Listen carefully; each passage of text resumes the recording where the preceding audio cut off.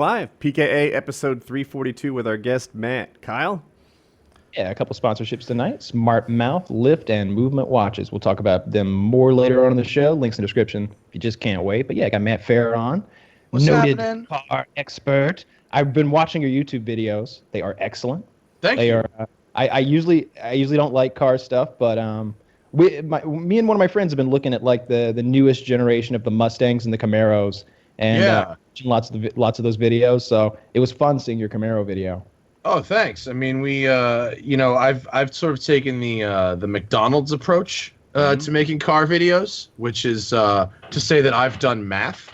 And the problem with my industry is that not a lot of people do math.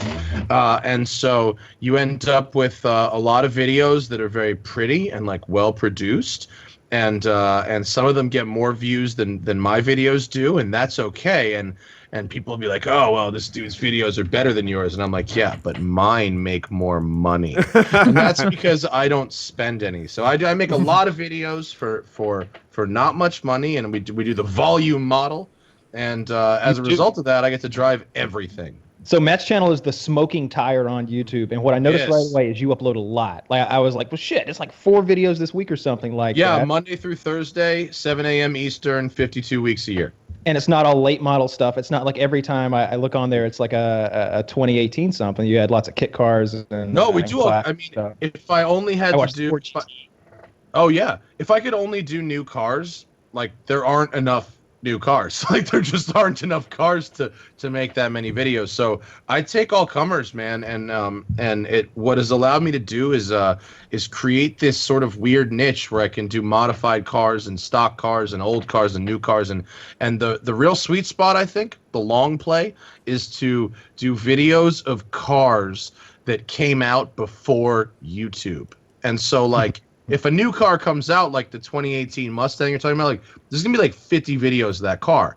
But if I could be the only guy with a video of like a 2001 Accord, so anyone for the end of time searching for that will just end up. Yeah, you'd be shocked, dude. I mean, but he's got the best Honda Accord. But video. imagine cornering the 01. A lot of these videos, they're in Honda convertibles, and like as someone who has recorded in the wind before, I know what a nightmare that is. You've got great audio. Like I mean, the windsock there, and I get that, but like that thing's dialed in perfectly so that 2 men can sit in a convertible like roadster and like have a conversation while you're hauling ass. It's my new shit is boat videos. I'm doing boat reviews now because I'm like I've done so many cars, I'm just kind of bored of them, and so I'm running out of cars. And so you didn't go to motorcycles? Running out of motorcycles are really hard. Really hard to because not just it's not just about getting the video on the bike.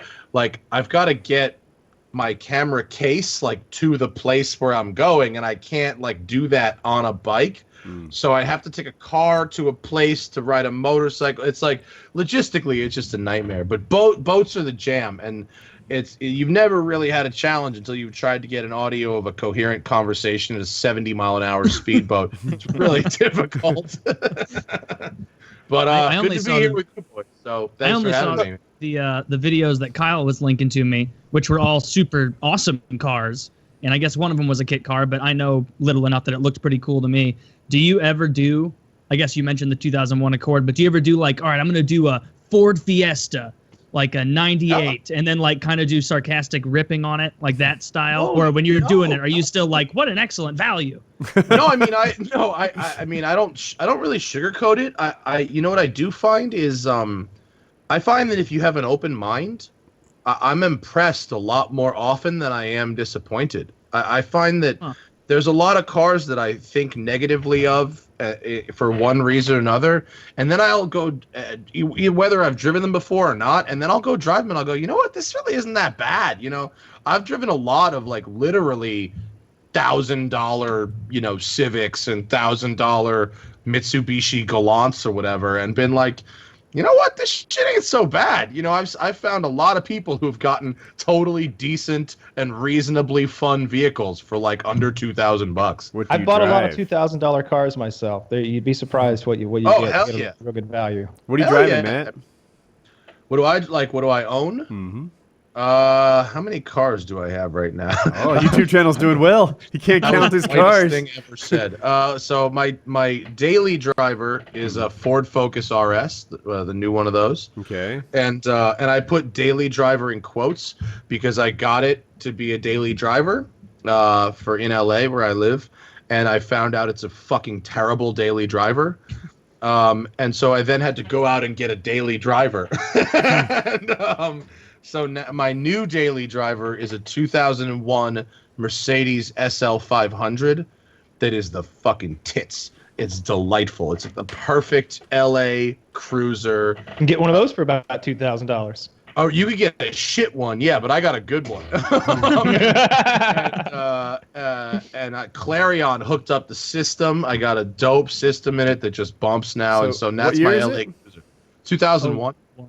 The last year of the boxy SLs before they went to the curved 4i SLs. Oh, you don't have to tell me that. I know. It's flawed. It's very, Tupac, picture me rolling in my 500 Benz. It's that era. I was watching you driving. It looked like you were driving in like a really nice locale, like somewhere in California, I guess. In some Angeles curvy National roads. Forest, probably. Yeah. Angeles National Forest is where I drive. And I could tell you look like you're a good driver. Like, what's your background with driving? Are you just like just a regular guy who's into it, and you have you have track time? Like what's your experience with that? Both. A lot of track time, a lot of practice. I've done a lot of racing schools. I'm definitely not a professional race car driver. I'm either like a good amateur or a bad pro. I'd rather be a good amateur. Yeah. Good. I'll take good amateur. I'm okay. I've had a lot of practice. I've had a lot of experience.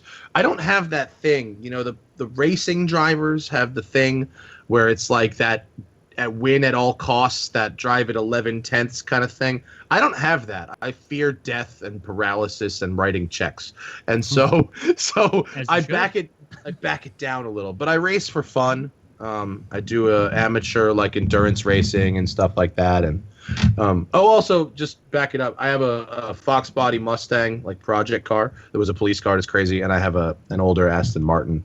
It's a total money pit, but I love it. What'd you do before YouTube? Because it sounds like you're doing YouTube full time now, right? You're making 4 videos. For the last 10 years, yeah. But before that, I owned a car. 2007. 2007 was my first YouTube video. But wait, so you really made it sound like you were doing it it full time since 2007. Is that true? Yes. Really? So with video 1, you just dove in the deep end.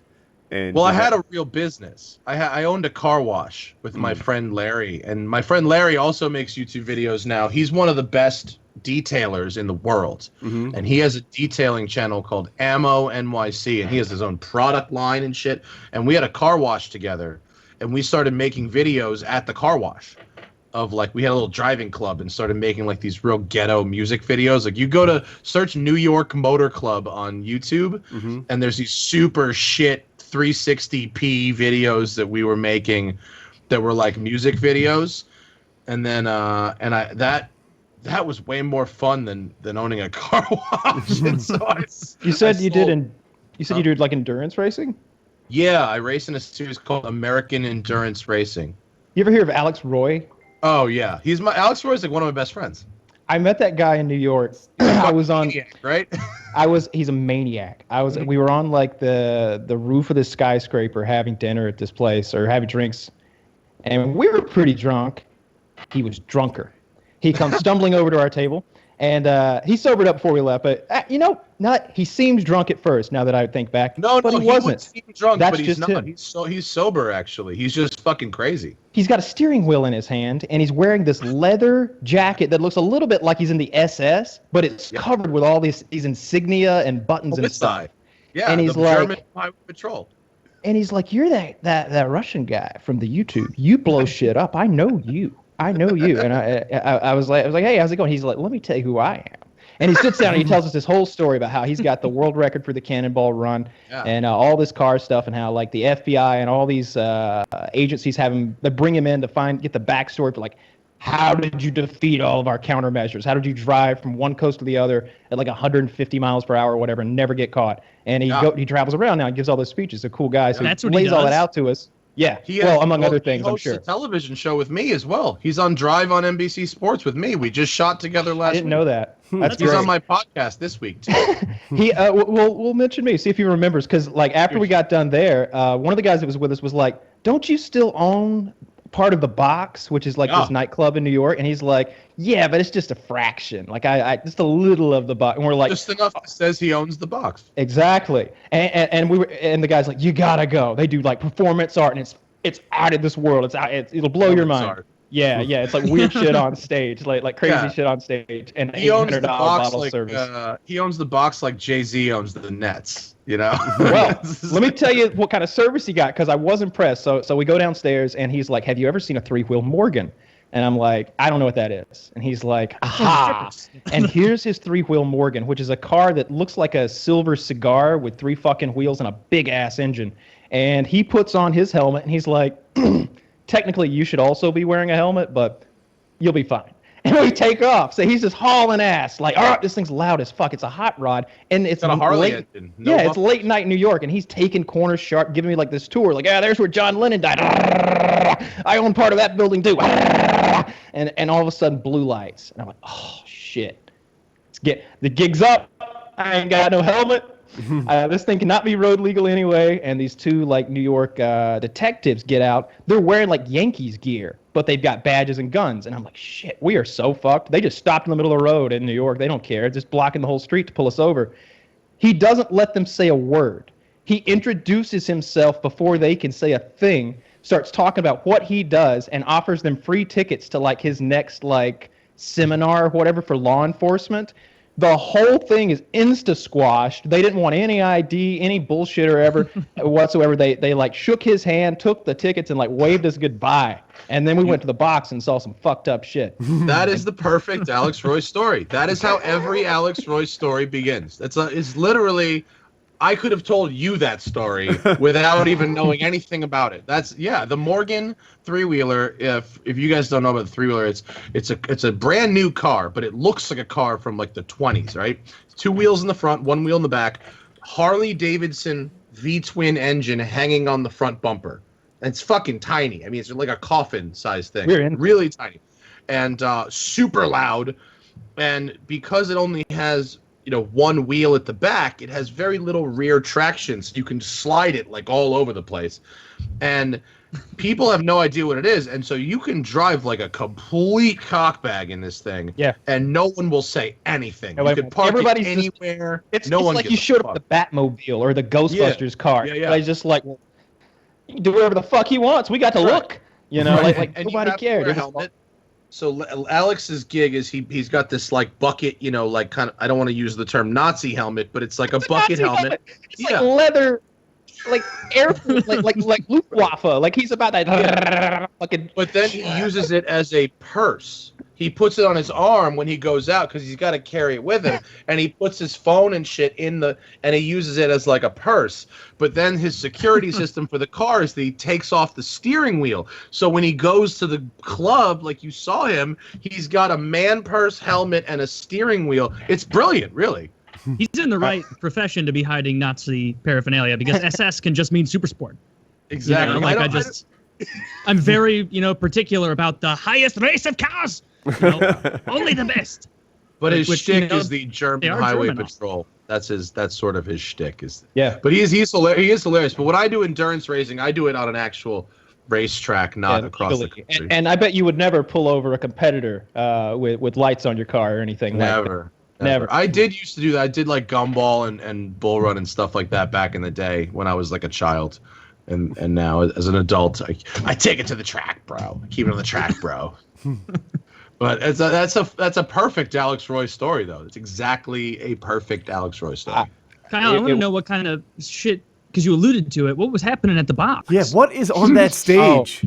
So what they told me it was so it's always different stuff. It's like, I'm sure there's different acts on the stage every week. Like maybe they got some people who are regulars who come back, but they told me that a man may or may not like eat an entire pizza and then vomit it into a bucket and then consume it back out of the bucket. Why tease you? Why not say, well, at 7 a man eats pizza until he vomits, and then at 8 we have a donkey show. Like that's a very bad way to keep business. Like if you went to a movie theater and they're like, we may or may not have a showing of Shutter Island at 9:30. You're welcome to stick around and see. Like I'm saying like the people who had been there before, that's what they had seen when they went. They're like, last time I went over there, they had a fella, he ate a whole pizza and he vomited in a bucket and he ate it right back out and he sang a song. It was fucked. And you got to see it. And he's like, these titties and ass and he's a hell of a show. And I'm like, all right, well, I'm sold. But we get there.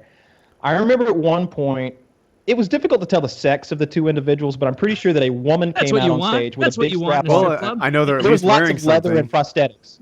There was lots of leather, lots of prosthetics going on, but this woman comes out in like this full like dominatrix uniform with big titties, big fake titties, like out, exposed, and she's got a big strap-on cock, and she's walking a man on a dog leash, and he's all dog leather hood on, and like I think he had like maybe like some leather boy shorts with like the ass crack taken out of them. The kind of outfit we all have in the safe. A collar. She lures him. She brings him out there and like jerks him around and then she like sits him in a chair and I think she like put whipped cream in her ass and like shoves his face in there and then maybe she like whipped creamed his ass and fucked him a little, but like not like a prolonged fucking. I didn't feel like I was watching pornography. Well, no, it's not porn, not at all.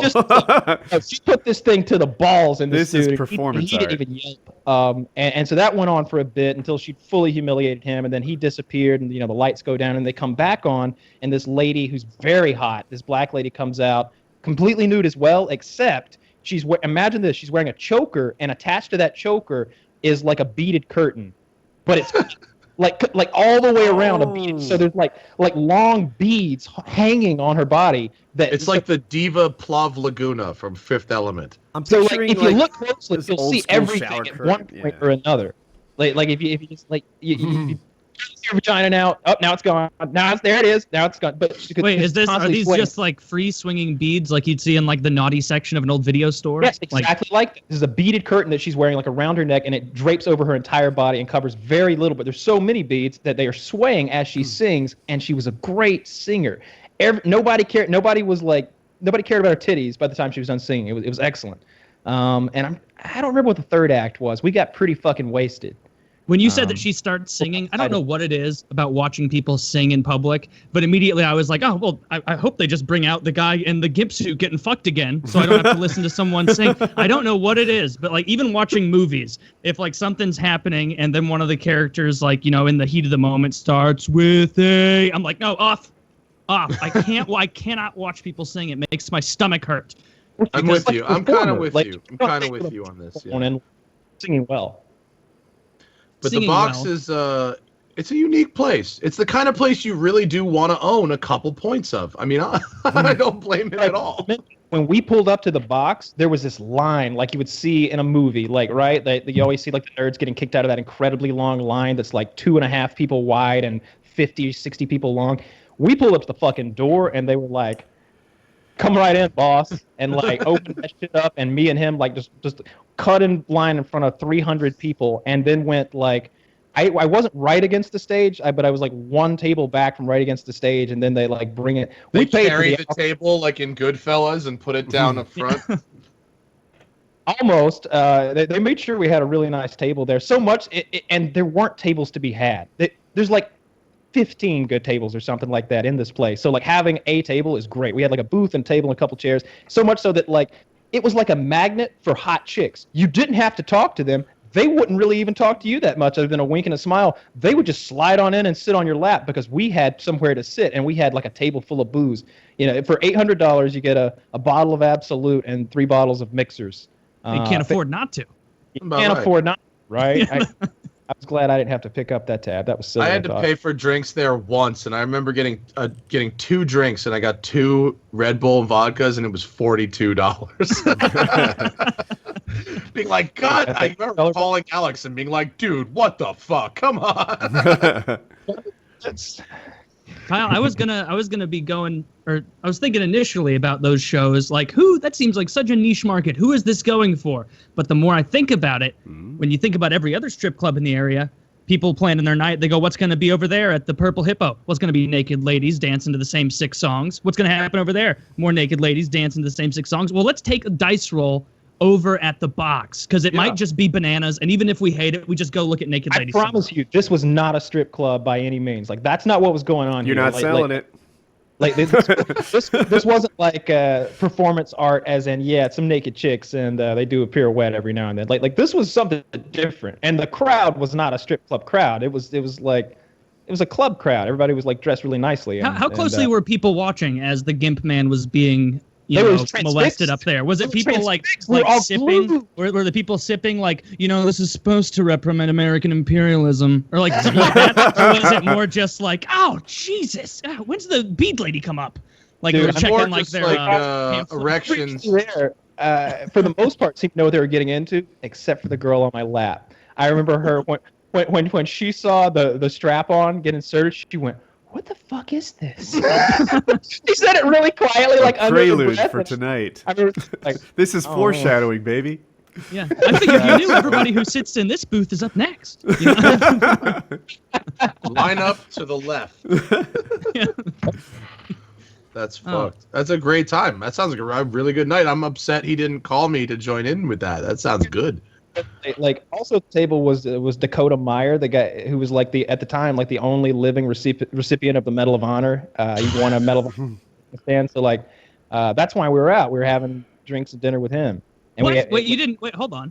So you're with that's the least interesting part of the story. The Medal of Honor winner at your table. What was this guy sitting there thinking? Like, what did I fight for? I think he was young, right? I think he knew exactly what he fought for. But blocked by this other guy's coolness, and also I know So Dakota just had been on the Bill O'Reilly Factor, and just had, and so like after he got off the show, we all went to dinner at this place, and it's like me, Dakota Meyer, Kitty, and 2 other men. And we have dinner. Oh, and one of the other men is this major that the military has assigned to Dakota Meyer to be his handler, bodyguard, make sure he doesn't fuck up, because he's kind of normal people don't win Medal of Honors. He's a role model. We don't want him falling drunk in the street. They're both so drunk. The major was drunk than anybody there, and we were all drunk. The major got lost at one point.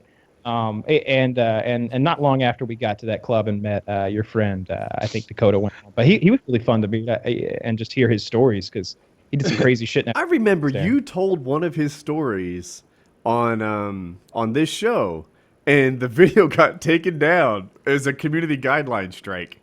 He killed a man for us. Or something. Hey, I mean, there's no polite way to.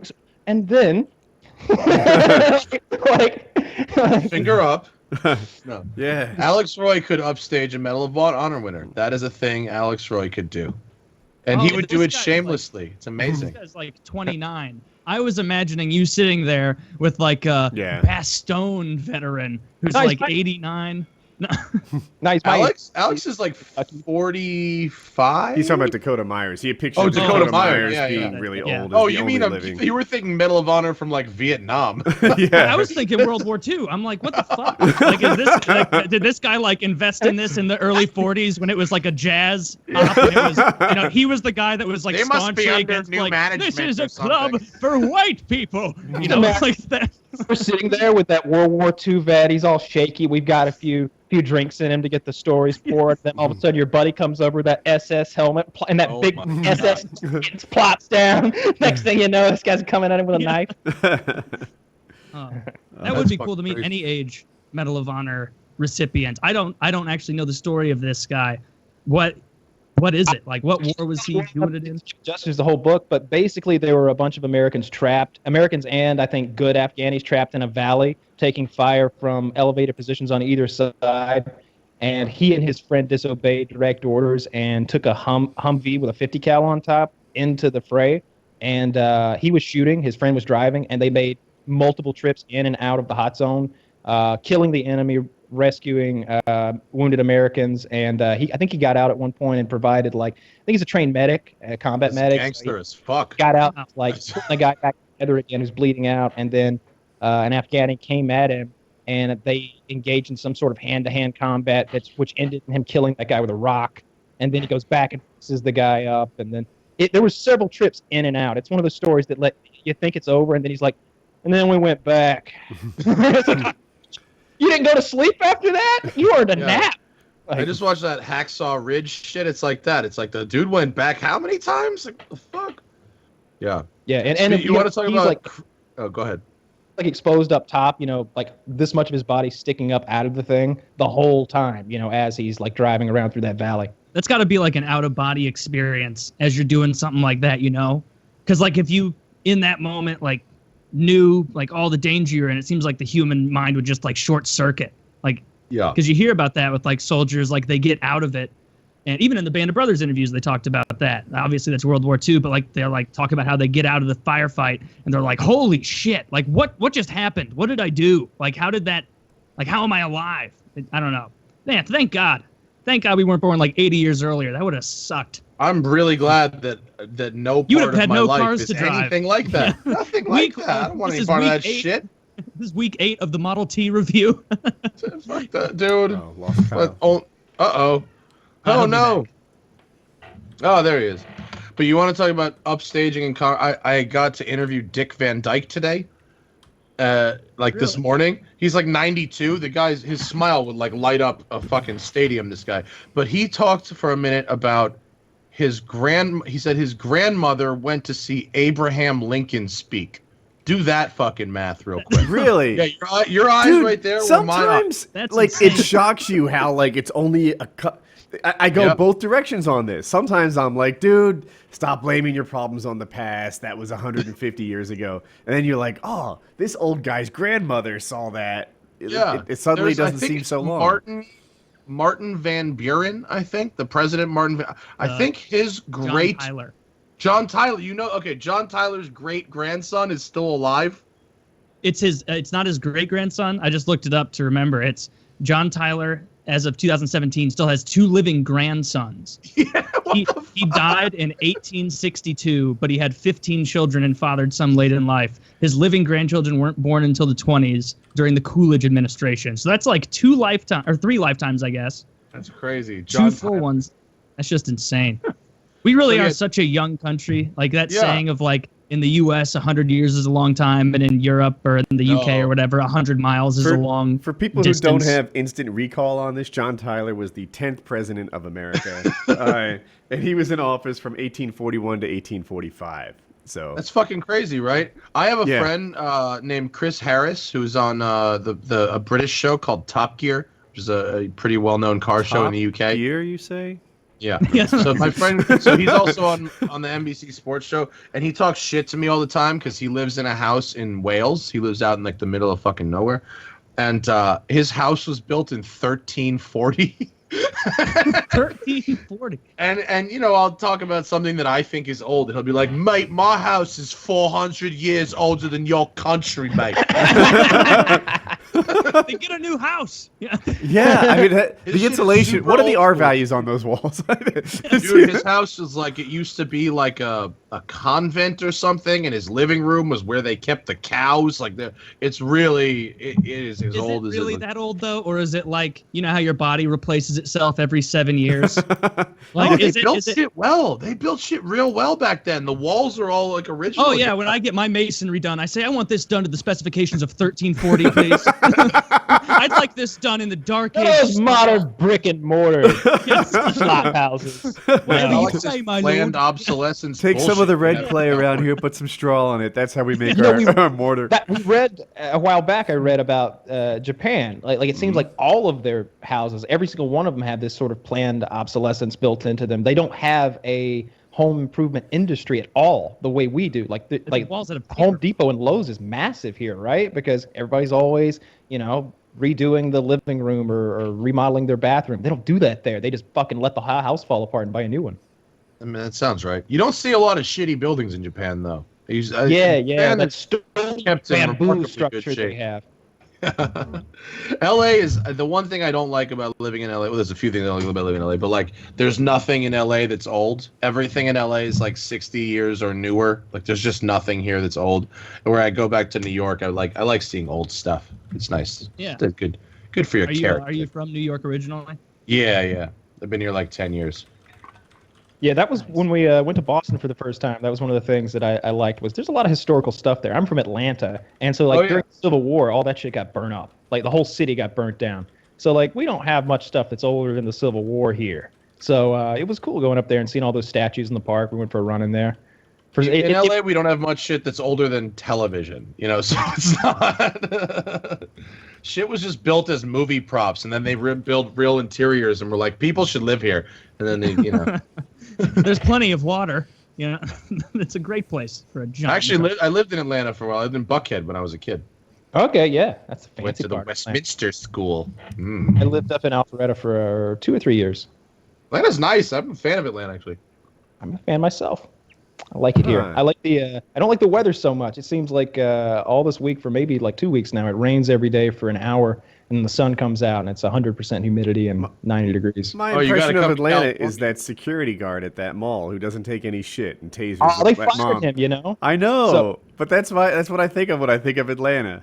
Wait, so which for those who security don't guard? know, yeah, so there's this black security guard at this place called the Mall of Atlanta, and it's not a mall at all. Like Atlanta has some pimp ass malls, some really nice modern malls, but this is called the Mall of Atlanta. It's really run down. It's one floor. You like walk in some sliding doors off a ghetto street into like this like flea market jockey lot type thing, but that's indoors. And this guy is his unfortunate job is to maintain order there, and he does it with a GoPro on himself, a body camera, way before body camera thing.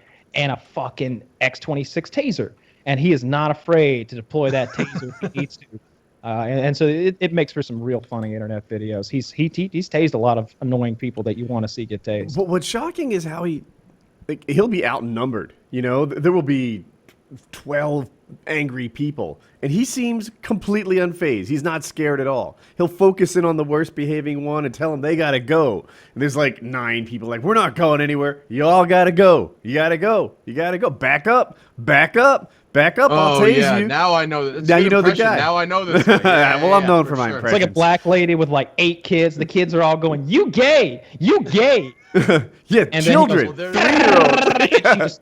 Yeah. Where I live in Venice Beach, which is a fucking shit show. Every day of the week, it's just craziness down here, and the parking situation is a real disaster in Venice Beach, and the parking like meter maids are so hardcore that they got their own reality show called Parking Wars. That it's a real thing, and it's just like 10 really angry, proud black women that don't take no shit from nobody. And I've gotten into like proper altercations with these bitches before. I had one of them tell me once, like I was in a fucking passenger loading zone while my cameraman ran inside to pick up his like to-go food order, and this was like it's like a 5-minute loading zone, and I'd been there for 60 seconds, and this lady tried to make me move. I was like, oh no, my boy's just picking up his burrito. Does it say burrito loading zone? Like, she actually used like, this is not a burrito loading zone. Fucking hell, I've gotten in so many fights with them. Yes. I guess she could cut it over at TSA. Do you think that they're like a little power tripping? Well, yeah, but it's like, I can't. On the one hand, yes, 100% yes. On the other hand, just knowing what I know about the stupidity of tourists in my area, I wouldn't want to be in charge of dealing with them. You know what I mean? And like anytime, like I have a garage, but anytime I park my car in the street, it gets fucked up.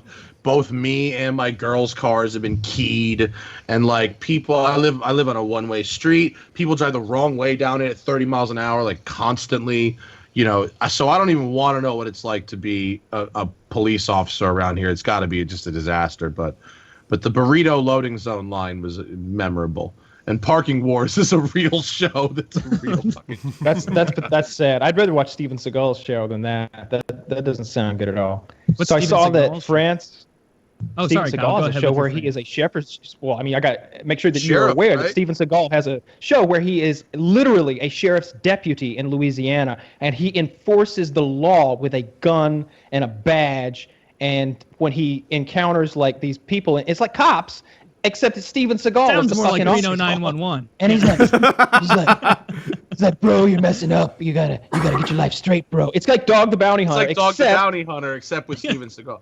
But and a gun, because Dog never had a gun. I'll give Dog that credit. And it never made sense to me. Yeah, Jesus, until I found out there was a reason. Jesus. There's a reason he doesn't have a gun. He's a goddamn felon. I He's knew a it. goddamn I knew it. felon. He's a goddamn felon. He can't have a gun.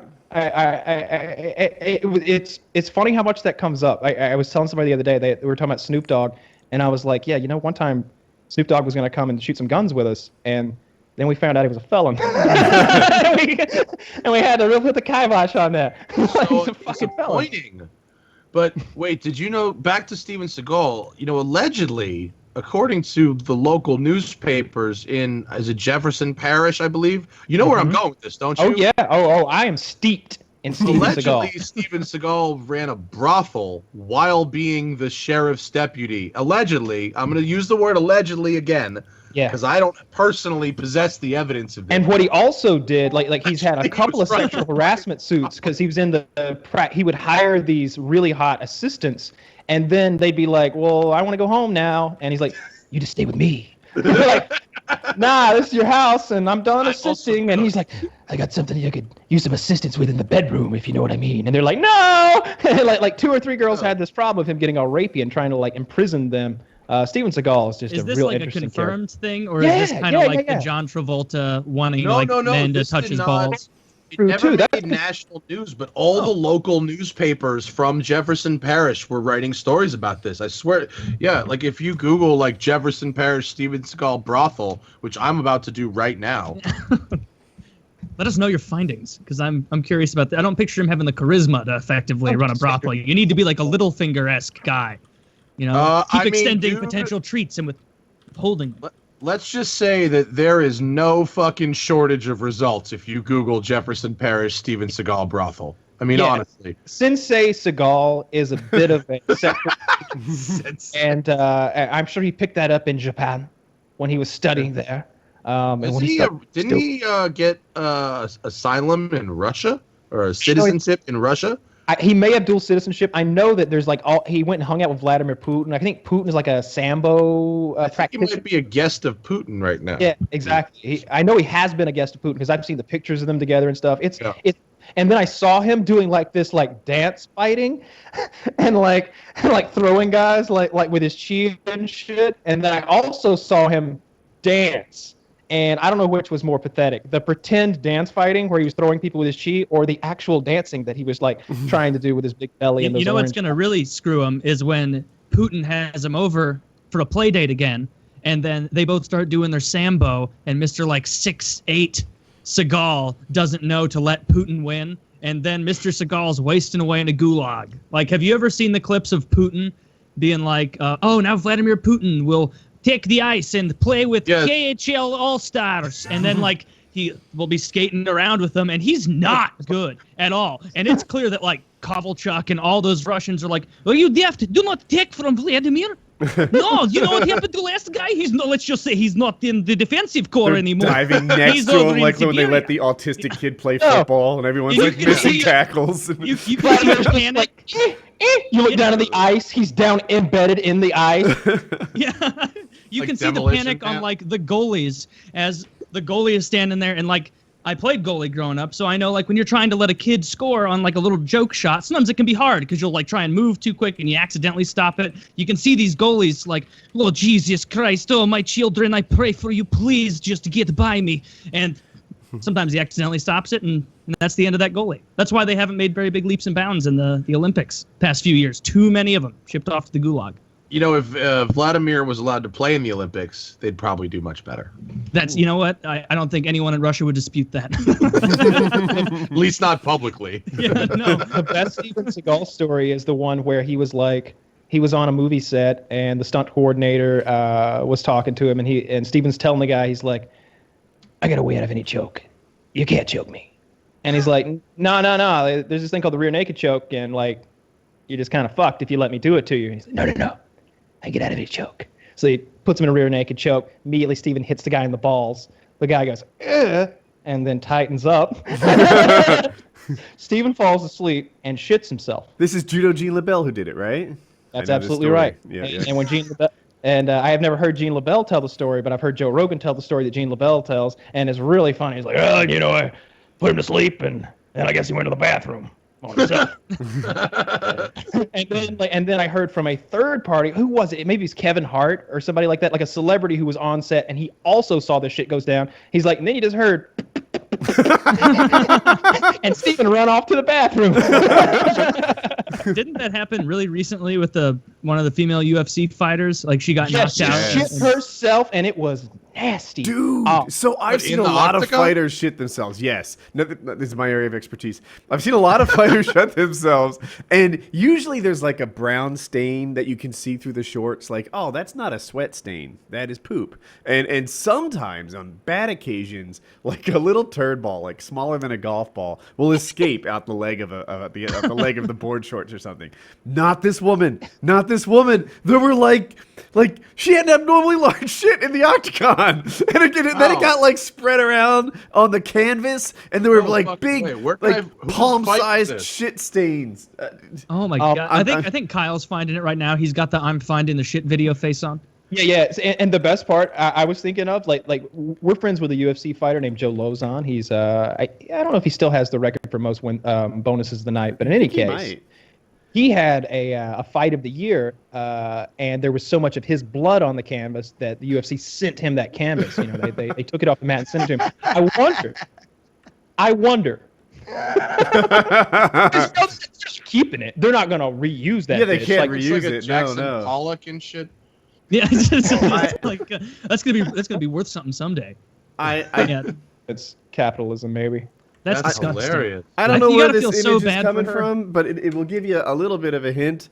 On the right, you have what I would consider a normal pooping incident, right? That's guy's Yoel Romero. I happen to know his ass. Oh, wow. Right? But on the left, you have this woman. That's gone badly. Yeah, that's a lot of poop. And she was cool about it. It's smeared. And they are rolling in it. Just so everyone who's listening to this knows, like this isn't like two girls are standing up like boxing and there's a little bit of shit on the floor. Two women are rolling around, hugging each other, and practicing jujitsu in shit smeared with canvas. And it's like brownish green. Smeared. Is there an actual video of this somewhere? I think that's just a still. There must be, but there's a pay-per-view and it's real recent. But she was super cool about it. Like afterwards, she's like, "Hey, I'm disappointed, but I tried my best tonight. Shit happens. Not shit. Hashtag shit happens." And I'm like, "Oh, I see what you did there. I tip my hat." And she handled it as good as is possible, if that's what she did. Yeah. Well, as good as is possible is 2 Girls, 1 Cup. That's as good as is possible. Have you ever gone back and watched 2 Girls, 1 Cup? And like I haven't watched it since it was like the thing in like 2004 or whatever.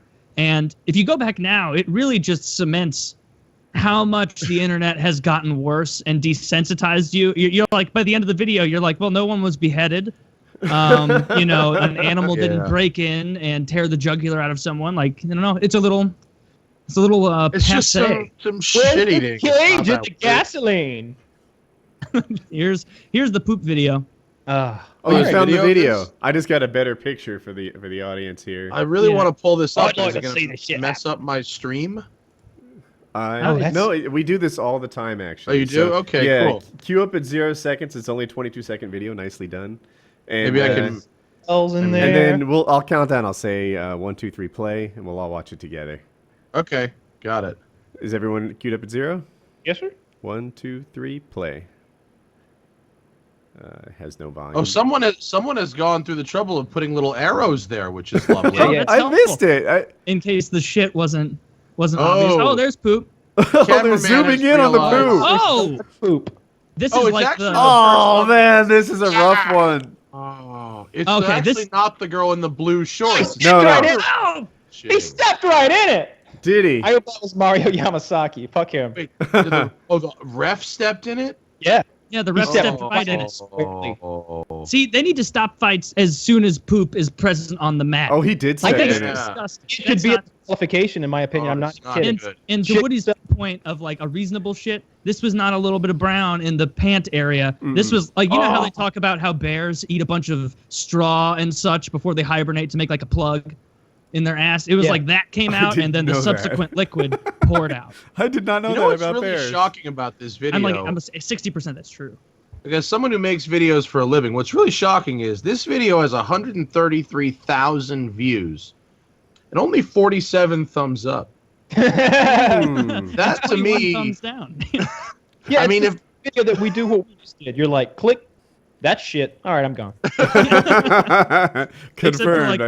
I guess 68 people or whatever who had very strong opinions about it one way or the They other. wanted to reward that content creator who put those arrows in and did the zoom and pan and zoom on the shit. That was very I don't think they helpful. And cut the- appreciated that guy really. That guy, with the arrows and the zooming.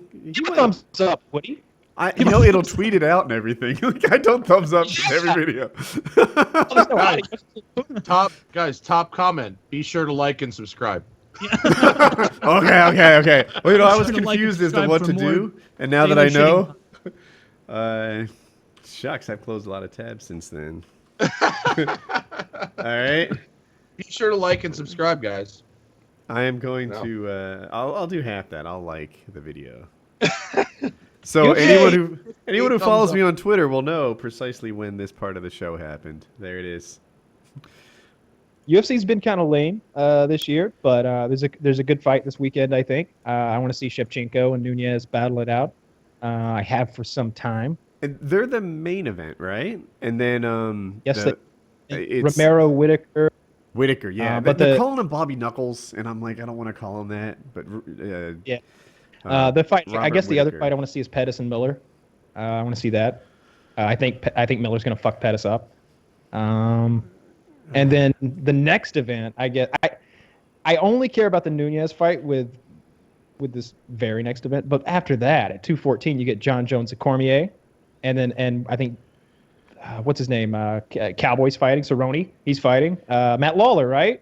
Robbie Lawler. Let me make sure I'm right about that. Yeah, Robbie Lawler. Yeah. Okay.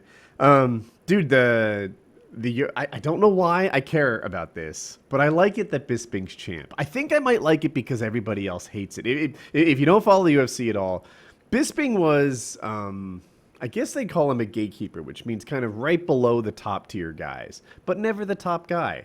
And then he only got a title shot because. What does that mean? They have to fight him to get to the title shot? Is that how that works? I don't know shit about UFC. You might call a gatekeeper like the fifth best guy in the division, right? Never the man, but good, right? Good, but a couple times it was like, if you win this fight, we'll give you a title shot. And he lost it. That happened to him like 3 times.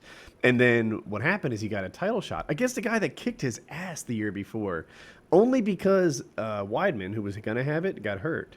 So with 2 weeks' notice, they couldn't find anyone to take the shot. And he's like, I'll do it. I'm shooting a movie right now. I'm kind of in shape. I'll do it. Because he was only staying in shape so he looked good for the movie because he's vain. And which is, I'm quoting him. I'm not guessing. And so he takes this fight and somehow gets a left hook on this guy, knocks him out, and he's the champ. So then they drag out the corpse of Dan Henderson, who fights him at like 42 years old, I think. And now he has a title defense. And it's like, holy smokes, this guy who was never the man, there's probably 5 guys in the division who can beat him. But he's the champ. 3 for sure. 3 for sure. And now Yoel Romero is going to fight this guy. Yoel Romero is this science project from Cuba. He's 42. He looks 19. And or he might be 40, but he looks 19. He's perfect specimen. He is just like there is no better human example of a male on earth. Action figure. And now Bisping has to fight this guy, but because Bisping got hurt, Yoel's going to fight Robert Whitaker, and I'm hoping that Whitaker somehow beats him, and maybe Bisping has a shot in his next title defense. If they take this science experiment of Yoel Romero and give him a loss, then perhaps Bisping can. He gets another easy one. Not easy is a stretch, but I hear it. But that's the idea. He doesn't get a killer. Yeah, he doesn't didn't want to fight Yoel Romero. Who just. Well, I thought you were into UFC because we were talking about Conor McGregor a minute ago, but I think Conor McGregor transcends. It's bigger. Yeah. It's bigger than the UFC. It's bigger than boxing. It's bigger than sports. Conor McGregor's kind of his own show, I guess. Yeah, he's a crazy person. I'm not into the UFC. I'm just not that into sports, but I love crazy people. Crazy people are fucking great. And actually, Conor McGregor, like, I have a bit of a bone to pick with him because he fucking talks mad shit, well, about everything, but he talks mad shit on his Instagram about cars he buys that I know aren't his cars. Like, he talks about buying fucking Rollses and shit that I know are the press cars because they're the same cars I reviewed. And I seen him rolling through my hood in 2 Rolls Royces with M plates, which are like the manufacturer tags. And his Instagram was like, I bought this one for business and I bought the other one for business. And I was like, motherfucker, that is a borrowed car. What are you doing? You have like $50 million. Stop embarrassing yourself. I love that you know that. Watches. Yeah. I call people out on that shit all the time. Fucking assholes. Oh, wait. Shit, I'm going to call someone out whose license plate starts with M, and I'm going to be totally wrong. I once had a license plate that started with M. Like the license plate, it's not that it starts with M. It'll say like ABC M432. Like it'll have an M like in the middle. Like it'll almost look like it's a University of Michigan license plate. And so and sometimes it'll say MFR down the middle or DST, which is distributor. And they'll always be like Michigan, Jersey, or Georgia plates. Depends on where the car, like wherever their importer is. So like Rolls-Royce is through BMW. BMW's headquarters is New Jersey, and so Rolls's and BMWs always have Jersey tags. Whereas like American press cars will have a Michigan M plate, and like Porsches come through Atlanta, so they'll have Georgia tags. So there's like a, I was able to follow about 15% of that, but one thing I got for sure is you seem to know what you're talking about. So I mean, fake it till you make it, right, bro? Yeah, I've known that about Conor for a while. Not the cars, but like I remember he had that mink coat on that they said was like $70,000 or something. and like you got the tag still attached. Yeah, he had the tags on. It was on the inside, like like a watch salesman would open it up, and the tags like fluttered around. Actually, my girlfriend has a habit. She likes to buy shit and then she'll wear it a couple times and fucking return it. Like, I don't give a fuck. Do that shit. But it bothers me so much that she leaves the tags on it. I just bought her a tagging gun. So she can take the tag off and then just tag that bitch back up. Which she has like a little Rolodex for the tags and then just tag that bitch up. Bring her back. Like $11 on Amazon. Jesus. You've sold Woody. He's purchasing one right now. Yeah, it's called like a Danit gun. It has a weird fucking name. It starts with a D.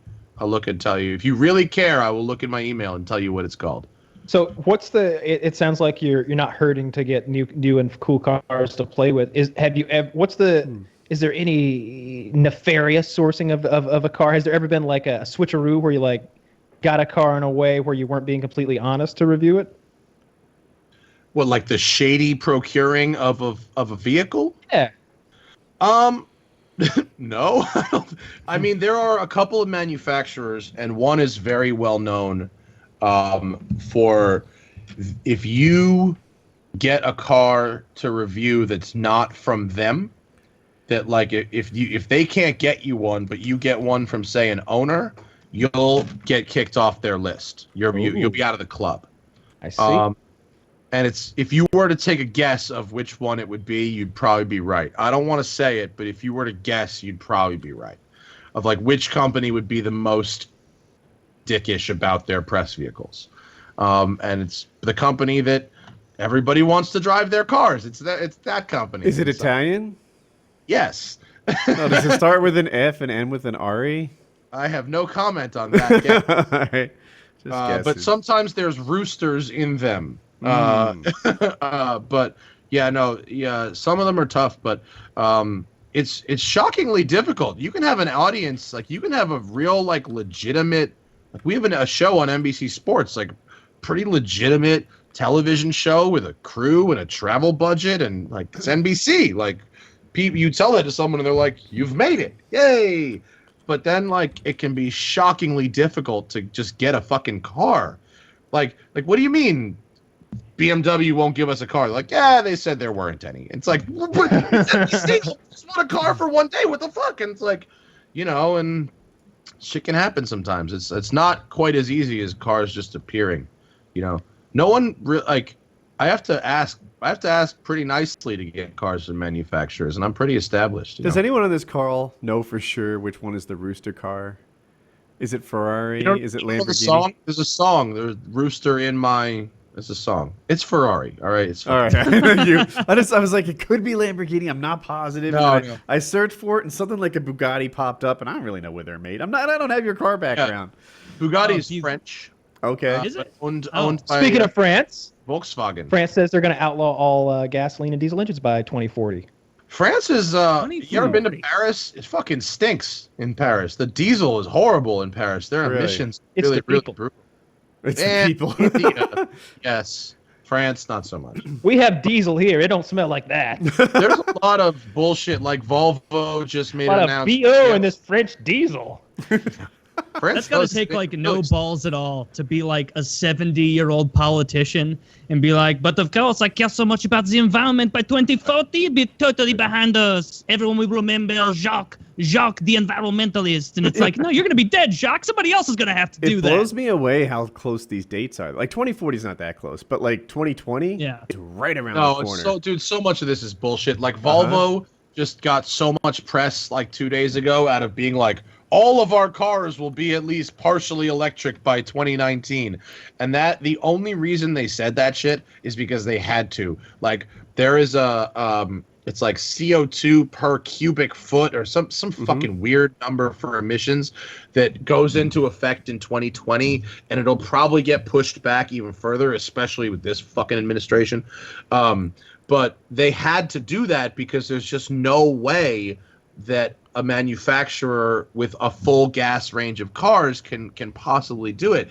And the thing is, they can be like, yeah, all our cars will be electric, but like they can always just change that later and fucking get the press mileage out of it now. It's kind of change what all our cars even means. You know, like well, all of our sedans do. On this topic, get everyone to buy hybrid or electric by 2019. On this topic, I'm a total hypocrite because what I want is I think you guys should have electric cars. That would be good for the environment. It would be perfect. It would fit your use case. Not me, of course. Oh, no, I need a gas car. You don't understand. I am a unique snowflake, and I sometimes need to tow a tractor, and, I have high energy density requirements. So I'll be driving the gas one. But if you guys could all make the switch, that'd be great. I wonder what the emissions are on your Paramotor. It's two-stroke, so I would guess shitty. Probably bad. Pretty, right? Yeah. Just putting those chemtrails right over your neighbors. Like, that's out.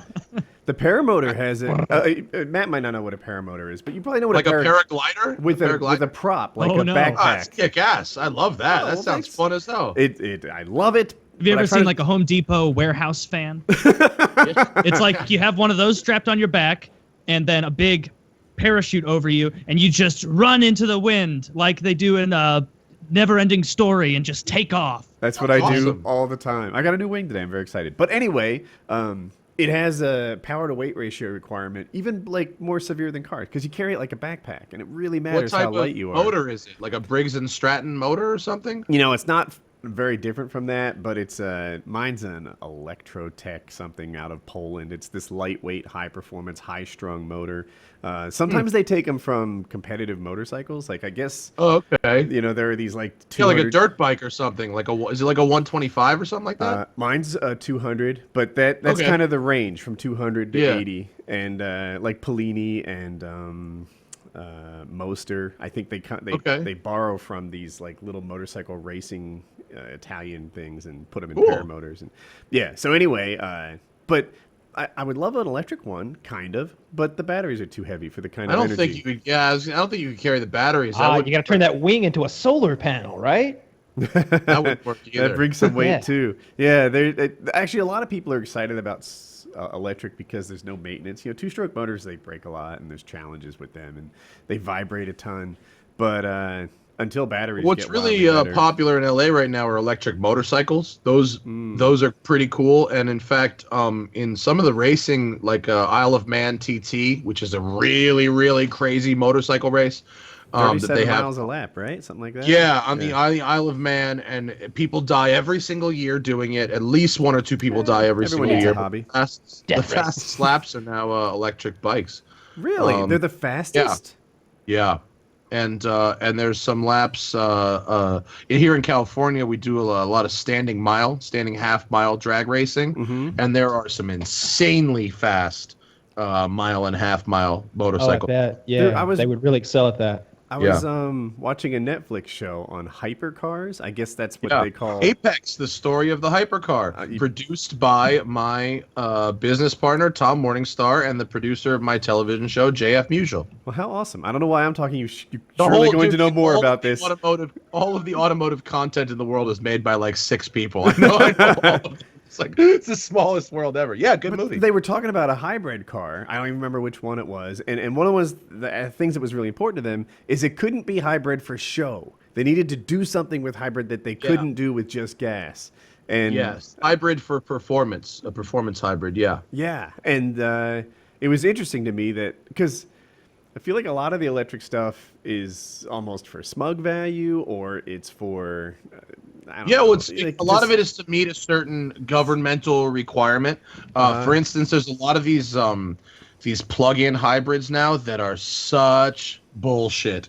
There's a Range Rover plug-in hybrid, and there's a couple Porsche plug-in hybrids, and they both have like an 11-mile electric-only range, which is like nothing, but it's just enough to get around the London congestion tax, and that will be the reason for it, to save taxes in London. Now, what you're probably thinking about is the Porsche 918, which has a very high-strung racing-based gas engine powers the rear wheels, and then it has 2 electric motors powering the front wheels, giving it effectively an all-wheel drive system. Now, it has this very tricky differential at the rear, which distributes power side to side. And then because it has individual motors in the front wheels, it has an all-wheel drive torque vectoring system, which makes it exceptionally fast. So that's probably what they were talking about with the performance hybrid. So while some... Go ahead. Which is is it Nuremberg, where 7 minutes is the time to beat? Nürburgring. Nürburgring? Yeah. Nuremberg is where they had the war crimes.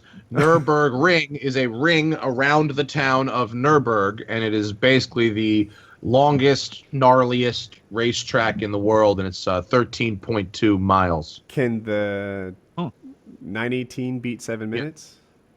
I believe they did a 6-minute 57. I think they did. It's very, very, it's fucking fast. I drove one once. It is basically the Starship Enterprise. Yeah, I didn't get to do it on video, unfortunately, but I did get to drive one outside of Dubai on a road called Jebel Jais, which is a hilarious road because it was built to access a resort on the top of a mountain that was never built. And so it is literally 3 lanes wide, perfect tarmac, in the middle of nowhere, and it goes nowhere. It just goes up a mountain and ends. Is that where I'm always seeing those guys with the Range Rovers on 2 wheels, and then they open the door and like get out and take the tire off and like change the tire while they're riding too? That shit is mostly Saudi Arabia, and that's called Hagwala. And there's the 2 wheels thing, and then there's also when they drift like the Camrys on the freeway and shit. Yeah. And then they do the road skating where they put on the fucking sandals and they like skate out that the street. Sounds cool. It's like fucking crazy. Google Saudi road skating. It's batshit. These people are out of their minds, dude. I got a question, and you're perfect to ask. So you've been doing this YouTube car review thing since 2007 for 10 years. It sounds like right now you're having an easy time getting like nearly any car under the sun. How has that changed? Because I'm guessing some cars are very easy, and other cars are very hard. I'm betting in 2007, every car was hard. You know, like an idiot with a YouTube channel is not press. No, you know how it works. So, like I said, I own this car wash, right? Mm-hmm. And one of the things we did with the car wash was we did pick up and drop off of customers' cars. So you combine the fact that I had a lot of customers with nice cars that were used to me driving their cars around, and then I bought this Aston Martin I bought when I had the car wash. So I had a nice car that I took care of, and then I had got a reputation for not being a fuck up in other people's cars. And so in the very beginning, I just kind of hustled cars from wherever I could get cars from, mainly my car wash customers. And now, if you want a Camaro, GM will give it to you. GM will give me a Camaro. If I want any normal-ish car, I can pretty much get a normal-ish car. Yeah, getting normal cars isn't hard. There's very tough cars to get. Some of the exotics are really hard, and if a car is brand new, it can be tough because even I, with a pretty decent audience, I got to get in line because I'm in LA. Motor Trend is here. And I know some of the people who work at Motor Trend, and I'm friends with some of those people, but they are the biggest fucking press car hogs you've ever seen. And they will book, it's like, oh, the new Mustang's coming out. They'll get one of each engine, one of each gearbox, coupe, and they'll have 9 Mustang press cars for a month. And I'll be like, can I have the new GT with a stick coupe for like 3 days? Like, Motor Trend's gonna have that until like October. But I bet your audience can be bigger. Like, how many magazines does Motor Trend send out now? 500,000? Well, it's not so much their magazines. Their YouTube channel is the biggest car channel on the internet. Okay. They spend a lot. They probably lose more money than any. Like, I'm one of the only profitable channels out there. I'd rather be profitable than be huge. You can be huge and lose your ass. There's some other YouTube car channel. Like, I can't even name them all, but like the Fast Lane Truck, they don't seem like they spend a ton. I haven't looked into their finances, but I assure you, if you're paying cameramen and editors and you're not getting views in the millions, you are losing money. I bet you're right. Yeah. I don't pay anybody, so I get to keep all the money, and I've micromanaged myself down to the minute, so I know I started with the revenue and work backwards. That's why my videos are so ghetto. They weren't ghetto. They're fairly ghetto. There's just not a lot of fluff. There's not a lot of the bullshit that I would click. Yeah. Like at first I did that thing I always do, and I skipped like the first minute and a half of your video, and I'm like, whoa, what kind of car are we driving? There's not a minute and a half of fluff here. He tells us what we're driving the first 5 seconds. The first 5 seconds, yeah. But getting cars, a lot of the cars I'll drive are fans. They submit cars, so I don't actually have to ask. And in fact, I make a very real policy of not asking ever. And that's for a good reason. It's like, if I ask you to drive your car, now you're doing me a favor. And now we're both under this sort of mental umbrella of I owe you something. Not necessarily I owe you a favor, but I might owe you a favorable review because you've done me a favor. So I will only drive cars that are voluntarily submitted unsolicited. And that way, I don't know anyone's shit. If I make the video and throw it in the fucking trash, I don't owe anyone anything. They volunteered, so you'd never come to North Carolina to do it, but you can totally review my truck if you look. It's just in North Carolina. Oh, it's a 14-year-old Tacoma. It's got dents on every body panel. And custom bumpers. Custom bumpers I made myself. It's pretty badass, and it's lots of character. I mean, it's the only one like it. I just did a review of a 4-cylinder Tacoma with a supercharger on it. Interesting car. With a supercharger. But I was just in Washington, North Carolina, which is on the coast. Okay. Doing boats. I did Donzi, Fountain, and Baja boats, which were really fun. Nice. What's the absolute worst car you've ever driven? Oh, there's been so many. Like not a beater that you got, like of a new car that you were trying out, and you were just like baffled by how shit horrible. it was. The Dodge Nitro. My housemate had a Dodge Nitro that, in terms of driving dynamics, was the single worst vehicle I've ever driven. Period. It was a fucking disaster. Soup to nuts disaster. There's not. In terms of like cars brand new, there's not a lot that's just like horrible. I mean, there's cheap and like there's this thing called a Mitsubishi i-MiEV. Have you ever seen this thing? No. Never heard of i-MiEV. Yeah, you won't really see them. It's a very cheap electric car that has a very short range, and it looks like smart car-ish, but it's like somehow even worse. The smart car is really, really terrible. There's not much out there that's more miserable than a smart car. It's really, I mean, you look at those things and you go, these fucking things were selling for over a sticker when they came out. Like, you see people driving those little eggs and they're like sitting in a tight, like it looks like you're sitting at a school desk. It's so small. And it's like, you're fucking one step away from suicide by cop. You're just inviting death on the road, like daring people to not sit. Like, you're almost as invisible as a bike and with barely any more protection. And they should show the crash. Like I don't think I've ever seen the crash, test for the smart car. Oh, you haven't? It's shockingly safe. Google it. Really? Yeah. No, the one thing I will give smart cars, they're horrible to drive. I couldn't get paid to be seen in one, but the whole car is basically a cage. And if you Google the smart car crash test, you would be shocked at how remarkably safe they are. I mean, you won't win against a semi-truck, but in your basic accident, you will survive. I have a thing about crash tests. I pictured it. Here's my theory on the crash test, and you can tell me what you think, Matt. Because they crash these cars into walls, it doesn't really simulate what happens in an actual accident, right? Like unless you hit a wall. If I crash this thing into a wall, we're talking about like a light impact against a wall. What happens if I get hit by an SUV or something? It's not like a wall where I just stop. I go backwards and the SUV pushes. They do it's so light. Yeah, yes, the offset. The offset is the one. And they do 45s. They do all those tests. Are you sure the offset involves a moving object too? No, it's a barrier, but see, but that makes a huge difference. An offset, if the barrier kept moving afterwards, and I'm not just going to zero, I'm going to like negative 20. Into a barrier than you are another car, because the barrier is a solid block of concrete, whereas the other car will have some sort of a crumple zone. A barrier is a worst case scenario, believe it or not. The offset can be fucking brutal. A friend of mine, if you want to see a nasty one, look up like the 2007-8 Mazda CX-7 offset crash test, and it is brutal. You can't believe how quickly you die in one of them things. There's some fucking death traps out there. Picture the Atom. Do you know the Atom? That tiny little. It's just pretty much the a roll Atom? cage. Yeah. Right. Yeah. So that thing into a wall might be okay. I don't know, but let's pretend that it has a roll cage that holds up. You know, but that thing against a car, because it weighs like 1,200 pounds, would be very dangerous. So that's what you're talking about is in this video right here at 3:30, where they run it into a full-size Mercedes sedan, where they kind of like clip on the front, and it doesn't look nearly as bad as I thought it would. Like Matt was right. Like I thought it was just going to explode like an egg.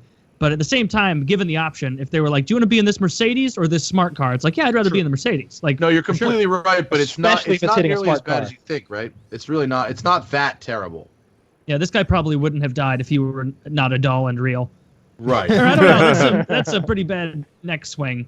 Have you ever seen the old school test where they put pigs in there? I'm looking at it because Taylor caught it. I've seen the smart car does go backwards, and the Mercedes kept driving through it. So one guy's gonna have a lot more impact. Like going from, I'll make it up, 30 to 0.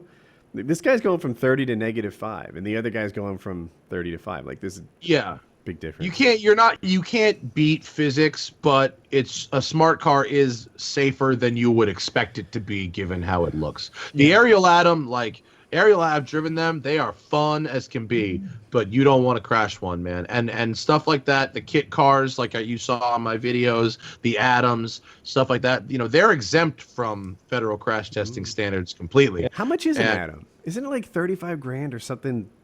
Probably used, yes. Brand new, they're much more expensive. Brand new, I would say between 60 and 100 grand, depending on options. I used to daydream. I was like, how cool would it be to take my daughter to school in this? And she's in like 6th grade in carpool line, like an Ariel Atom. You could be the cool dad for sure. You could definitely be the cool dad. I had a couple of cool dads at my school, at my high school, that rolled up in Ferraris and shit. And one day I'm gonna be that guy.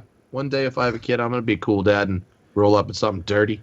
I like. What's funny is if you use that Ariel Atom we were talking about, Woody, to pick up Hope when she was like 9, you would be the coolest dad on the planet. You wait 7 years and you pick her up when she's 16, and you're rolling up like Billy Madison, and she is gonna be like, "All right, I gotta get my fucking license." Like this is out of control. The problem with once you're past like 30, I'll say. anytime you do anything interesting, it's just midlife crisis accusations nonstop. Yeah, especially if the car is red, that just doubles it down. They just, oh my gosh, everything's midlife crisis. So get yourself an Accord. Wait for that. I've set the precedent where I have stupid sports cars my entire life, so there's no crisis. I've just had stupid cars the whole time, and I'll continue to have stupid cars, and you know. I've used that same argument.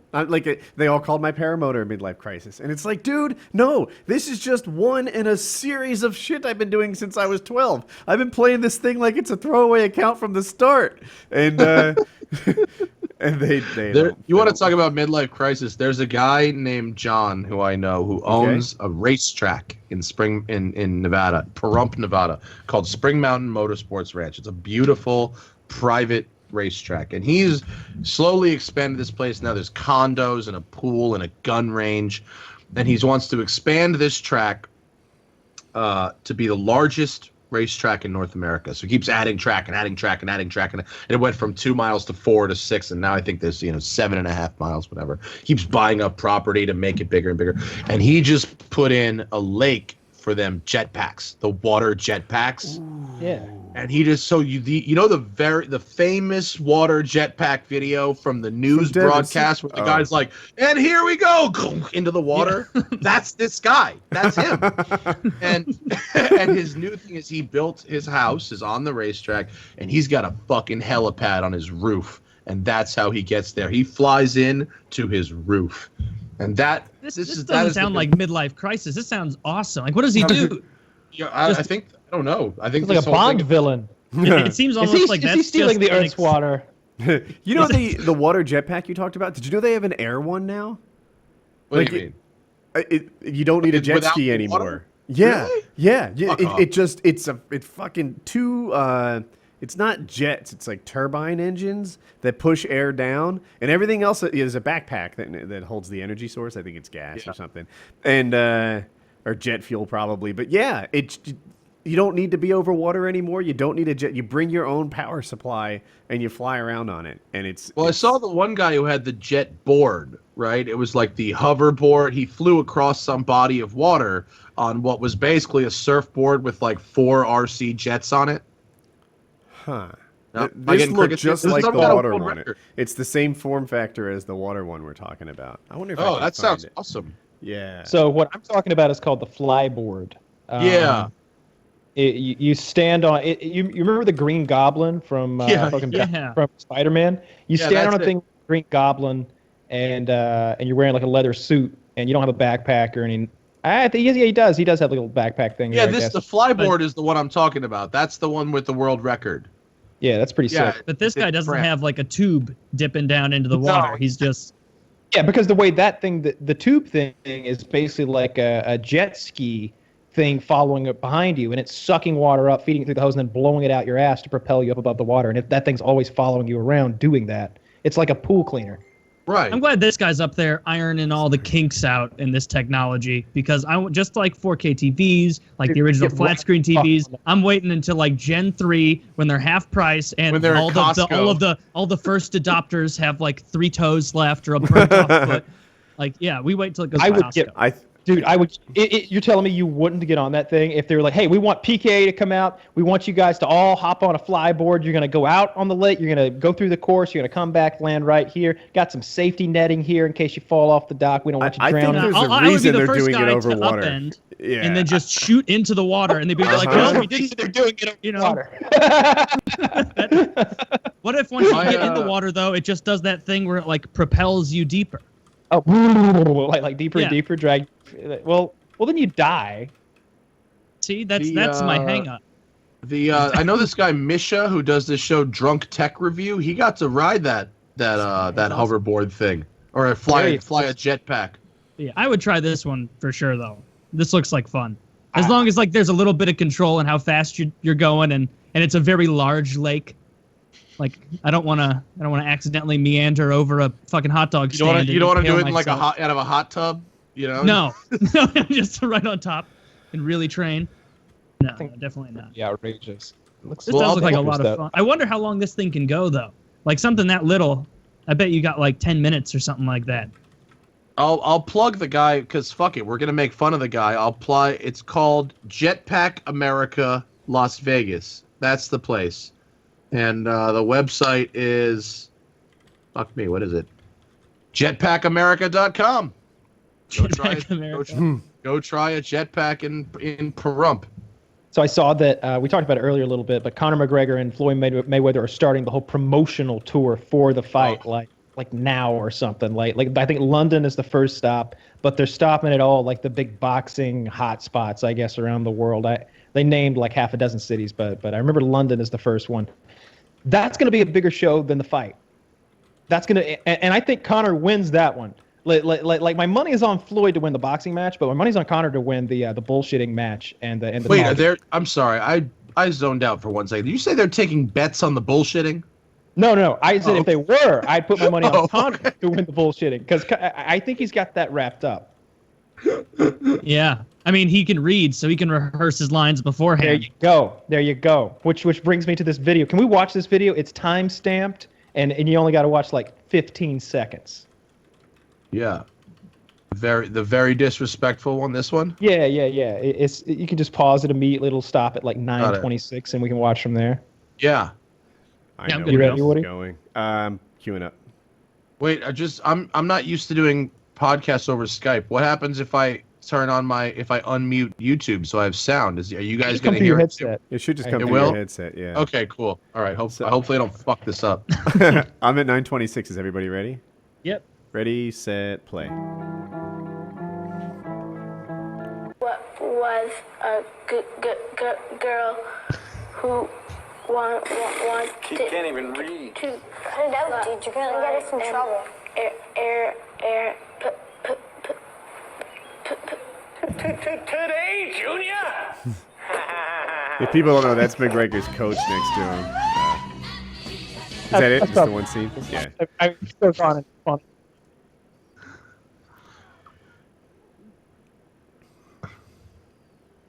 Can you guys hear Kyle? I'm a fan. No, I can't hear Kyle. You have no audio. Oh, really? No, it's back. No, you're back now. Were you just miming? I think you may have been. Yeah, I mean, we've talked about this before, and I'm sure since he's the highest paid athlete in the world, people have talked about it a lot. But, like, you'd think that just you would be enticed to read. Like, think of if you couldn't read for a day, you wouldn't know what specials there were at restaurants. You wouldn't be able to order anything not on, like, a quick serve menu. Those are just two immediate food examples. He reads me. Yeah, but, like, that's not helpful. Like, is he going to read you every book? Like, you can read in your head infinitely faster than you can out loud. Every sign, everything. That's it. Every sign, stop. 50 cent chapter to read a page of Harry Potter for $100,000. Yeah. I'd read the whole series. So good. Conor's going to tear him apart in the bullshitting. I'm really looking forward to that. I was watching some old clips of him, like, fucking with people in the past. I love that one with Jose Aldo, where, like, I don't know, somebody put some lines in Jose's head, even though he doesn't speak English, and he's like, I'm the king, and he's the court jester, or something like that. Oh, God, you can't have someone who doesn't speak English going up against McGregor. That's just not going to work. And my father taught me to do this and that. And McGregor's like, oh, I'm your daddy now. tell him I'm his daddy now. And they translate it. Tell Jose Aldo that Conor McGregor, it says he's your daddy now. And like after it, you see Jose in the back. You know, Conor's just, he's laughing it up. He just joked around for an hour. But Jose's over there speaking in Portuguese or Spanish or whatever. He's like, I'm really mad. I didn't like that at all. It's funny, like, so if people don't know, Jose Aldo was the champ for, I want to say 10 years. It might have been 5, but whatever. It was a really long time to be champ. You say it was 9? Nah. Okay. 9's the number. But it was a really long time. I should note, aided by the fact that he pulls out of fights. He pulled out of like 5 fights during his championship. That'll extend your reign. If every time you stub your toe, you're like, not healthy enough to go. But, yeah, but he got to be the champ for like 9 years. So I'm it not seems saying like that it was might a bad be the business decision. I'm just talking a little shit about him compared to people who don't miss fights. What's the appearance fee during that time? That's what I'm thinking about. How much to show up at that club? Yeah, You know? right. How many like juice box sponsors did he get over there? I mentioned that because Anderson Silva, like, I don't know, some juice I'd never heard of, must be big in Brazil. Like he'd be on commercials drinking juice and whatever. Anderson, drink it. Yeah. But anyway, so he's not used to being talked to the way that Conor talked to him. Conor had an interim title and acted like he had the good one. He's like, I'm the real champ, you know? Like, no.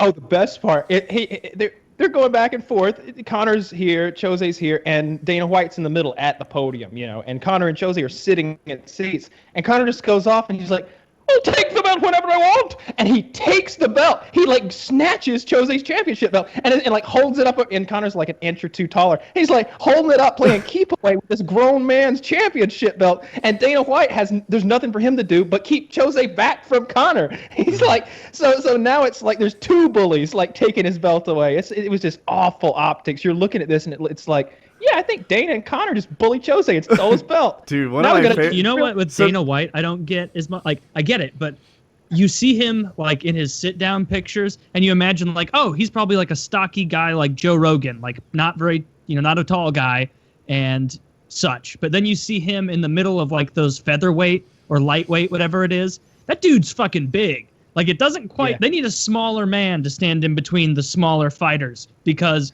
Like, when you see those guys fighting and you see Dana White, who is so much bigger than I thought he was, like, muscular, like, there's no danger he's letting his company get out of control right there. Yeah. Like, he will. I was in a room with Dana White once. He was huge. Was he? He was fucking jacked. It was Dude, really. When you see Dana White with a shirt on, you think he's a fat guy.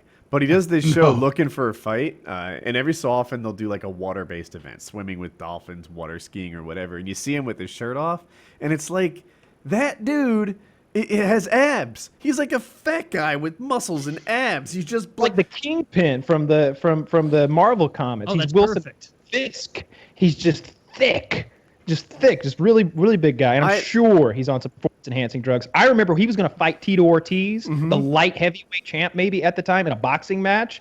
They had these montages of Dana jogging, like out in the Sierra Nevada, like up a paved hill, just like Putin. And just sweating profusely, and then him hitting the heavy bag, and he was hitting it so hard. Dana, he was a boxer. I was about to say pro boxer. I don't think that was the case. Maybe gold gloves, maybe like a legit boxer, but maybe just before pro. Yeah, that's what I want to say. He was an honest to goodness boxer. He self-recognized that he wasn't going to make big money as a boxer. Like he's just not Mayweather, but he was.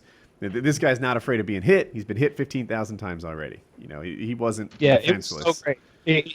I don't remember who challenged who. Tito challenged him or vice versa, but it seemed like it was going to happen for a while. I remember watching and the thought process was like, Tito's not training for Dana White, but Dana White is training for Tito Ortiz. And it was like, well, maybe something could happen. It is boxing. That's a difficult thing, though, because that's a lot like Dana was going to win.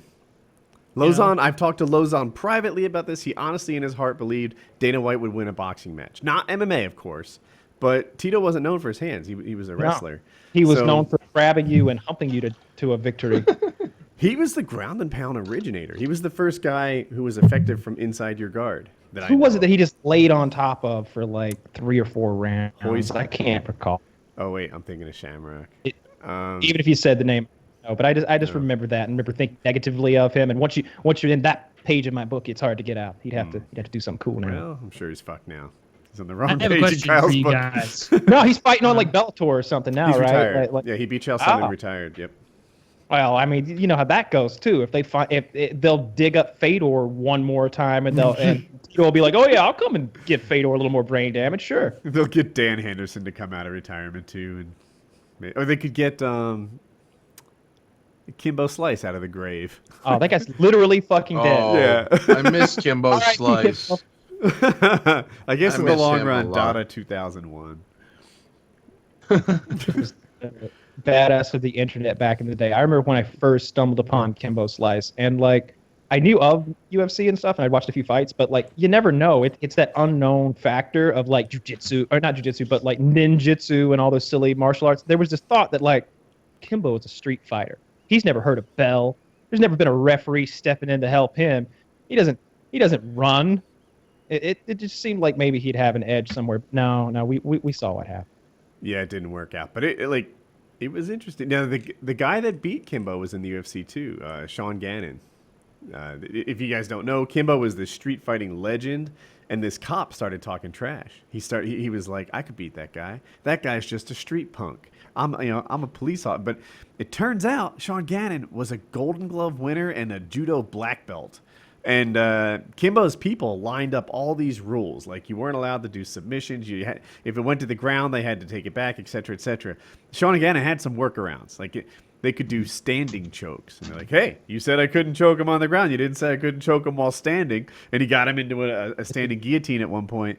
Anyway, eventually Gannon just had better wind. And Kimbo... That's a video I've watched where the first time I watched it, I was like, oh, can't wait to see another fool get his ass beat by Kimbo. Mm-hmm. And then within like the first minute, it's like, oh man, like Kimbo's looking a little slow. Oh no. Oh, well, they pulled him off of him. I guess he's not doing the fight. Oh no, he's still going. Like it was just... That's what it was. You're right. Like that guy, Steve Gannon, got him with like gut shots and punched him in the head. And then like the posse of Kimbo would come in and like make sure it was all cleared up. And then Gannon would be like, all right, it'll be good. We're all good. Okay. And then he beat the shit out of him some more. And it was like, my God, like this wasn't even close. Yeah. Like, there was a clear, because eventually Kimbo like went down. They counted to like 10 or something. And then they're like, hey, do you want to still fight? And he's like, yeah, I guess there's a lot of peer pressure here. So he goes back up, gets knocked out again, and it's like I don't know if he got up twice or just once, but yeah, those street fights are fun because they're not over until, even if it's a boxing type thing, even if it's a strike, it's not over until the guy concedes. So like in the street. But conceding comes with a certain amount of shame. So, like, the guy's knocked out. He's exhausted. You can tell there is no way if he gets up, he's going to turn this thing around. Any ref would have stopped this fight. But the people are like, you want to go back in there for another ass kicking? And he's like, I guess I'm compelled to say yes. And as it happens, the ref would have stopped it much earlier to be like, nope, can't fight in the corner of a burnt out 7-Eleven. Everybody out of here. You know, like, this isn't up to code. You know? Looks like Mr. Gannon brought 4 people and Kimbo brought 14. I can see this getting out of hand. He's got a fire extinguisher. What do we do with that? It's a lot of rings you're wearing, Kimbo. Yeah. The rings. Let me do a smart mouth advertisement. Bad breath is nasty, embarrassing, and a major problem in both the boardroom and the bedroom. Most people don't know the truth. The true cause of bad breath, instead relying on ineffective low-tech methods like gum or mints to mask the odor. When you smell bad breath, you're actually smelling volatile sulfur compounds, also called sulfur gas. Germs in your mouth consume protein and produce these foul-smelling gases as a form of waste. Smart Mouth is the only activated oral rinse clinically proven to eliminate existing bad breath and prevent the return of sulfur gas for up to 12 hours per rinse. Smart Mouth comes in a 2-chamber bottle. One side contains a clear sulfur eliminator, and the other side contains a green zinc ion activator. The eliminator and activator are kept separate until you pour, at which point the 2 liquids combine and activate. The sulfur eliminator gets rid of existing bad breath, and the activator releases billions of zinc ions, which bind to the germs and block the germs' ability to consume protein or produce sulfur gas for 12 hours. No sulfur gas, no bad breath. If you want to solve a real problem, you need to solve it with real science, not a minty cover-up. Nobody wants to be the guy with bad breath, and now you never will be. Find Smart Mouth at Walmart, Walgreens, CVS, Target, Amazon, or your favorite shop, or visit us online at smartmouth.com to get an in-depth analysis of how Smart Mouth is able to deliver such an incredible result. Remember to use code PAINKILLER when you visit smartmouth.com for free shipping today. Check them out. I'm a huge also fan on their of free website. shipping. Smartmouth.com right now. They're doing a $3 coupon on their dry mouth rinse and a coupon on their dry mouth mints as well. So if you get dry mouth, maybe you're a cigarette smoker or a cigar smoker or other things that people smoke that dry their mouth out, who's to say? You know, that could really help you out. So I can't recommend that high enough. You'll have great breath, even if you're doing stuff like drinking wine or smoking. And you know, it's if you're out all night, you're at a bar, you're hitting some girl up, all it takes is a little smoky breath or a little red wine, you know, pungent odor to ruin your chances. Doesn't matter that six-pack you're cultivating, that mass that you're chiseling away, that slab of marble you started with, you know, because we're all doing fitness. If you have bad breath, it's all for nothing. So check them out. I know Kyle knows that better than anyone. I used some Smart Mouth about 2 hours ago. I had a really nasty onion taste in my mouth. I get that if I, you know, eat onions, and it just won't go away. And this completely eliminates it. And I can kind of like as it works, I kind of taste a little sulfur. So I know the science is working. I'm like, yeah. There's some science going on in my mouth right now. I like this. Yep. I use Smart Mouth. Real My wife science. can't control herself. Yeah, she smells it. It wafts across the room my good breath, and she's like, I'm like, yeah, I'm in. That happens all the time. It gets you laid. I was What is thinking of game prank. attack? Yeah. I was thinking of prank phone call ideas the other day, and I wanted to see if you would co-sign on one. I thought maybe it'd be funny to call Jackie as a pool company representative and be like, we have made a huge error. The pool that we put in your yard was actually meant for someone important. Just name a random person, and we have to dig it back up. We need it. We're coming to get it tomorrow. We need to do that. Baron Trump chose this pool by hand to be his first. And so we're going to have to dig it back. That would be so whatever funny. reason or rationale that there would be, but something I could think on it some more. But maybe something like, we made a terrible error. We buried some tools under the minerals pool. or something. We found Oil. I don't know. I'm trying to make it like coal, like something the a little. EPA's coming in. Yeah. We found coal. We're gonna have to move your pool 8 feet to the north. But ma'am, if I'm being completely honest, the pool moving isn't the beginning of your troubles. I just represent the state. As soon as the EPA gets in here, I'm afraid to say it, ma'am. I will give you her number. I've seen this happen twice before with this sort of environmental, ecological disaster with this leaking in the groundwater. They're going to make you move. Your house is going to be forfeit, ma'am. They're going to take the property. It's going to be a disaster area. Ramp it up People slowly. Can't have. I'll give you her number. I'll give you her cell because the pool company's been mostly working with her. She likes it that way because I can be rude to contractors. Make sure that there's no implication that there is any wealth in this at all. Be like, honestly, once they start moving the pool, it should only be a few month process. We only estimate between 30 and 40 pounds of coal down there in the ground. And you'll be like, wait, what's her to clean the coal up? She has to pay the environmental cleanup costs. Holy shit, I went to get my laptop charger. What the fuck are you guys talking about? Talking about prank phone calling. They just So- had a pool put in, and I'm like, maybe I could call her, because they had a lot of trouble getting the pool put in. There were a lot of snafus, and I'm like, but now it's in, and it's beautiful, and I'm like, now we call his wife, and I pretend like I'm from the pool company. I'm like, oh, we've struck oil, and it's not the good kind either. This is the ecological disaster. Responsible for the clean. There's no more. Forget about that pool. It's That just would a be petroleum funny. jelly deposit. Nothing useful. Yeah. We have just gotten our arms around this pool now. We've been swimming in it for a couple of days, but like as of today, we've got the chemistry right. Like we're just settled. Congratulations on your pool. Really mess with her head. I'm gonna be like, have you noticed any voles? Like, you have this sort of leakage. It attracts rodents, and any sort of ground rodent will be drawn to the gases. And she'll be like, yeah, there are voles. We have. Oh my god. That's why they call voles nature's oil finder. You know? just lead things like that. That's why the settlers used voles back in the day to seek out energy sources. That's what they did in Texas. They release the voles into the desert and let them seek out the oil wells. They're like truffle seeking pigs. They go out and they dig it right up, man. This is going to be very costly for you. We're standing next to her like, I can't even deal with this, Jackie. I got to, and just like walk out of the It's funny. This do you see this article I linked here? The gay orgy at Cardinal's apartment busted up by Vatican police. Now think about that title for a second. Think of how bananas a pedophile gay orgy party has to be in the Vatican for the Vatican's own police to go to the Cardinal's house and go, there are so many kids in there being raped. Like they have to go in. They have to, and then as soon as like they open it up, like hopefully there's no children there. But even so, it's like how much of a gay party was going on.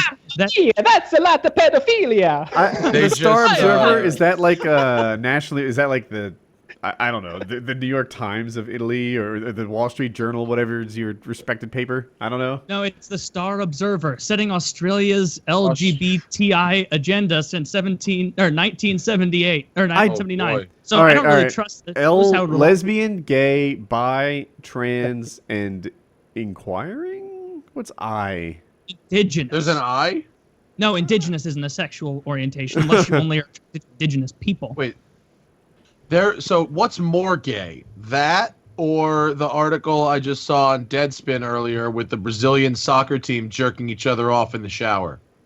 I mean, I would definitely say they're in the same ballpark. This The is Vatican, gayer because yeah, this Vatican's was gay enough gotta be that gayer. The Vatican I don't police think the Vatican had to is gayer step because in. the soccer players are all grown men and they're all making a conscious decision to agree to this thing. Whereas the Cardinal, he's probably the only really gay one there. And these boys, well, I mean, I'm sure I'm sure there's a few gay choir boys mixed in, but that's not to say they want to get fucked by a Cardinal. You know, It says Vatican police have raided the home of Cardinal, interrupting a drug-fueled gay orgy. Why are they? They're always here, apparently drug-fueled. Reports.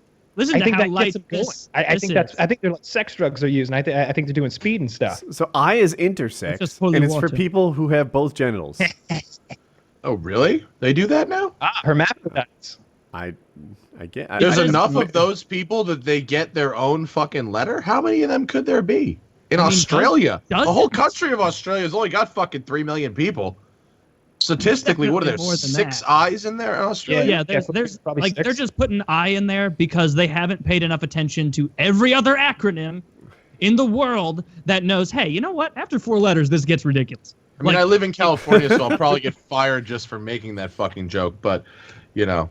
That's hate speech. But listen to this. It says reports have suggested Pope Francis is angered by the news and may force the he's cardinal angry to at the retire. gay orgy with kids. It's only, but listen to like how like muted that is. Like he may be upset and he may ask him or may fire the cardinal or force him to retire. Like what? Like he may be upset that he wasn't invited. Oh man. That's his, sour grapes. That's his point of contention. You think you have your own gay party with no pope there, huh? Those I said the Vatican kids were police probably have teenagers Or anyway. say I'm gonna he have my was own gay orgy. Someone should tell him that envy is a deadly sin. Yeah, that's. No, he's the cool pope, though. The cool pope is like not even that pissed about the drug-fueled gay orgy. You know? They probably liked it. The German pope, he would have. He was Argentinian. Oh, that's a good point. I guess I'm not up to date on my Catholicism. My apologies. I made that mistake too. He looked German, didn't he? You know why you thought he was Argentinian? Oh no, because he everyone was called him a Nazi. He was like a Nazi that fled, right? Yeah. It's amazing how the Argentinians do such a good job of hiding that Nazi shit. But then you just think for that much, and it's like, oh wait a minute, that place was full of fucking Nazis. It still is. As a fascinating bit of history to read about what the Mossad did to those motherfuckers, like post World War II, the Israeli Special Forces. They'd be like, they find out that like some prison guard or some dirty Nazi had made it to Argentina, and there were these towns in Argentina, like one in particular I know for sure, where like everyone there is German. Everyone there, German is like the language that's spoken there, and they would go in and like track these people down, and like 3, 4, 5 Mossad agents would like knock you over the head, throw you in the trunk of the car, fly your ass back to Israel, put you on trial, and then do whatever needed to be done. Or many times they assassinated these guys, shot them.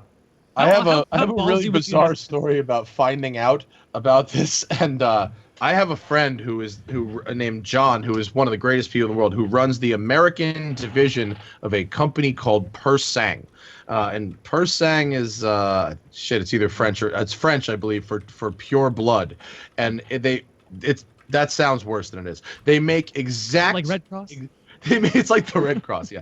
They make exact, perfect, 100% accurate replicas of pre-war European sports cars, Bugattis, Alfa Romeos, stuff like that from the 20s and 30s. And they have this crazy metal shop and a forge, and they build these cars using the same methods that were used back then. So they cast their own engine blocks, and they're so accurate that they are not replicas. Like you can interchange all the parts with the original cars in these cars. And these cars are like $500,000, but they are replicas of cars that are $20 million. So they're super expensive, and they're in Argentina. That's where the cars are built. And I didn't really think about for a minute, like, Why would there be a factory building 100% accurate replicas of pre-war German sports cars in Argentina? Oh, and all of a sudden, Hitler wanted a Bugatti. well, it's been around for like kind of the right amount of time, and like I'm not saying the people who run the shit are Nazis by any means, but just the coincidence of like all the places in the world build these perfect replicas of pre-war. Do you think like the first like shop manager, like just after the war, had to walk by and like stop his employees from like finishing the SS emblem? It's like nine. We already lost this fund. We can't afford this. Yeah. It's entirely possible this company was started like just to service the cars that like got sent that people escaped from Germany with and all. I mean, craziness. It's my name is Julio. I have always lived here. You can tell by my skin. And my not SS shirt, this I got it at a strip shop. It's not even mine, Like that would be like how ballsy do you have to be to go to Argentina, escape as a Nazi, and then eventually be like, you know what, I'm gonna go back and be the Pope, and then you transition back in. Was the Pope the Pope was in the Hitler Youth, the previous Pope, correct? Yeah, that's confirmed. Okay. Yeah, I thought that.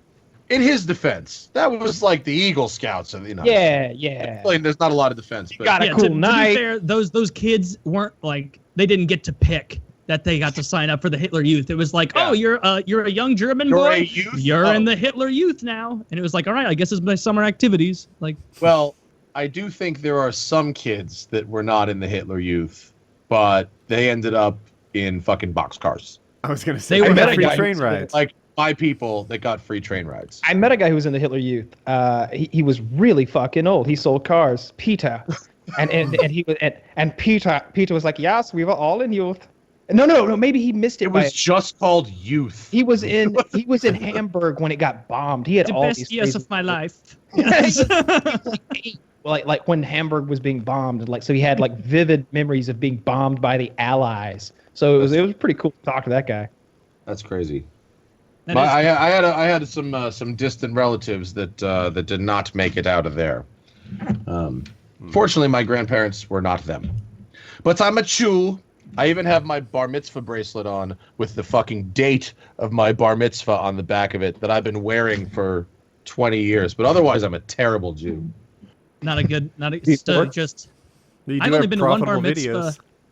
Wait, where are you guys located? I don't know where you guys are located in the country. There's in Atlanta, North Carolina, St. Louis. Okay, so not a bastion of Atlanta. Jews than from Jersey, which is there's plenty of Jews. Mm-hmm. North Jersey, South, less Jews, but there's more North Jersey. The Jews in the South area, they would just go to Philly. My next door neighbors growing up were Jewish. I'm from typical. I went to a super Jewy private school north of New York City, and we literally had a bar mitzvah every single weekend. I went to one bar mitzvah ever, and not being Jewish, like it was a lot of sitting still and listening to the guy speak Hebrew, and it was like I woefully underestimated how long that was going to take.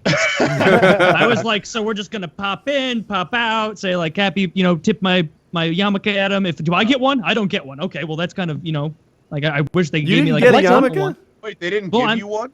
They didn't give me one. Fucks didn't hand them out. Oh, dude, At the very least, I thought like I'll get a little hat too that I can keep and just be like, hey, like if I ever want to pretend to be Jewish, like I could. I've been to like usually 3 bar mitzvahs and a bat mitzvah. Yeah. I always got the little skull cap there. They usually give them out, and if they're a fairly baller family, they get them in suede. They're kind of fire, actually. Yeah. The suede ones are nice. The thing that I took away from it was they played Jewish music at the bar mitzvah, which for some reason I was not prepared for that. Well, I wasn't very old. Yeah, usually, depending on like how Jewish, sometimes they play Megadeth. Yeah, I was like, when are we going to get around to the current music? You guys, like, first of all, I was not here when we gave out the synchronized Jewish dancing lessons. Like, I don't know where you guys all learned this, but... Oh, the hora? Well, the hora is just circles around circles with a chair in the middle. That's pretty much all the hora. Well, it was a lot for me to get my arms around.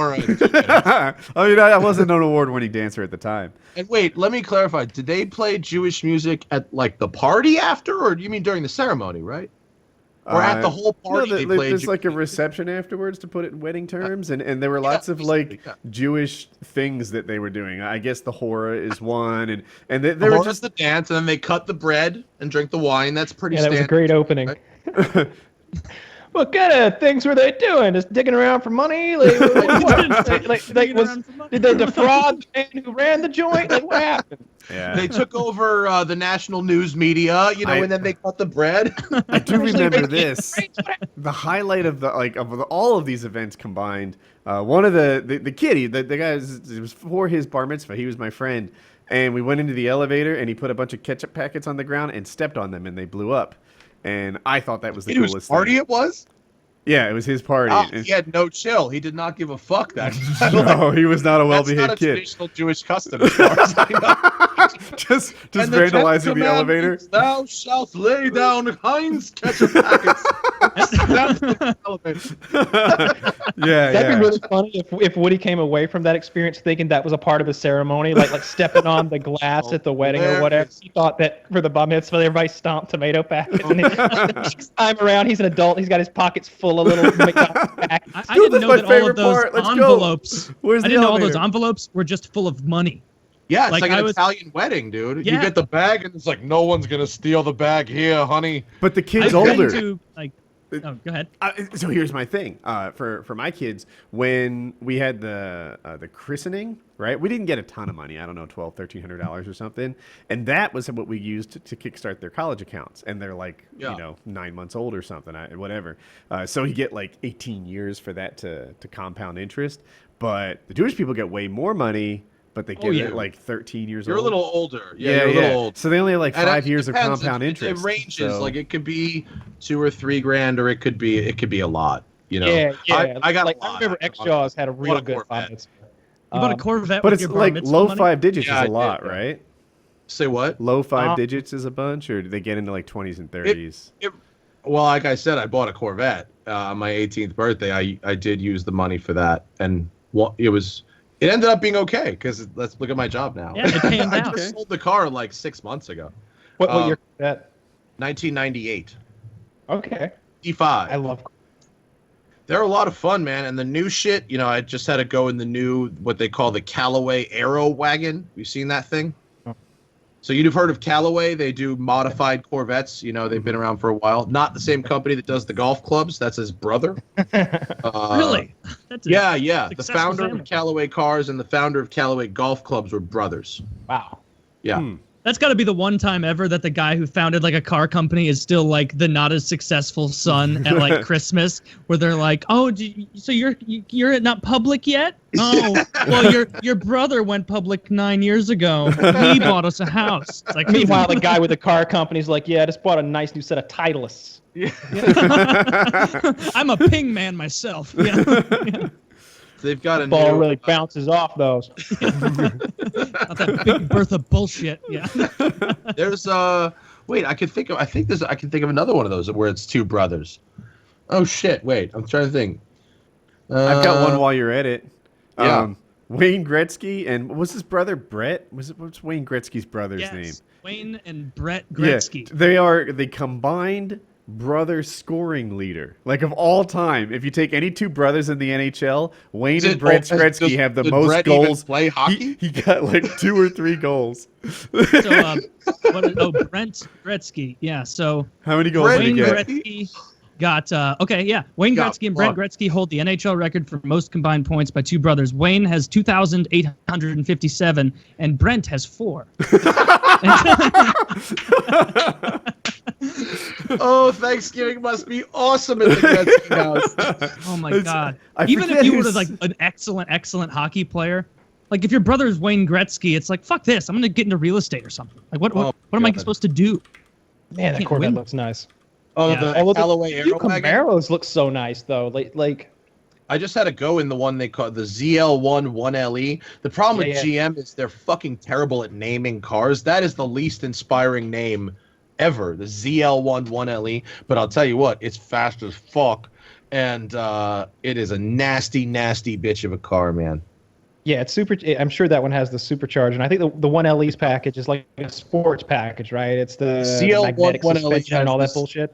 has what they call spool valve shocks, which are the shocks they use in Formula One, and they're developed by Multimatic, and they're shockingly effective. And it has basically like slicks on it, like race car tires. And I had to test it at Virginia International Raceway in the fucking rain, and it wanted me dead.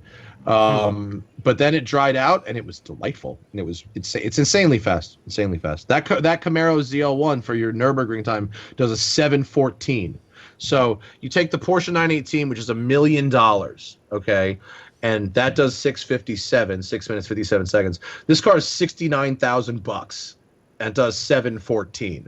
Now that's madness. I mean, what can the Atom do? Though? Ariel Atom? I don't know if you if somebody I can do it. I'll pull up the list of on the Wikipedia for Nürburgring. There is an ongoing record of fast car laps. And now the problem is, of course, there's a lot of variables. Driver, obviously, time of year, etc., etc., etc. But I'll go you through some highlights real quick for cars you probably heard of. So the new crazy one, the new Lamborghini Huracan Performante, which is the fastest, more uprated version of the Huracan, did a 6:52, which is fucking crazy. The fact that they ran that number is nuts. What is the fastest of all time? Sorry, I didn't catch it. Fastest of all time is 6:48, and that's a car called a Radical. And a Radical is actually not. What do you 6:45? Yeah, it's. What do you have for 6:45? The next EV Nilo EP9. Oh, I forgot about that. Yeah, there's a small. That's what I'm here for. Well, it's not on the Wikipedia yet, so you had me. And it was a story that actually came out last year and did not stick around in the media too long, but it is an electric vehicle, and it is insanely fast, all-wheel drive, and I think it has something like EV equivalent 1,300 horsepower, or some shitty, some just insane number. Yeah, the 645. Forgot about that.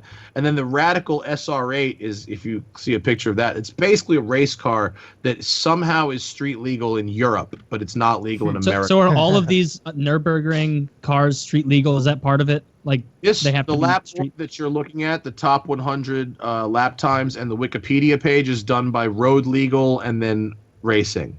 The Radical is 2 and 4 on my list, and that thing does not look like a right. It looks like a track car. Right, the SR8 and the SR8 LM. The LM has a downforce package on it, so it's more stable at high speed. Yeah, this would be so inconvenient to use as a road car, like going to the grocery store, picking up your kid. Yeah. You'd get rid of all of your errands quickly, though.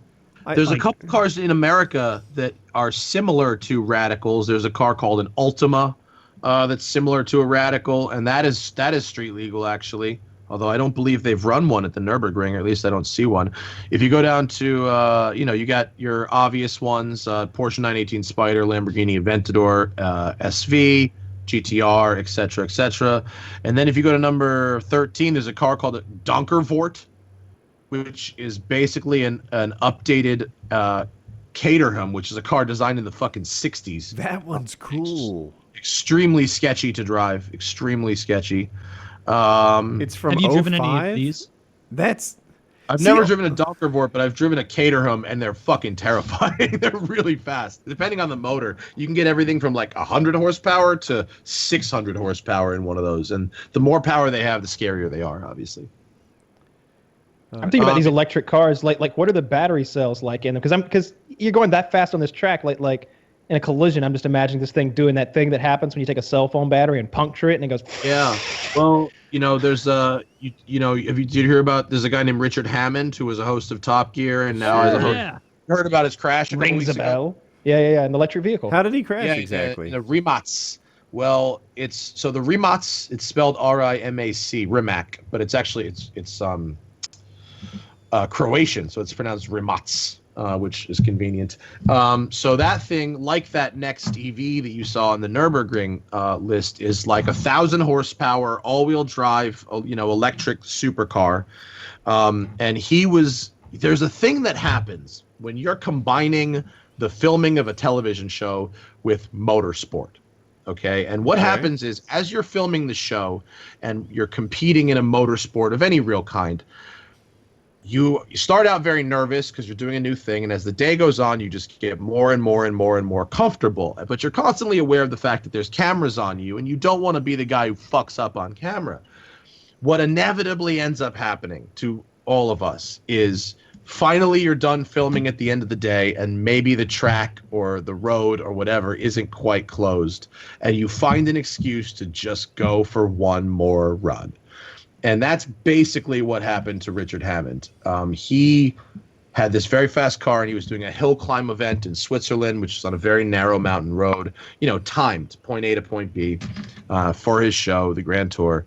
And he finished filming and went for one more run, and he entered a corner fucking way too fast, and basically sailed the car off a cliff. And he flew 30 yards or 30 meters or whatever. He flew what is a pretty long way to fly sideways in a car, and landed and rolled and up on the roof. And he got out of like the window. He broke his leg, which is unbelievable. He didn't get more fucked up. The car, I mean, actually, sort of a testament to the car's safety that was all that happened to him after sailing one off a cliff. But then the car caught fire and burned to the ground. Wow. The thing about driving is, so I'm not any kind of, I'm a normal driver, right? I just drive a truck and whatever. But I could drive as fast as you briefly anyway, like for a very short period of time, right probably. Like I could enter the corner at the same speed as you, I'm sure. And you just might exit it in a different direction. Exactly. So something about the paramotors are similar in this way. Like, you can get yourself into trouble. Like, it doesn't take any special skill to enter the danger zone. Whereas a lot of other sports, like, I don't know, gymnastics or something, there's something inherent that I know I can't do that going into it. With driving, you're like, I guess I'll have to try to see what I'm capable of. Yeah, I mean, it depends on your personality. If you're the kind of person that is really alpha and can kind of ignore risk, you can get yourself into trouble pretty quickly. I am fortunately, like I said before, like the reason I can't be a racing driver is I'm actually afraid of crashing, and I can't not see the wall and whatever. So I believe in working your way up to stuff as opposed to just going for it, and maybe that's held me back from some certain things, but it's kept me alive.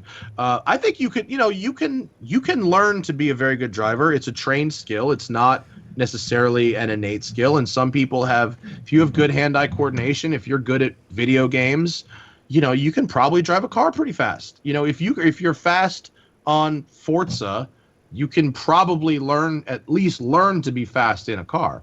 I would say that this car Hammond was driving when he crashed, it was electric, right? And I've never driven one of these Rimatzes before, or that crazy Nürburgring car, but I've driven Model S's and the earlier Tesla Roadsters on racetracks even. And what's interesting is, traditionally, if you're on a racetrack, you have a manual gearbox of some kind, whether it's a stick shift or you have paddles, like an automated manual. You have a control over your gear, right? And you're not looking at your speedometer as you're entering corners, but approximately what gear and RPM you should be in going into any given corner. You see a corner and you go, okay, that's probably a third gear corner, but it's not going to be a sixth gear corner. You feel me? Mm-hmm. So a Model S or any electric car does not have a gearbox. There's one gear. Okay, so if you're driving really fast in an electric car, because you don't know, okay, I have to slow this thing down to third gear for this corner, you have a lot less information to work with when you're driving fast. And so you either need to know this is a 35 mile an hour corner, not just this is a middle third gear corner. This is a 35 mile an hour corner. And then you have to watch your speed, really watch it, to get your car at that speed, because without sound, right, and without gears, you have so much less information to work with. And so every time I've been around a racetrack in an electric car, and I can imagine this problem must have been hugely exacerbated by the fact that Hammond was not on a racetrack, he was on a road. These cars are extraordinarily fast. The electric cars, they are just the way they deliver power is insane. A Model S is so fast that I find it to be physically unpleasant It seems like it's giving you the power that you want instantaneously. There's you're not dumping more fuel into a combustion engine and waiting for that power to happen and waiting for stuff to turn. No, it's like more power now. You're adding more electricity, more amperage or whatever, more torque instantaneously. Right. And there's a wave of it that doesn't stop until you run out of revs, right? Which for most electric cars, I don't know about what it is for the Rimats, and I don't know what it is for the Nürburgring one, but in a Tesla it's about 125 miles an hour. So from 0 to 125 they are fast as fuck, and after that they just hit a wall pretty much. What the solution for that is, I think, and I was going to ask about this anyway, I think electric cars need to give us an audible feedback. I want to first of all, I think that's one of the biggest things that you're missing when you go all electric. And when I hear like France saying like all electric cars by 2040, I think, so they're all going to hum. There's not going to be anybody out there. Like, I know what you mean. Have you ever been in an electric car? You ever drive one? No. Yeah, like a Prius and a couple other like little hybrids, but like not an electric Prius. sports No, a car. Prius, the gas engine's coming back on. I mean a full-on electric. I don't think so. Not me. If you get a chance, just try one, even just for a minute, because it's a lovely experience, to be perfectly honest. I owned a Chevy Volt for 2 years, and I fucking loved it. I loved it, and just it's so refined and quiet as a road car. Now you're talking about racing and being on a track, that's a whole other story. But as a road car, it was just delightful. Everywhere I got, I was like, and I live in LA, which is a shitty place to get around. It's light to light, it's traffic, and it's all this. So not having vibration and having a very quiet cabin and having this seamless power band without shifting and without noise, I swear to God, I was like calmer when I got anywhere. I was just more chill. And now I have this Focus RS, which is stick shift and it's loud. And when I get places, I'm like, fucking, get out of my way. I'm in second. I don't want to have to go back to first. I'd hate to drive a manual in LA. Yeah, it's brutal. I'm as an idiot. I shouldn't have bought a stick car. It's not. I hate the car as a daily driver, but it's not the car's fault. It's my unusual. fault. I prefer stick in traffic. Do you? Yeah. What I particularly don't like is holding the brake down. Oh, I understand. I understand that. Yeah. Yep. If the car was somehow improved in such a way that I didn't have to fight it to stay still, then it would bug me. I hate to tell you this. It has been. Oh, yeah. There are several vehicles. I haven't had a new car for 14 years now. Oh, dude, there's some shit going on. Really? Just in the last 14 years, you say? Most automatic cars, in fact, and probably any automatic car above, let's call it 40 grand, will have something called hold assist, where if you press the brake, the car will come to a stop, and if you press it a little harder, just for a minute, it'll hold the car in place until you hit the gas, and then it will release and go. Well, because cars all have electronic parking brakes now. So you can program that parking brake to come on under different scenarios. Like most manual transmission cars now, including my Focus RS, and I mean basically any manual transmission car you can think of that isn't, a total shitbox, has a hill hold feature. So you do the same thing. You press the brake pedal a little harder than you would, and it holds the car, and as you do the clutch on a hill, it keeps you from rolling backwards, and you don't roll back anymore. Oh, really?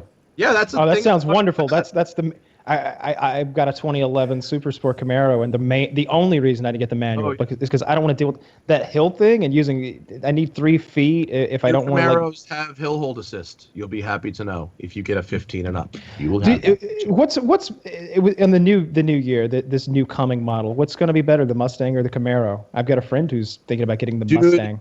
You know what? I mean, they both kind of are what they are. They have one of them, the Mustang's a little better at certain things. The Camaro's a little better at other things. A lot of it, everyone wants to know what's better than the other. I think the Camaro is a little bit, assuming the same driver, assuming you've got a very good racing driver owning both cars. The Camaro, and we're talking about the SS compared to the GT, I imagine. Yeah. The SS, so the Mustang is the one I would rather live with every day. And the Camaro is a bit faster around a racetrack.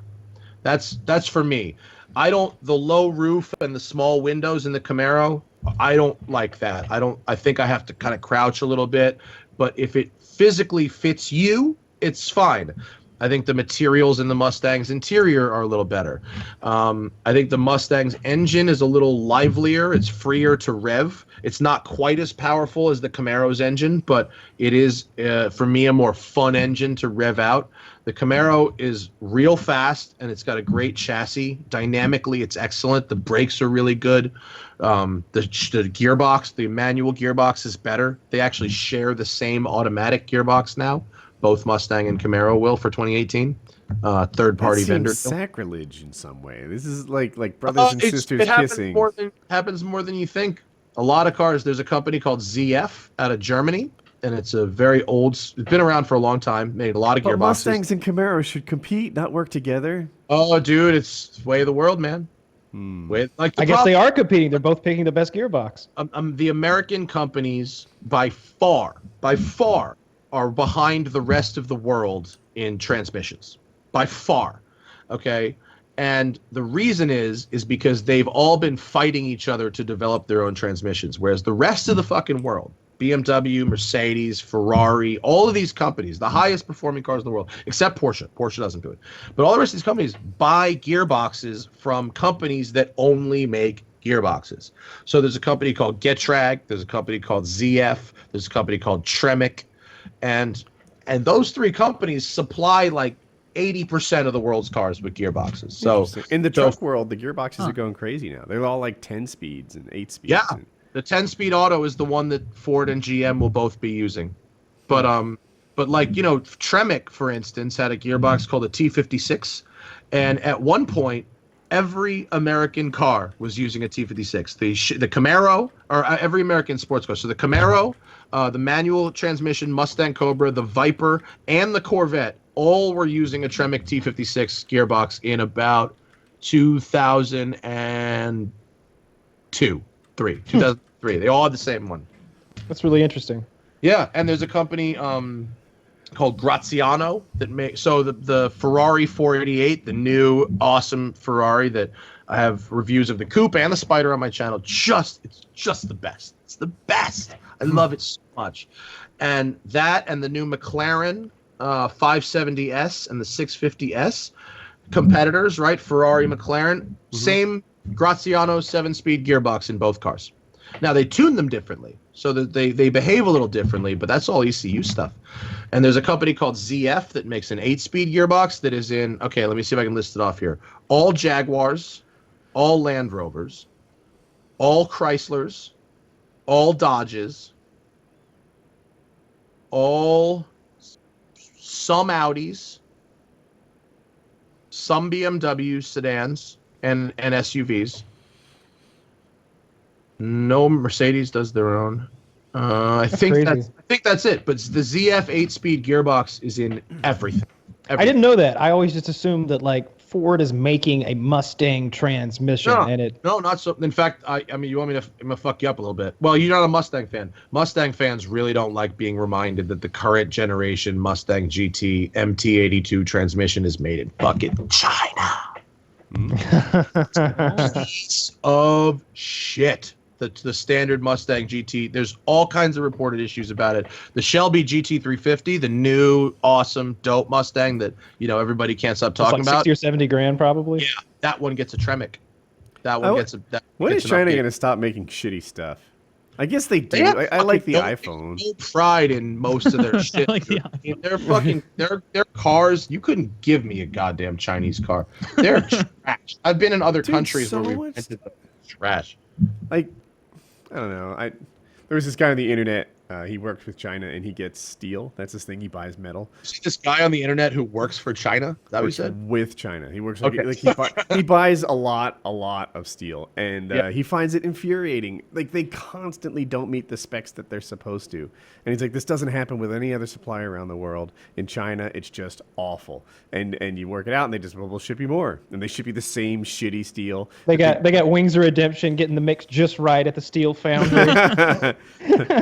Like all those I think there's something cars cultural are about so rip you shitty. off. Yeah, like those Russian cars. Have you ever? They did a Top Gear, an old one, years and years ago. And they like cars, Hammond and Jeremy and whoever, they were driving those around, and in James May, and these things were like they were talking about how heavy they were, and they had to do like some kind of demonstration sedan must to be survive potholes in the winter. They had to like they were showing like it was so heavy that steep inclines were like too much for some of these Russian cars, because they're like, now I don't want you to think that I'm saying it's heavy. It's literally made of lead. Yeah. And now let me show you the inside. And like they just do that. They like bamboozle you on Top Gear. I like that. Thank you.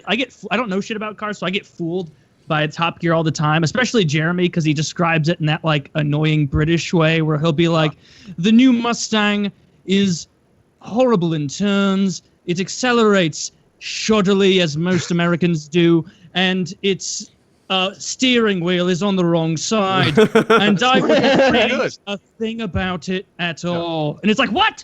Like, you wouldn't change. They do that all the time, where they say like 3 negative things about a car, and then they go, and I love it just the way it is. Wow, congratulations! Like, you just learned how to be an English car reviewer. You shit on it.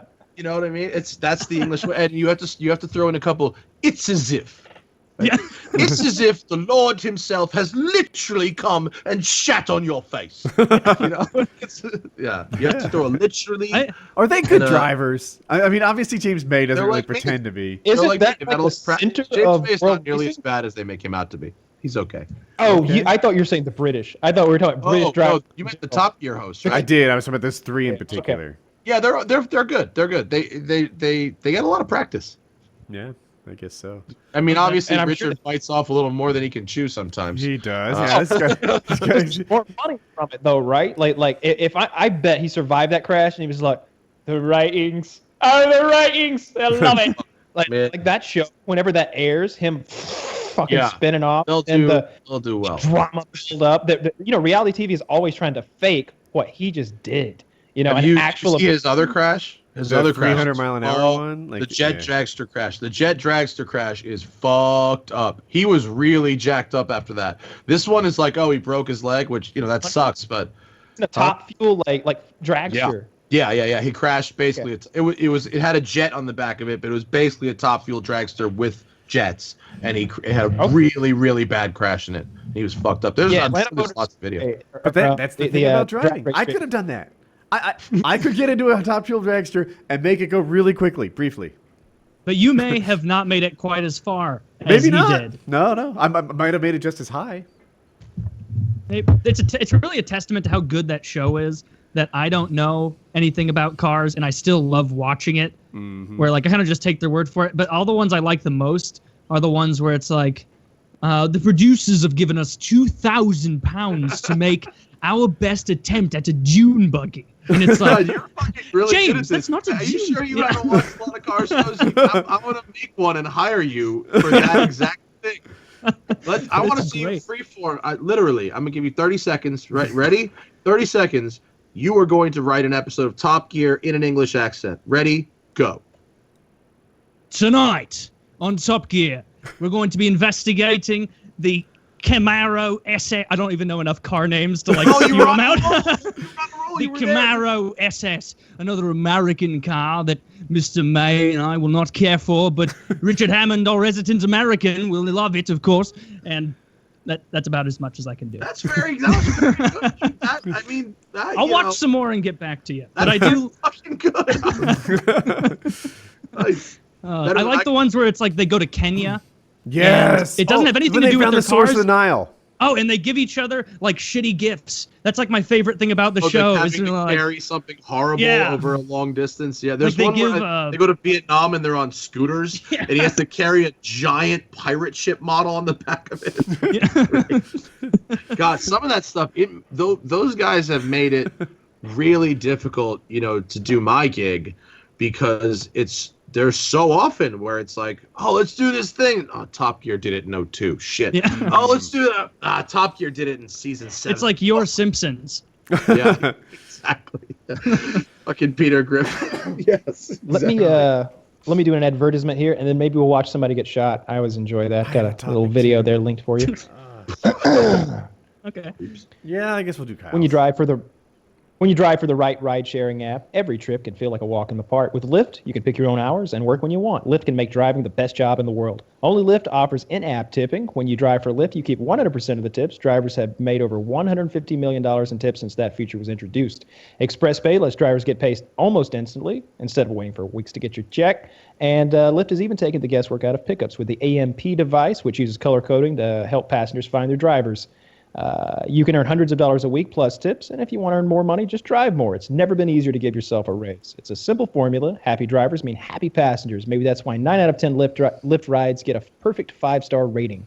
So join the ride-sharing company that believes in treating its people better. Go to lyft.com, lyft.com/PKA, and you'll get a $500 new driver bonus. That's lyft.com/PKA, lyft.com/PKA. Limited time only, terms apply. I want to get some. Can you guys hook up the Lyft coupons? Let's get it on. Just did. Yep. We always hook up Lyft. Because if you're going to do a ride-sharing app, you just deserve to treat yourself. You don't want you want something reputable. You want the newest, nicest car. You want a comfortable ride. Maybe you're going out with a nice lady or a gentleman. I don't judge. You know, like you take them out in a nice, classy car. This is your that might be a really nice like automotive YouTube channel. You pick people up for Lyft in really fast, like high-end sports cars and stuff. People have done that what I've for thought about promotions. Yeah, they've definitely been for like movies or like when an artist has an album coming out, they'll definitely like drive. You know my favorite thing that's kind of like that is when Jeff Gordon did that thing with the Camaro, and he my had friend Travis Acolsi. Oh, the commercials. That was so cool when he he pretends like he's buying a Camaro from a salesman and he's like doesn't know how to drive it right, like he stalls it immediately, and he's got all this fake makeup on, a fake mustache, like prosthetics, a hat. Commercial, right? It's the guy that it's all fake. Yeah. Oh, it was a TV commercial. Of course it's fake. Shit. Come on. You know, I've had an idea for a while of a funny thing to do with like if you were a Lyft driver. Is you just drive around. Obviously, you're doing it late at night when people are drunk. And when people get in, you just tell them, like, hey, you're in the cash cab. And then you start asking them questions. And at the end, there is no cash. And they owe you money.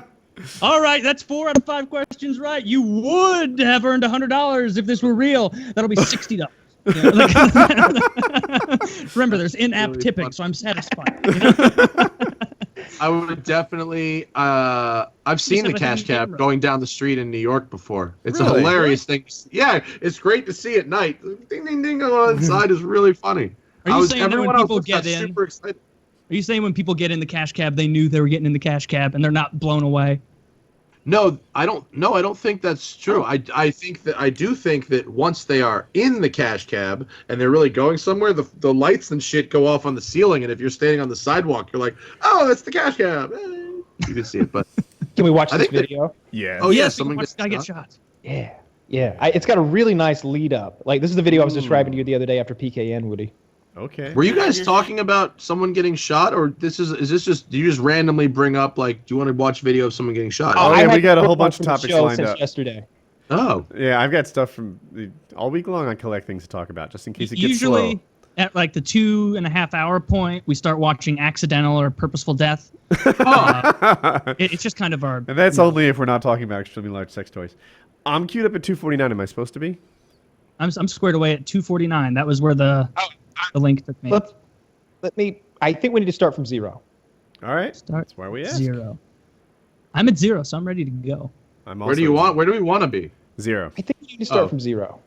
Okay. All right. Are we ready? It's not the okay. Ready, set, play. Warning: the following video contains acts of violence that may be disturbing to some people. You're doing good. That's a good voice for that. A lot of faces. Yeah. All right. So I assume this is a cop's body cam. Yeah. Looks like he's got a shotgun. He's outside of some sort of motel, I guess. Dormitory. Dorm. Okay. And Taylor, you saw a shotgun? I thought in the beginning he was holding a shotgun. Maybe I saw something else. Okay. Now it's just like that first-person shooter kind of look where you can see you can even see his arms like swaying like a video game character's would. He needs to strafe around these corners. Yeah. I see a shotgun or something there. I'm not it looks like a handgun. Is that not a pistol? Oh yeah, because Pistol, we're looking from okay, his, Kyle we're says looking it's from his pistol. chest. Yeah. Yeah, I'm pretty sure he's got a pistol in his right hand. If all I turn agreed? the He audio has a on, I pistol? would hear. This is like a horror game. It is. This is like a horror. Oh wait, Kyle's telling us to listen. He's This drunk guy saying, if you come out, you're gonna get shot. Stay in your room. Stay in your room. Oh. Stay in your room. My dorm in college is nothing like this. Stay in your room. This looks like a really depressing dorm, by the way. It's super. Get your bullet. Step out. Drop the gun now. Drop the. Ooh, shit. lay down so he doesn't expect you Drop the gun. when he comes around the corner. Got him! He shot him in the leg. Oh man. That doesn't seem to have gone well. Turn around. Put your hands on I your think it back. went as well as it could have gone. He shot him in the leg. It's good. Yeah. A pretty fucking good shot, honestly. That seemed. I mean, I doubt he was aiming for the egg, for the leg. Just to be fair, we watched that video a while back where the cop is trying to shoot the autistic man laying in the street, Oh, and he hits his misses handler? and hits another completely innocent bystander. Like cops can't shoot, but this guy, I mean, he fucking fired one shot. He hit the guy. That's definitely true. But I doubt he was like, yeah, in the leg. It seemed more like bang. Dude, I don't even see his wound as he's on the ground now. Where Yeah, it takes did a he while get to shot in the start. leg?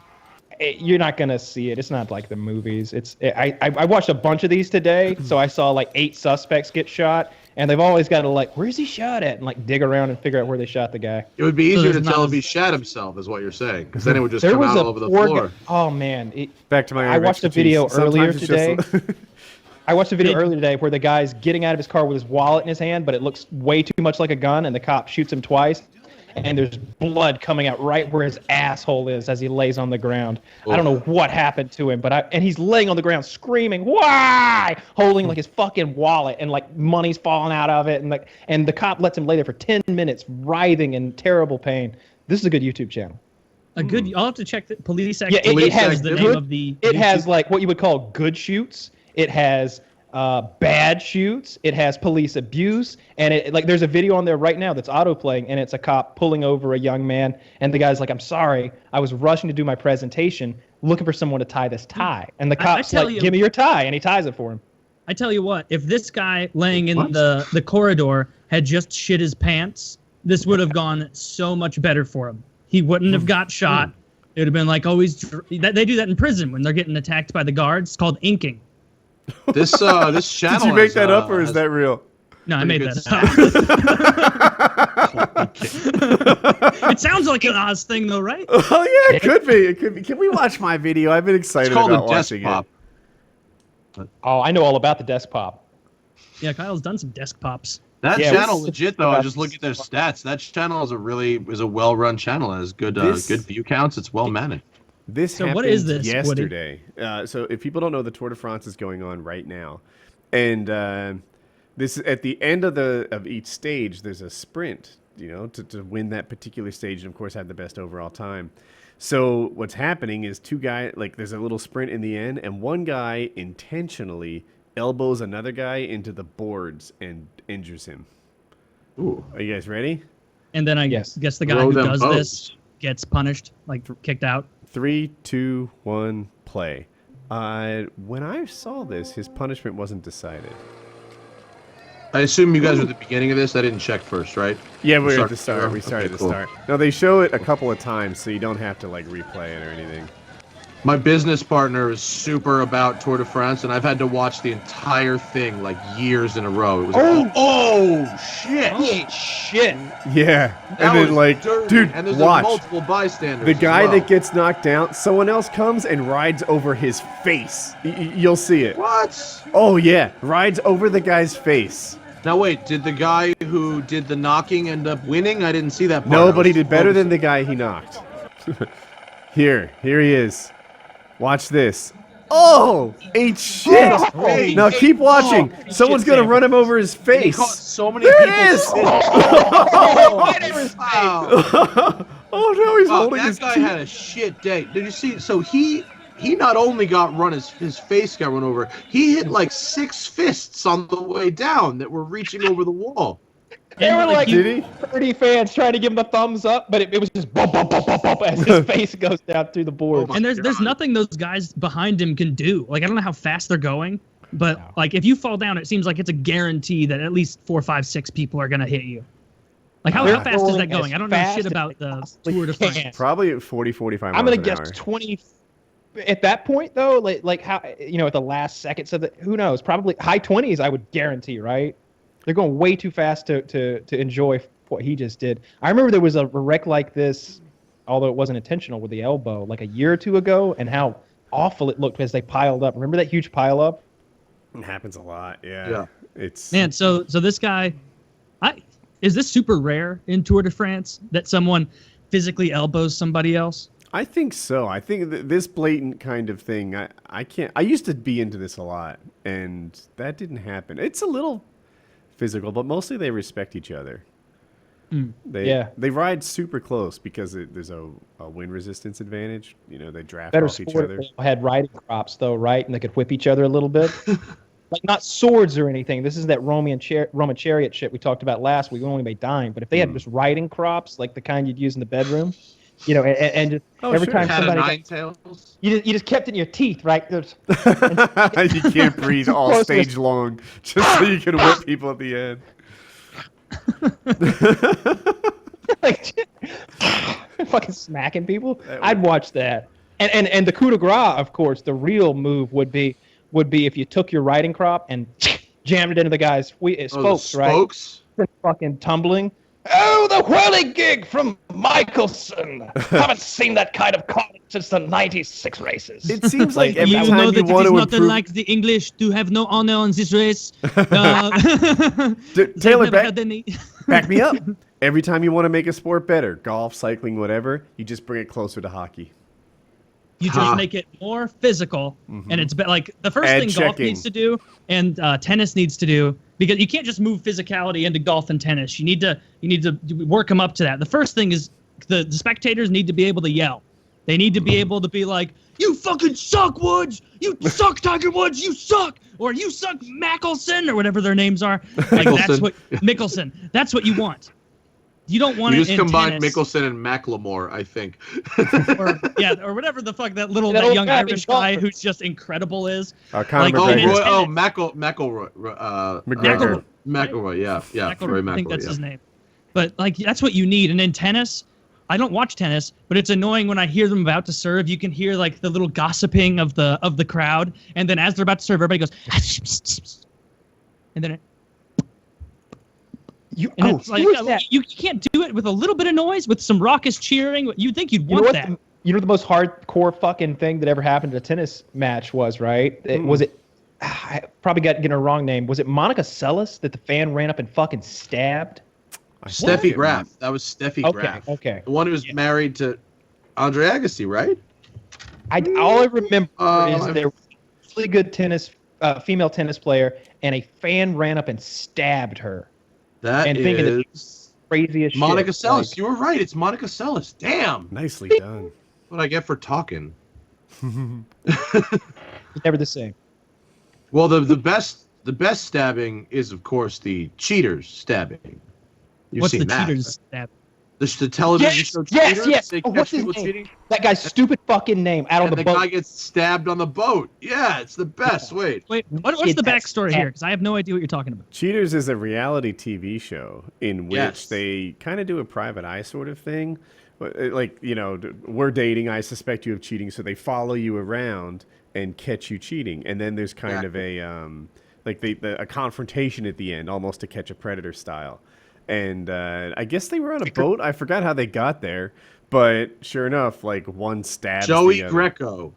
Joey Greco is the host, and he rolls up on this guy's boat, and he goes up on his a boat cheating with the woman. Joey's got his own goddamn boat, and he's just like. This video is 2.5 minutes long. Do you want to watch it? Boy, I'm trying to find it right now. I just sent the link out. Yeah, it's on Daily Motion. I hate to say it. But, they board this other dude's boat. He fucking stabs the host. Are we ready? Pirate? Yeah, go ahead. Let me just see if I can get better quality. Nope. Ready, set, play. You probably don't even care about her. I think that's enough. Y'all need to back up and get out of my personal space. So now you don't care? When we get home, I'm gonna finish my afternoon. You're not coming home. You are not coming home. I'll be there when I do it. When me and my lady friend finish having our evening, then we'll see how much. The locks are gonna be Will changed. y'all please back up and get off my boat I rented? Nope. I still see y'all staring at me. You know what I'm saying? Y'all need to back up. Wait, are you guys there? I think I lost you. Oh, we're here. Sorry. Someone fell in the drink. Yeah, it gets out of hand quickly. That knife.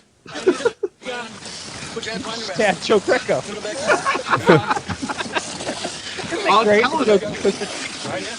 I think they choked him out. I think the guy's unconscious. They just put a rear naked choke on him. You know what my favorite thing is about this whole video? Is that they're on a pontoon boat. There's like 9 of them. Yeah. So who got stabbed? The host? Yeah, I'm alright. Joey Greco. Yeah, here's the host, Joey Greco, laying on the. And they rolled up in like a water ski boat, but the cheater was on a pontoon boat getting Anybody need no smashed. first aid? Yeah, Hey, I'm gonna call you, boo. You gonna get me? He's still trying to salvage some of these relationships. I'm gonna call you, boo. Yes, he's vomiting blood. he got it out of his system. He'll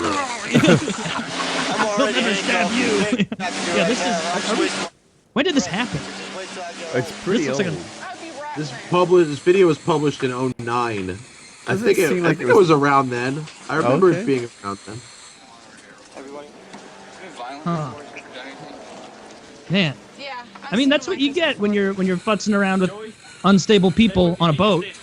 It's something important like that. Like Joe Greco was the guy who was always in your face, like exposing you in front of your loved one, right? Like in essence, he's ruining your life for his TV show. He's like Chris Hansen, but there's no pedophiles. It's just a guy getting his dick wet when he shouldn't have been, right? I love Chris Hansen so much. Yeah, he was a guest here. Was he? Yeah, he never got stabbed. Everything about Chris Hansen. It was cool to talk to him about all, but he was a little dry, to be honest. I was like, did you ever get mad at any of those pedophiles? You're sitting next to a guy talking to you. He came there to fuck like a 13-year-old girl. Like, you have kids. Like, are you sitting there thinking like that could have been my kid getting mad? He's like, well, you know, you get a little to that, but you're a professional. And it's like, well, nah, come on, he's a fucking child. Yeah, Say you want to beat him up. So, well, I felt like they'll step out. It seems like you're every answer 50 times he gave more likely to get stabbed doing what he does with like an erratic pedophile than you would on this cheaters show, you know? Like, it's almost an anomaly. I know there are cops there, but it seems like if one of those like shirtless guys who comes in and is like, do you want a cookie? Have a seat. And they're like, no, I don't want a cookie. Like, I know I'm about to get arrested. Like, and they won't, you may have a cookie because they're not going to have any for the next 15 to 20. Like that, you would think that one of those guys could lunge across. I actually disagree with you on this. I think the pedophiles are a gentle sort. I think the people who like to fuck children, they fuck children. They're not prone to violence. Well, I mean, there's a different kind of violence. That's definitely fucking children is violence. Okay, you know, in a way, right? Well, but do it.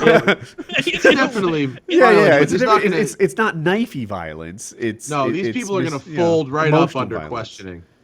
Yeah, I don't know. It seems like the same thing of like when you corner an animal, you never know what they're gonna do. Like if I corner a raccoon, it's in its head. It goes, I'm fucked. This is a giant bipedal ape, and it looks like it has way more things than I have. Like there's a lot of shiny goods, but it's still gonna come at me, and I might get an eye. It's going to come out with everything it has inside of it to destroy you, right? Like I thought about this. What was I thinking about? Pedophiles are creepy, but not violent. No, they're violent. Like you won't say that because you befriended that pedophile as a child, that nice man with the pocket full of quarters. My pedo story. Matt doesn't know, but a pedo tried to pick me up. I know all you people were ugly kids. You didn't have this experience, but I was hit on by a pedo. He taught me to play pool. Really? Yeah. Did he bend you over? Like, did he really teach you to play pool? My everyone's heard this story before and listens to the show, but basically, I would go to this arcade and he would like buy the pool games and like hang out with me and like get me to trust him until one day he said like the perfect thing. Yeah, he's like, why don't you come back to my apartment? I have an amazing stereo, which was like exactly what you would say to me at the time. Like, it was my dream, having a stereo with speakers that were like nipple high, and I can just imagine you get to that guy's living room, he fucking hits the button.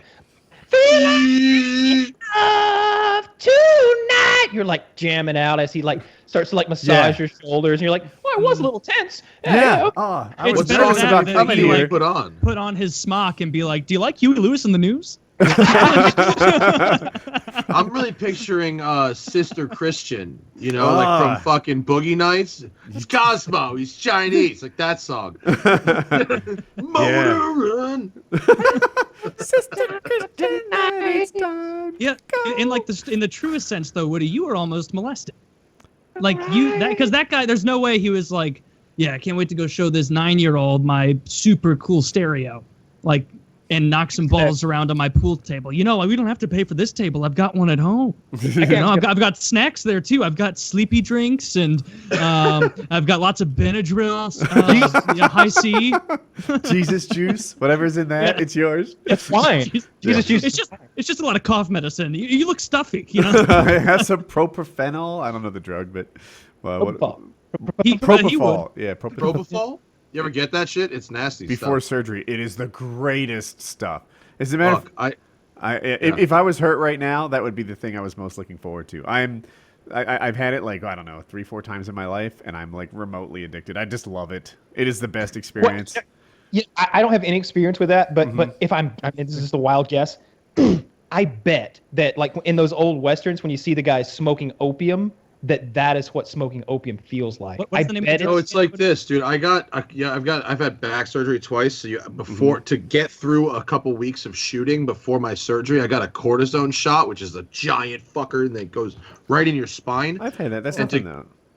To give you, well, they had to go through my side, so they had to go through like that much me. So they're like, we're gonna give you some low propofol for this. So they give it to you, and I thought I was asleep, and like woke up later. Turns out, not fucking asleep, as it turns out. Not even remotely asleep. I was awake through the whole thing, couldn't feel a thing, and was fucked up on drugs and saying all kinds of crazy shit. Yes. And the reason I know this, and then they put you to sleep and wake you up, just so you have a wake-up feeling, right? So you're asleep for 5 seconds. You're awake for the whole fucking surgery. And the only reason I know this is because I asked the nurse to videotape my procedure, during which I was saying the craziest goddamn things you can imagine, and inviting her to a kegger we were having at the house later, and propositioning this bitch. And as I woke the up, fluoride's making the frogs gay. My phone starts going ding, ding, ding, and it's just video after video of me being a complete goddamn psychopath on drugs. Do you know about the chemtrails? Yeah.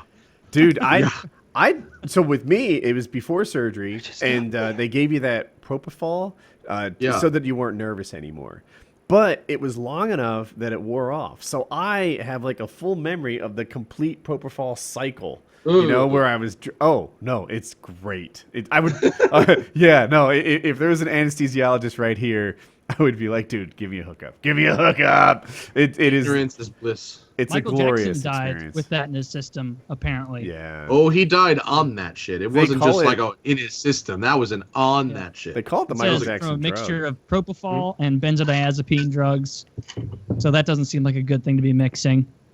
But it says that it's not very good, Woody, for recreational use, this propofol, because apparently the level of attention you need when you put yourself on this recreationally is like prohibitive. Like, wasn't that like the thing? Like Michael Jackson had his doctor there. Right? I don't understand. Why is it Conrad Murray? The level. It means it's like if you do it, it's not like having a few beers where it's like, oh man, maybe I'm slurring my words, but I'll just go sit on the couch and sober up or something, or like marijuana or other drugs. It's like you do it and then you're just like almost heroin-esque, I guess, just like conked out, totally non-functional, and you need someone there to like make sure you don't die, because you're probably not doing it with a registered nurse or a doctor, because you're doing propofol recreationally. So it's bad because you need a tour guide almost to take care of you. Is that? Yeah, it says critically, the steep dose response curve of the drug makes potential misuse very dangerous without proper monitoring, and deaths from self-administration continue to be proporded. How do people get propofol? Like, that's not a thing anyone prescribes. Like in surgery. You need a doctor. You need a shady doctor to do it. or you need to like be having surgery. It's called Diprivan. So I guess Diprivan is the medication, or maybe that's, I don't know. I'm not reading this whole fucking Wikipedia article. So. No, top to bottom. It'll be a great show. Please get to the references. I can't wait. Oh, yeah. Oh, there's a lot of them. Oh, there's 92 footnotes here. Listen up. I'm going to describe in great detail the compound layout of it. Starts out with a helix axis. Yeah. That's probably I also I haven't done many drugs, but LSD, is that the one with like Alice in Wonderland type thing where you see things you don't? Somehow that's another drug where you need a tour guide, right? Like someone should stay sober. What? No. Oh. No. What am I thinking of? You can do acid and be okay. You need to have like a fairly positive state of mind, or at least I would recommend that. But yeah, you don't need like propofol is like medical anesthesia. Yeah, basically. it's fantastic. Like you need to. That shit needs to be so carefully dosed on a continuous basis. That's a whole other level of shit. LSD is like and you're good. I recommend a spirit guide maybe, but you don't need an actual medical What did they take in? professional Was with LSD you. what they had on Mad Men? Does anybody know this? Because LSD is mostly what Fear and Loathing in Las Vegas is. I don't think I saw that. But Oh, fuck off. Am I really talking to someone who's never seen Fear and Loathing in Las Vegas? Yeah, fucking Taylor. It's a great movie. I love Fear and Loathing. The drug scene in the beginning where they're driving down that desert highway is done so well that it like I'll be sitting there watching it and it's stressing me out because like I'm put in their situation where I'm the guy in the passenger seat or the driver's seat and just the bats, and he's chewing on his cigar in that frantic way and it just freaks you out. This is backcountry, man. Yeah. My attorney recommends I get a very fast car with no top. Yeah. I don't think I have seen this. Is this Johnny Depp? Oh my God. It's Johnny Depp playing Hunter S. Thompson and Benicio del Toro playing his psychopath attorney. And it's an awesome movie. Like truly a great movie, but based on a great book by Hunter Thompson. Have you ever seen like those Hunter S. Thompson daily ritual things where it shows what he did? Like his schedule every day, where it's like it was fucking wake crazy. up at 2 p.m. and do cocaine. And then at 3 p.m., smoke some grass. And then 4 p.m., you need Regal Chivas or whatever kind of whiskey he was drinking. Chivas are like 2 of those. And then you have a small lunch. And then cocaine. And then grass. And then more liquor. And like it gets to be like... Until 4 in the morning. 4 in the morning. And then he goes Hunter S. Thompson. Like what Hunter S. Thompson did every day. Yeah. Have you never seen that, Kyle? No. Kyle, you must have seen Fear and Loathing in Las Vegas before, right? Oh, yeah. It's just a long time. Yeah. So the guy who wrote that, his daily routine. In fact, if you want to read some really funny shit, Hunter S. Thompson wrote car reviews for Playboy magazine and motorcycle reviews. And Hunter S. Thompson's wrote a Ducati review that was fucking hysterical. Where he's like, this goddamn death machine wants me fucking dead. And and they published this. It was incredible. This, like, I almost don't believe his schedule here because I can't imagine doing this an entire, like, 3 p.m. you rise. He's on the Kyle schedule. 3:05 he has Chivas Regal with the morning papers and a Dunhill cigarette. 3:45 cocaine. 3:50 another glass of whiskey. 4:05 first cup of coffee and a cigarette. 4:15 cocaine. 4:16 orange juice and a cigarette. 4:30 cocaine. 4:54 cocaine. 5:05 cocaine. 5:11 coffee and cigarettes. 5:30 more ice in your drink. 5:45 cocaine. 6 o'clock grass to take the edge off. 7:05 he has a Heineken, 2 margaritas, 2 cheeseburgers, 2 orders of fries, a plate of tomatoes, coleslaw, a taco salad, a double order of onion rings, carrot cake, ice cream, bean fritter, a cigarette, another Heineken, cocaine, and for the ride home, a snow cone, over which he pours 3 or 4 jiggers of whiskey. 9 p.m. cocaine, 10 p.m. drops acid, 11 p.m. chartreuse, cocaine, and weed, 11:30 cocaine, midnight, Hunter is ready to write. 12:05 to 6 a.m., chartreuse, cocaine, weed, whiskey, coffee, Heineken, clove cigarettes, grapefruit cigarettes, orange juice, gin.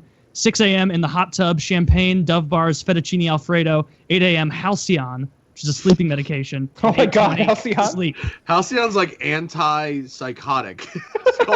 calling that a sleeping medication is like calling jet fuel like lighter fluid. Yeah. And imagine he needs that after this day. Like That's just I wonder why he has mental problems. Does he write between midnight and 12:05 though? Like, no, he writes between midnight and 6 a.m. Oh, okay. I was like, that's a really relaxed schedule. Yes. I like the middle part of his day where between 4:15 and like 5:05 he does cocaine 7 times. That's his morning, dude. That's only an hour after he got up. Yeah, that's just like, why does he even bother with the coffee? Yeah, what's the point? My favorite, I think, is the snow cone. I like the snow cone. Single cigarette that he had that day. He's like, I'm gonna treat myself because I haven't been doing that all day. Yeah. I like clove cigarettes. I haven't smoked them since I was like a teenager, and someone had high school, right? You get the Jarum Ultras, and then Jarum Specials, and Jarum Blacks. Tasted good. They were. Like, yeah, these are cool. Right. If you smoke good. 2 of those in a row, though, it feels like you get mouth cancer. It's fucking crazy. You do. Yeah. I only smoked the one. Yeah. Let's talk about CNN blackmailing a Reddit user, basically laying it out there that they basically forced him to apologize for making the GIF that portrays Donald Trump beating up CNN. You know, it's footage. I got the whole background on this, and they didn't even get the right guy apparently. No, they did. I think I did see someone say that they did, and I think he apologized pretty fucking quick too. I wouldn't. Yeah. I don't think it was quite blackmail. I think it was like really poor word choice, but I don't think it was quite blackmail. I saw what Taylor saw that someone was like, it wasn't even him, but I think it was. I think that they. What I'm saying, what I heard, Woody, is that you could tell because the guy who posted it that they got in trouble. His was like a different aspect ratio, and there was no sound to it, and it was just a visual GIF. And the one that Trump tweeted has audio and is in the correct aspect ratio. And so I heard someone saying that someone took the original GIF and then put sound back on it because the one that the guy had posted didn't have sound. That's what I heard. I don't know either way. He would be the first guy then. I don't know. But yeah, so it got enhanced after him, maybe. I don't know. But I've been seeing this GIF forever. Months. The thing is, really?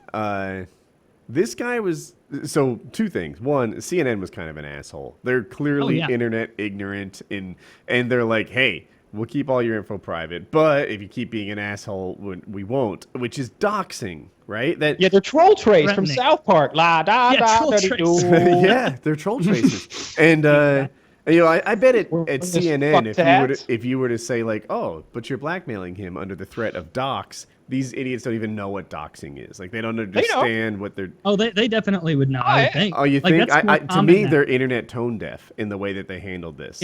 Oh, yeah, definitely. It shows that it's a threat in that the way they handled it, which I agree with Matt, it was handled badly. Like, they go like, oh, yeah, we're going to release your name if you do anything more that we don't like. If you do something we don't like, then your information is news. Then your address and your name and you're searchable. And, of course, we know this world of political, like, everybody's so fucking amped up. If you give that information out, there's not an unlikely chance there's going to be like a protest or a bunch of people showing up at that guy's home. And they go, oh, but if you don't do what we don't like, then that's not news. That's no longer Am news. I the only one who thinks that this whole thing is fucking juvenile and ridiculous that CNN will even care about this? Because this is... Like it's not even a real fight. First of all, keep that in mind. Like the footage we're looking is for children. It's a mock fight for entertainment purposes, and so as a silly gesture to show that Trump is kind of getting one over on CNN, they metaphorically have him beat them up literally. And this is so far from any kind of a threat or any kind of a violent threat. Yeah, there's years ago, Trump was on WWE, and I think it's against Vince McMahon. Yeah, it's Vince. And he kind of like clotheslined him and beat him up, and then they put the CNN logo over Vince McMahon's face, so it looked like Trump was taking down a representation of CNN and beating him up. And Trump retweeted it, and then they traced down the original author of this GIF, we think, and CNN just got really like, oh my God, now you're... They jumped into this victim role of Trump as advocating violence against the press and yada yada, and they really should have just let that one slide because it's trolling, and they got trolled in the most effective possible way. It doesn't even make sense. Like, you would imagine, right, that someone high up at CNN, like, they'd hear like, hey, we're gonna make a big deal out of this, and like you'd imagine he'd go, no, because then we would be trolled. We don't want to be trolled. We don't want to make it look like we're so fickle and weak that we have to make a huge kerfuffle out of this. Just let it go. Like, let him look like the immature one here. You know, instead, they basically bail Trump out by making such a big deal about it. Because it was a stupid thing to tweet. But yeah, he should fucking not be fucking tweeting these gifs. What's he doing? He's the fucking president. What are you tweeting gifs for? If Seriously. they hadn't pursued the gift maker, I think CNN. You're the fucking president. If they hadn't like pursued CNN's not fucking perfect. They're retarded sometimes, but like if like the problem is people think that the president, when he says things, like when you're the fucking president, everything you say matters because there's people that aren't sane that will take your shit literally and go do fucking crazy stuff. And there's like, you're the fucking president. Like, what are you doing tweeting gifs of fucking WWE? Like, really? You don't have better shit to do? Like, I don't know, some things for the fucking country. So, like, it's dumb to, like, go find the guy. Like, who gives a fuck who made the fucking stupid gif? It's a gif. Yeah. Who cares if guy A or guy B or guy C made it? But, like, someone, you know, at a certain point, you got to be like, you can't be tweeting gifs for the president. Yeah, what the fuck you doing? It's not professional at all. Like, of course, when I saw it, I got a laugh out of it because I think a lot of people do because it's like, even if, like, it's just kind of surreal to be like, oh my God, this is the president's Twitter account. Yeah, I wake up every single morning and just wish I didn't have to be like, fuck you, you shitbag. Like, but I do. At the same time, though, like, it seems like if there is a battle going on between a multi-billion-dollar multinational media conglomerate and a Reddit user who they don't like because of his gifts, everyone should be on the side of, hey, CNN, stop that. Don't threaten someone. Because, like, if on the other side of the coin, if Fox News did this to someone, it would be equally ridiculous. Like, you're threatening someone, you're an enormous conglomerate that has so much power, and it's kind of gross seeing people be like, well, yeah, but CNN, they should have just released it anyway. And it's like, yeah, but the point isn't whether or not they released it. The point is they held it over the guy's head. You know, like, that's pretty freaky shit. Just want to throw out there, not that it makes what CNN does right, but the guy, they went through his Reddit history, and he threatened to dox people and shit like that, too. Like, he lost the game. Yeah, I've heard he's not a good guy. Or wish doxing upon people. Wish doxing upon people as well. You know, like, we should dox this guy, we should this, we should that. You know, they tried to lead a dox mob, if you want to call it. I don't know. But, so this guy was a bit of an asshole. And I don't doubt it, but it's still the fact of CNN is a giant corporation. Yeah, there's and a lot of actors who shouldn't behave like an asshole. Yeah, they should not be behaving like that, and they shouldn't be setting a precedent of, oh, anonymous internet user, guess what? I found information on you, and if you don't stop your internet, you know, shenanigans, then we're gonna release it and make you a potential target. When the president starts tweeting your shit, though, you know.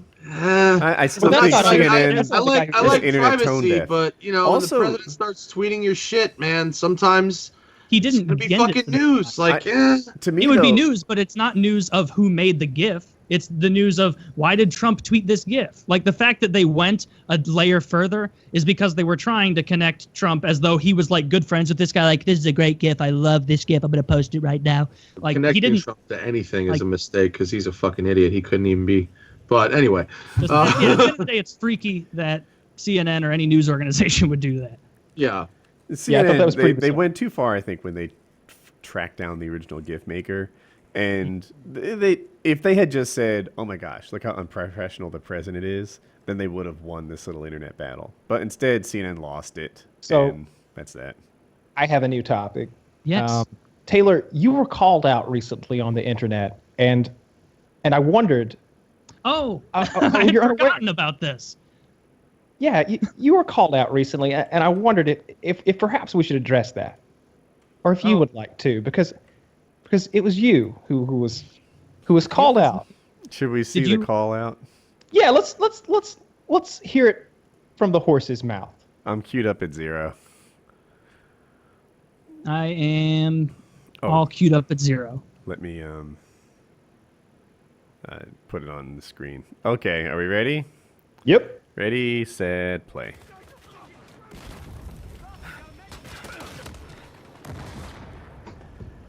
Fuck Merca. I don't give a shit about Merca.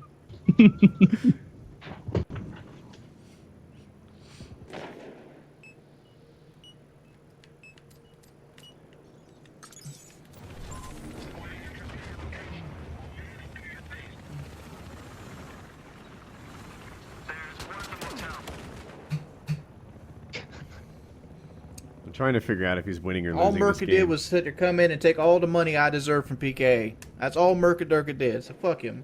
Fuck you, Merca. Fuck you, Merca. I don't know if I tell you that often enough. All his PKA shekels.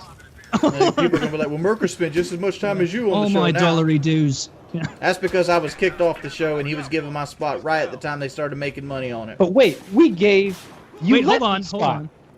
See, Wings had been gone for quite some time when you came along. That's true, isn't it? Doesn't add up. Merca didn't replace Wings. Merca replaced Lefty. Didn't. No, he replaced Lefty. No one replaced Wings. That's right. We went from 4 to 3. Every time Merca Durka buys something nice for himself, he should be thinking, "Man, Wings is a good person." Now that part is true, Merca. That's what he should be thinking. Well, I mean, that's definitely true. You know, every time you buy something, Taylor, you should be thinking, Wings of Redemption is a good person, and if he didn't exist, I wouldn't be where I am today. That's what confused me so much about it when I read that. I think I saw it on the PKA Reddit first, and I watched it, and it was like going into it, I'm like, oh, huh. I haven't talked to him in a very long time, so I don't know what this opinion might be. Obviously PKA related. And then I watched it, and my first thought, but I wasn't 100% sure. I was like, God, like I'm like so like 99% sure I replaced Lefty. Like I'm like almost positive that I had nothing to do with him leaving the show. And it turns out you guys are all corroborating that. So I did replace Lefty. I don't know. I don't really care. Doesn't matter to me very much. It doesn't. I don't care. I think I saw the same. I didn't ask if you cared. I asked if every time you buy something nice, you're thinking Wings of Redemption and your lucky stars. Instead of doing like the crucifix thing, I just do like a W.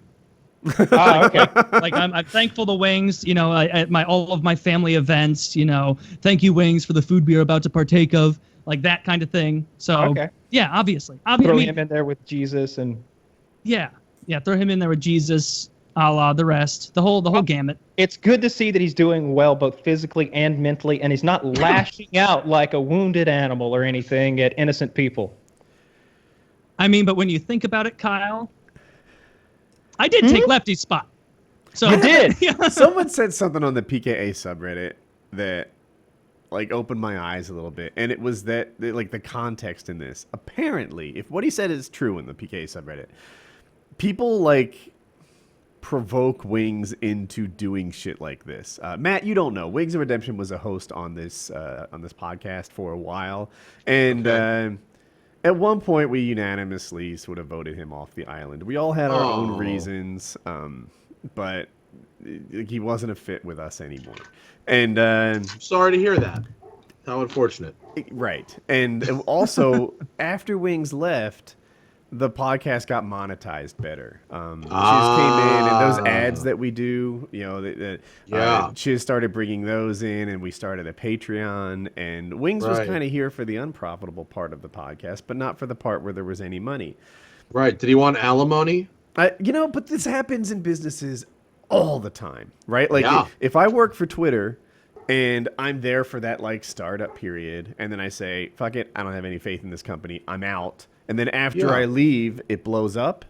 Yes. I don't get anything. Like that's exactly what happened, because every single, I missed a lot of shows, but I always had a good excuse. I never ditched a show. I had work stuff going on, but we all came to this show 100% of the time when we could, unless it was absolutely unavoidable, except for him when there was no money. He was always making excuses. He always had a date or something to go to. It was always, can we move this around or that around? And can we call it a night? We're an hour in. And, you gotta do the work. Remember that time he died? I worked for 3 years with no money. He really fell asleep. The time he died, he had slept in and missed the show. 8 p.m. show. I came up with a funny joke, and everybody forgives him, like it was his idea to die.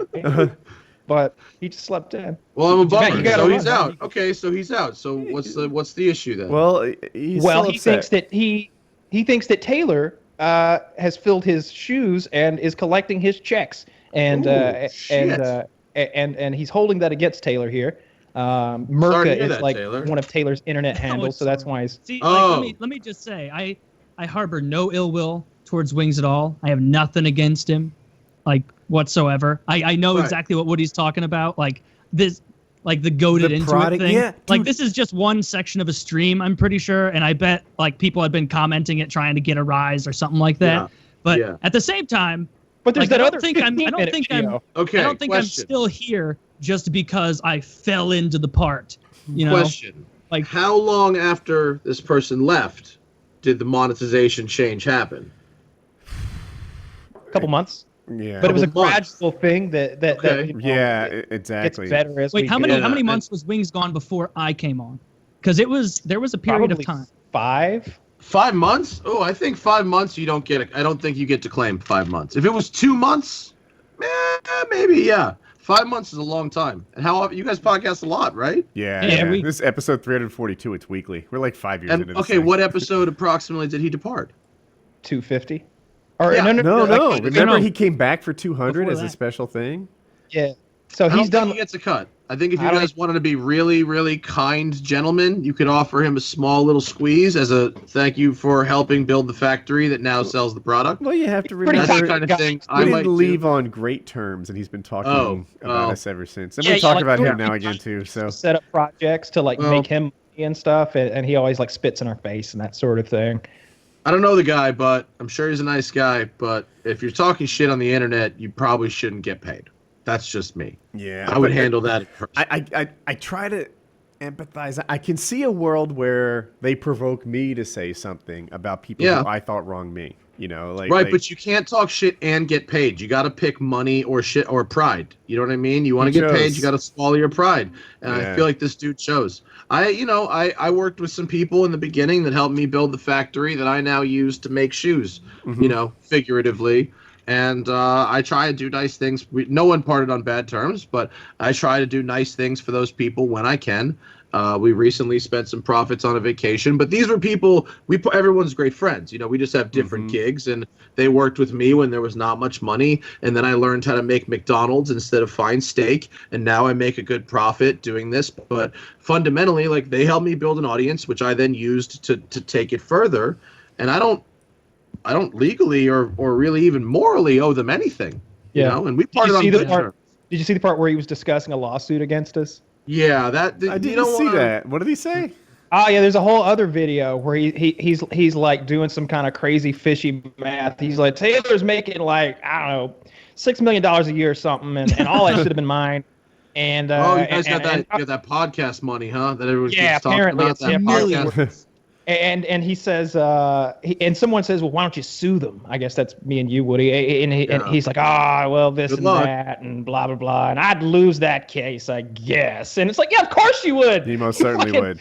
What are you Yeah, talking about? What grounds are you suing on? These are people who are just, yeah. We split the money equally while I was on the show.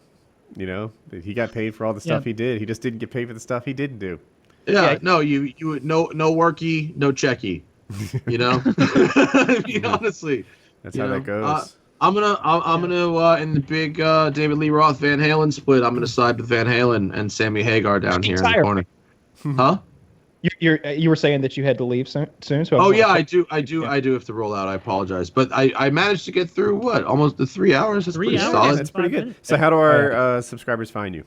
Yeah, I'm sorry I have to ditch out early, but thank you No guys for worries. having me. This was really good fun. I'd like to do it again sometime if you guys are looking for a guest. And if any of you, I like to do my podcast, the Smoking Tire Podcast, on iTunes and Shout Engine. I like to do it in person. If you guys find yourself in Los Angeles for any reason, by all means, let me know and come into the studio and hang out with us. It's modeled on the Opie and Anthony program, which we didn't get to talk about. Opie Oh. Radio canceled today. Next time. Oh, Now it's Dude. just little Jimmy left. Yeah. dude, you know I was fucking booked on that show for August 1st. Really? Ah. Check your email. I probably I can work. I'm sorry, that's pretty funny though. That sucks. I'm Yeah. sorry. But if you're in LA, come on the Smoking Tire Podcast.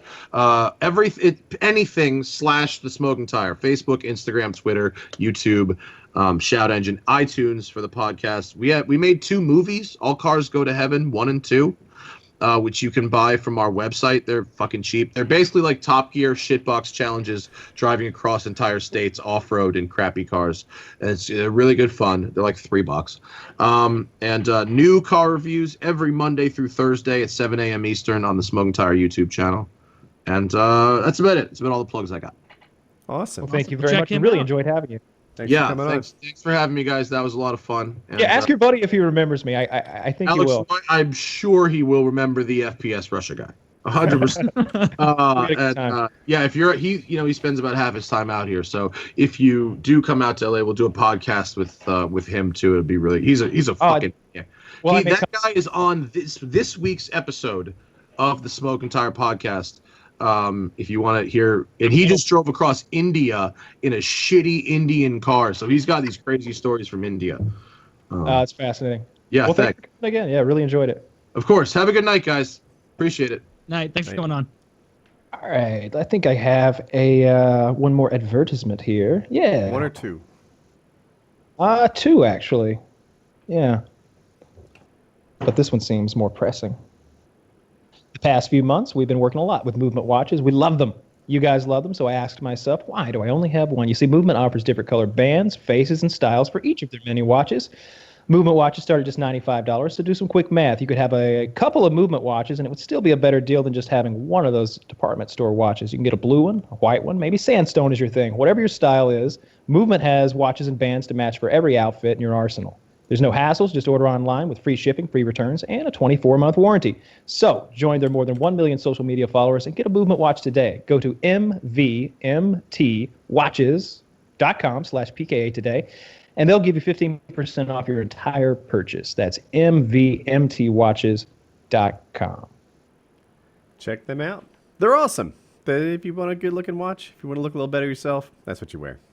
Yeah, and Chiz has linked here to if you guys would like one of our fancy PKA hats, you can head on over to hats.painkilleralready.net to get one of our new PKA hats. We're only doing a limited quantity run for the time being of 100 hats, it seems here. So if you ever wanted to get one of these before, now would be the time. They're super high quality, and we've got really fast shipping to our European listeners compared to other merchandise manufacturers. Nice. That hat looks cool. Can I see the stitching up close? That's totally not showing any stitching. The embroidery. I can't. Let me pull up my. I wasn't looking at what I was showing you. You're like, I see the stitching. Yeah, sure. Just that. Okay, I get it. Oh no, there's a lot more to come. There we are. Now we're holding. Well, okay. We're just not gifted at this. Oh, now we're doing these panning shots. That's what I was looking for. That's the shot. Yes. It's a good hat. Only 100, so probably you have to order fast to get one. Yeah, only 100 of the hats. He's not saying only $100, so you're not confused. Yeah, because that wouldn't be a deal at all. That would be a really expensive hat. You need a very good coupon code to make that worthwhile. $100 hats, 93% off. Did you guys see this Hobby Lobby thing? No. What? So basically, what they did is apparently, Kyle, have you heard about this? Negative. So Hobby Lobby apparently is going to have to pay a $3 million fine now because over the last few years, they've been bringing in old cuneiform and hieroglyphs and old ancient carving on rocks from the Middle East under the guise of it being tile samples. So they just were collecting historical documents in stone and saying, no, this is just tile. We just want a bunch of tile. And they had to return a fuck ton of it because they bought tons worth of ancient Middle Eastern writings and historical documents and stuff like that. Historically significant manuscripts, bizarre. Antiquities, and other cultural materials. The acquisition of cultural property from Iraq, including cuneiform tablets, cylinder seals, carries a risk that such objects may have been looted from archaeological sites in Iraq.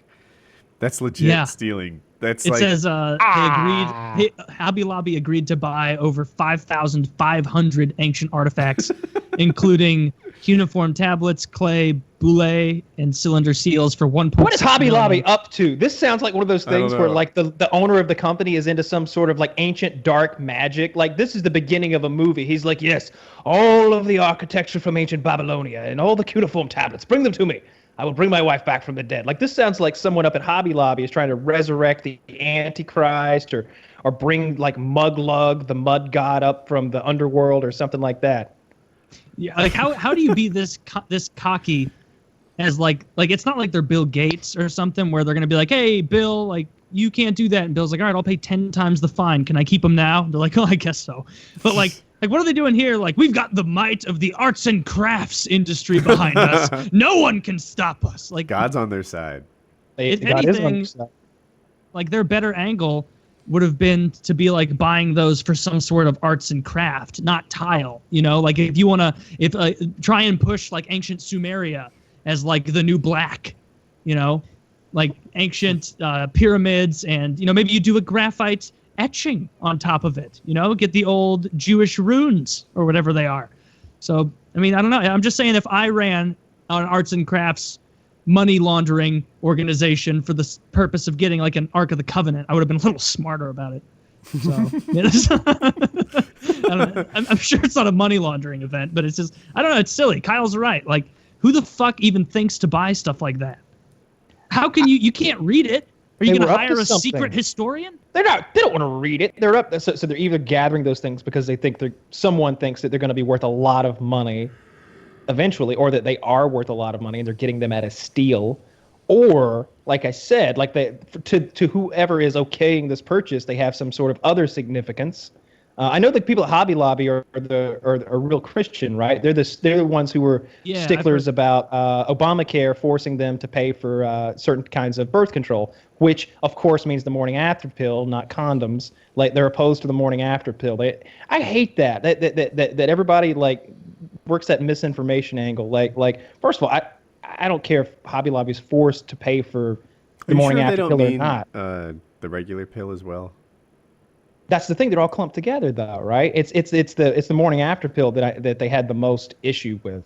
Okay. You know, because if you view that as soon as the sperm cell and the egg, as soon as the egg is fertilized, that's a human life, then the morning after pill is murder to you. Whereas the Catholic Church doesn't like condoms and the pill and stuff like that too. Contraception. They don't like either one. So I don't think the Catholic Church likes the morning after pill at all, but they also don't like condoms. So I say shit or get off the pot. You gotta be okay with condoms if you're gonna be like so staunchly against the morning after. You know, like you got to give something, like, because otherwise, like all these, I don't know, Italy's in a horrible place right now, probably because of these Pope policies.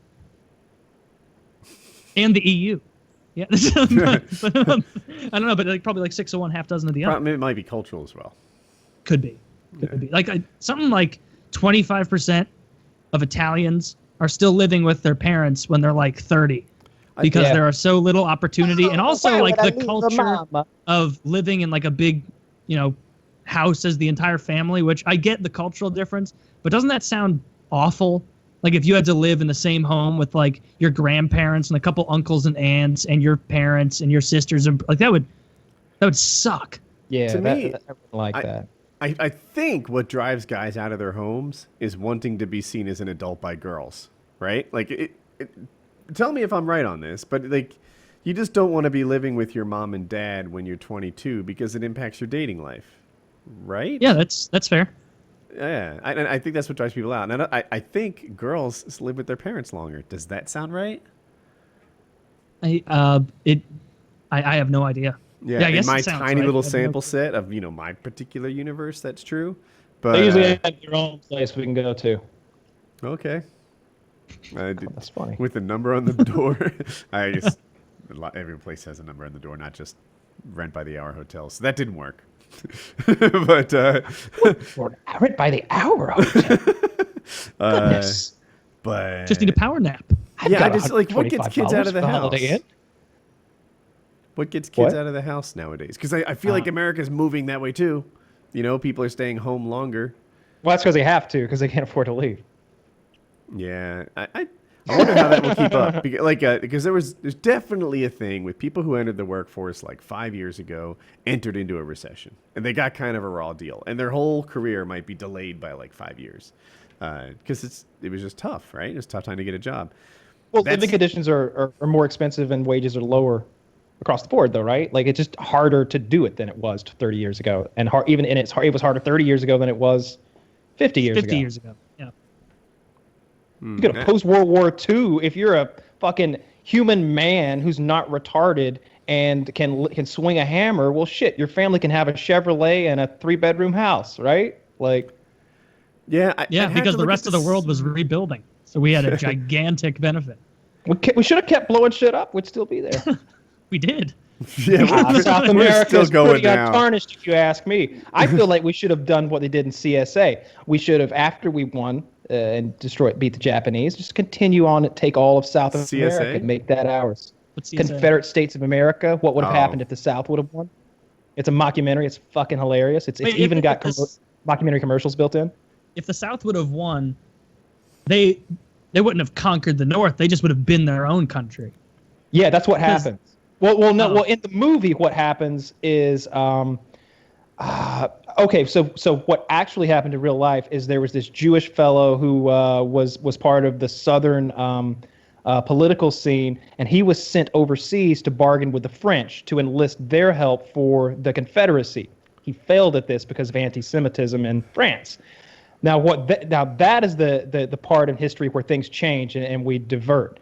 Instead, the French joined with the South, and at some historical battle that actually happened, they're like, and when the North saw those French colors come alongside the rebel flag, they took their tails and ran as the cowards they were.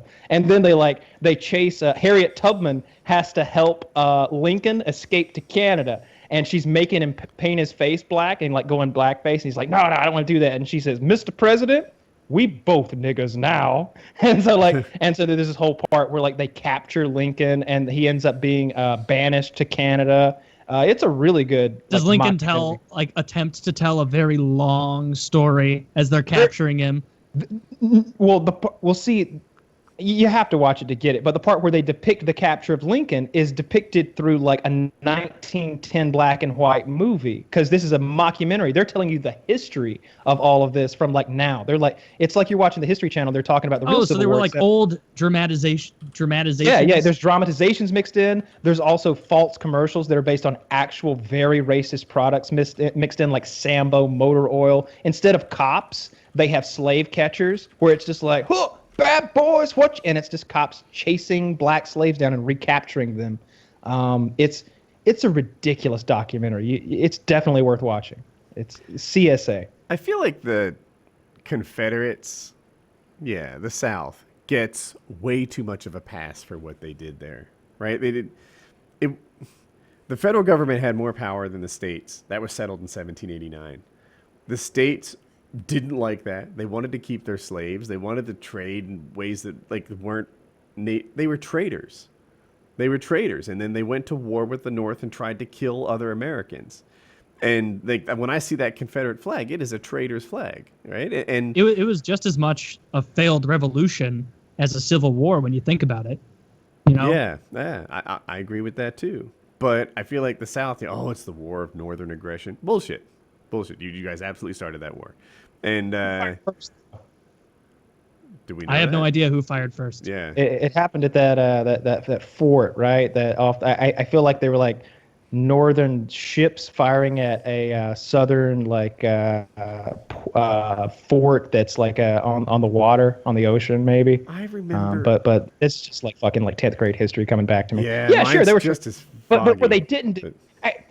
I think there's a difference between them trying to overthrow and no, all of America is under our thing now. There's a difference between that and what they did, which is nah, we won't do what you say anymore. That's a failed revolution though, right? It's the opposite of patriotism. That's people trying to get out of the country. American Revolution was the exact same thing, right? We threw that T in there because we didn't like the tax on the tea. Sure, we were very much rebelling against the British, but this is America, right? You rebelled against America. That's how America isn't always there's built into the Constitution for overthrowing our current government if it ever gets out of hand. And I'm not defending the Civil War or anything or what was in their minds as they did it. It's definitely we're just getting down to the definition of words. It's silly. I'm just trying to propose a viewpoint that I feel isn't often proposed. I feel you often hear, these were brave men. Yeah, sure, I guess they were brave, but they were treasonous people trying to get out of America. That's yeah, but most like the They fought average America. soldier wasn't a treasonous person. I wouldn't think. Like the average, Confederate soldier, like most of them were fighting for the people next to them and for their families, or at least they thought. Like it's definitely just like with every war, a difference between the people in that upper echelon of control and kind of the boots on the ground. Yeah, nobody folks. fighting had slaves. Those guys with rifles. Yeah, out, those guys didn't have any kind of benefit whatsoever. Those were just fucking In poor the people who movies got they did. massacred. In the movies they did, but in Yeah, real the life, movies like they absolutely did, 8% of people, or like 6%. It was like, but Kyle's correct. Most people who were fighting in those trenches, like they were poor. They probably didn't even own land. Like they were probably, had pretty shitty life. Even the best life in like 1840 had to kind of suck. Like I know it was like the 60s, but I'm just the fact that the people who carried the guns were poor doesn't change what the Confederate flag represents, which was an attempt to get out, attempt to overthrow the government, and an attempt to fight I've against heard the America. I totally get that. To leave I've America, heard the argument right? as 'Cause well that's what it that was. people. They just want to leave. I've heard the argument as well that, tanks from Alabama or Georgia or Texas or wherever in World War II, as they were freeing concentration camps and such, they had the Confederate flag flying above their tank because in their heads it was like this is a Southern pride thing. Like we're from the South and we're over here doing our business. And so it's like, I don't know. When I heard that, it was kind of like, oh, I'd never really considered that part of it. Because when you see Confederate flag, you only think about slavery and way back then. You don't think about people using it in like the World War I or World War II to show like, yeah, this is where we're from in the U.S. Like just how that guy's flying the Ohio flag above his tank or whatever, we're flying the stars and bars.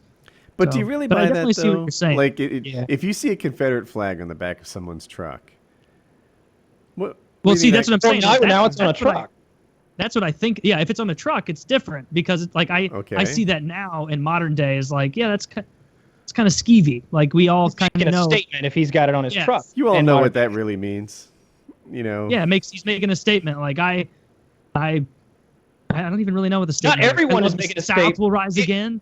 I don't know. It's a big mixture of things. It doesn't mean one thing at all. Mm-hmm. So, some people, it means the South will rise again. We're coming back. Don't you want to fuck with us no more? To some people, it's a heritage thing. It has nothing to do with black people. To some people, it's a symbol of them that they are better than black people. I'm sure. But I just feel like you're just. Not you, but I feel like what's done is like you always take the lowest common denominator with that thing. You're like, it means enslaving black people. That's what it's for. But it was the Georgia state flag until like 15 years ago. Like it was a lot of the state flags down here. It was incorporated into them in one way or another until 15 years ago. So anybody who fought in the Georgia National Guard, they fought for that flag. And anybody who, protected the state house, they were standing under that flag, protecting the state house. It means a lot of things to a lot of people. Unfortunately, what it always boils down to for some reason is the most offensive thing it means to a certain group of people.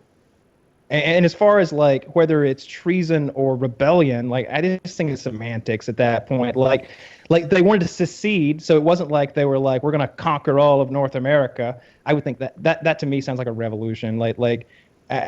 Although I guess who knows where it would have gone if they were winning. We were treasonous against England. Yes, we were. Like we were definitely treasonous. So it's really, if that's treason, then the South leaving is definite, or attempting to leave is definitely treason. Yeah, think about it this way, because there's only 100 years between the two. Our founding fathers, the guys that we place above everything else, they also committed treason, and it was partially for slavery too, right? But 100 years later, some guys did the same thing, and those are the monsters. Yeah, well, I guess it's like a total example of history is written by the victor, right? Yeah, I was thinking it's the same exactly thing. that. Yeah, history is written by the victor, except in the case of the South, where I feel like they get to keep flying their Confederate flags. They get to claim it was about states' rights, take them away constantly. as if.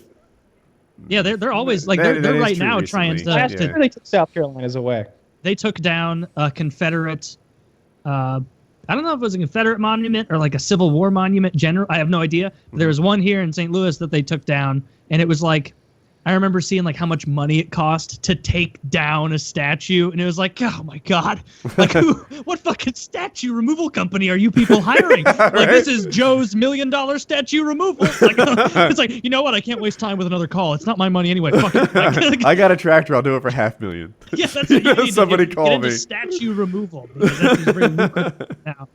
But I saw where a guy, I didn't see where it was, but he had ran over a Ten Commandment monument. I guess they came to some agreement somewhere, wherever this is, where like they would privately fund a Ten Commandments monument and put that on state property on like at like the courthouse. Mm-hmm. And this thing is big. Like imagine like a podium that like you would stand in front of at a press conference, and then with a big tablet on top of that. Like this thing is like 5 feet tall and like 2.5, 3 feet wide, big and heavy. This guy films with his cell phone.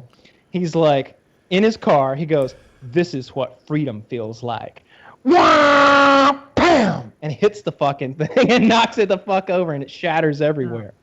That seems like more like vandalism. You look at the picture of the guy in his mugshot, big beard, about 28, 29 years old. He's like, he's smiling in the mugshot. How do you feel about that? Ten Commandments monuments on state? Smash them down. I don't want fucking Sharia law tablets up there either. Don't fucking quote the Torah. None of that shit. Don't put any Buddhist fucking sayings up there. I don't want to hear from Sun Tzu. Nobody. No. Totally agreed. Well, Sun Tzu wasn't religious. All right, Sun Tzu's okay, but we learned something from him. He didn't try to trick us out of our souls or anything for money. But yeah, you're saying total upholding of separation of church and state, which I 100% agree with. I don't think you should be fucking My favorite around. Thing, whenever I'm talking about like Islam and that it's a violent religion and it's a religion of violence, and or at least it creates a system where that's inevitable. And people are always like, well, what about the Christians? They did this and that, and look at all these Christian terrorists. I'm like, yeah. That's an awful religion too, and I also want to ban the Christians from coming into the United States. No, only atheists should be able to come in. Like we'd have no problems then. Like those people aren't up to no good. I thought about this the other day. They certainly don't do things in the name of God. You know how we could solve a ton of problems? Now it would be difficult to get the Jewish people on board because like Israel is their state, and after getting it so recently, they won't want to leave. But if we could somehow airlift Jerusalem and Israel and just kind of like tag it on the bottom of New Jersey or something. Oh, hell yeah. Like suddenly we have tons, way more Jewish people in the country, which is going to be great because very smart people are going to be the best people. I've talked to a lot of Jews. They won't take you wrong way. Like that's what we need. And we solved the problem in the Middle East there because all those surrounding countries that seem to have a little bit of an issue with the Jews, they will be further away. Yeah, but what do we do with like all of the religiously significant items that are in Jerusalem that the Muslims? Oh yeah, I think he's just grabbing the whole thing and leaving a hole behind. I'm pretty sure the Muslims are happy we take those things because you know they're just as significant to them as they are to the Jews and the Christians. Yeah, but they're not though because like Judaism is way older.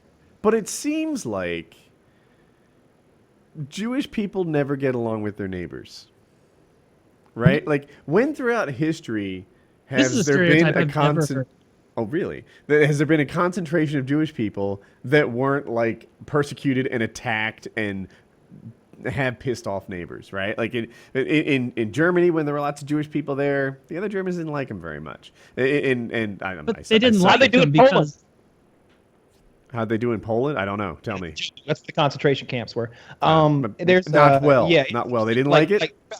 We've talked about this before, but you know, throughout history, like there's a lot of reasons why the Jewish people have been persecuted, whether wrongly or rightly. You know, it goes back to usury and the making of interest on borrowed money. That was a no-no back in the day, and they were the ones who did it. It goes back to Shylocks. It goes back to things like the entertainment industry of today. And I had a Jewish coworker who went to the doctor, and the guy, he said something. To me, it was a code word, but it wasn't that coded. It was just like, you know, Gollum or whatever the fuck he said. And the guy's like, yeah. And he charged him a lower price because he was Jewish. You know what a golem is? See, I know what a golem is. It's a Minecraft character. But they protect Jewish people or whatever. But the point was that they have a culture, a group that they exclude other people from and treat themselves more favorably, right? And that makes you unpopular with the people around you. It should be a golem instead of a golem. Yeah. That'd be funny. Yes, precious. A cheaper price. He'd be taking all their gold though. They wouldn't like that a bit. So I'm just playing devil's advocate here, but like if we were to hypothetically have a concentration of Jewish people in New Jersey, then I think at some point the rest of the country would be very upset at, I don't know, hyper aggressive business practices. They pull a John Rocker on you.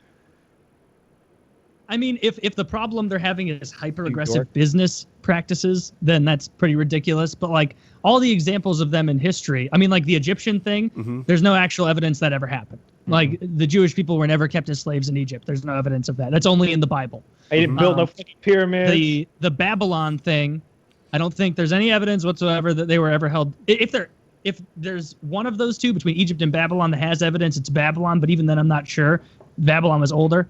I want to hear like in Nazism, like they just hated the Jews because they needed a scapegoat. Like they just saw who's the most successful 1% that we can get money from. They picked and they disliked the Jewish people because they said these people are the people who are taking everything and they're the successful ones and they're rats. They always used animals to describe the Jews to dehumanize them. Like it was part of their core, like it was a cornerstone of their doctrine almost to pick them and gays and but that was all Hitler. Gypsies. But there was definitely an undercurrent of hate of anti-Semitism. But Hitler had this thing post World War I. He fought in World War I. He was in the trenches.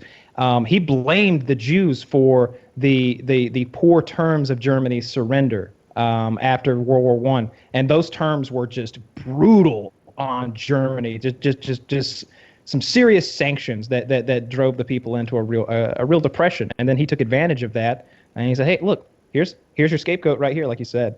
But yeah, he had lots of reasons why he didn't like the Jews, right? There were those big Jewish communities where all of the shops were Jewish, and like Woody said, they do that thing where all the Jewish people pay one price and all the Gentiles pay another.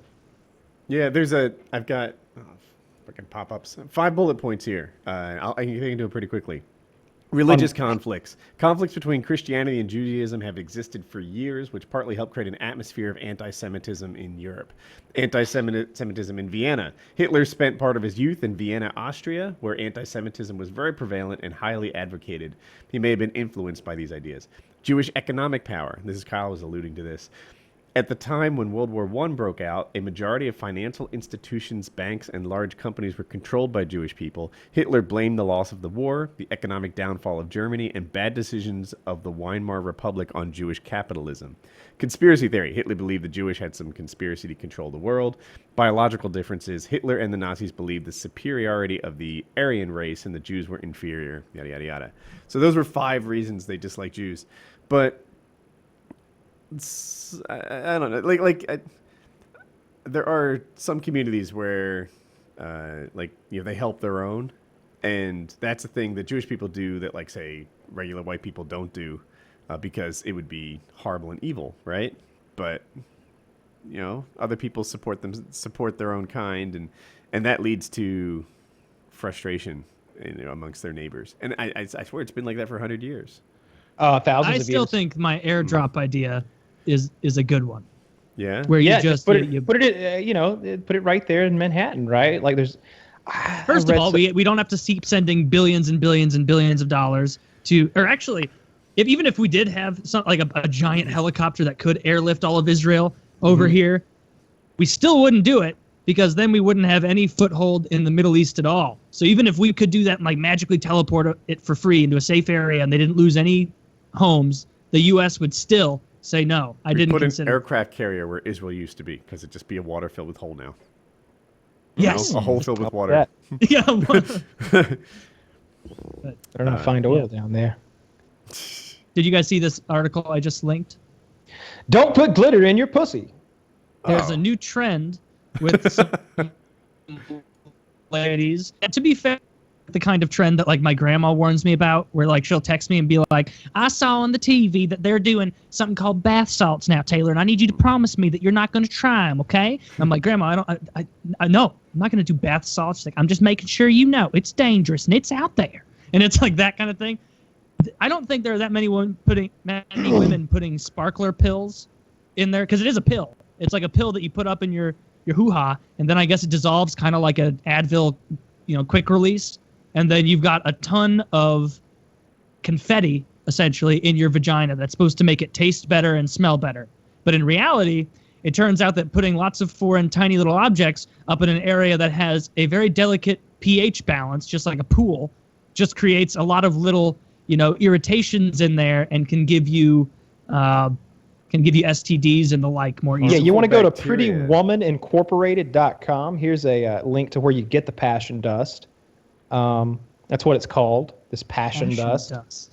Yeah. I wouldn't appreciate pulling my dick out and being like, oh, great, I guess this is my look for the next week because this is glitter.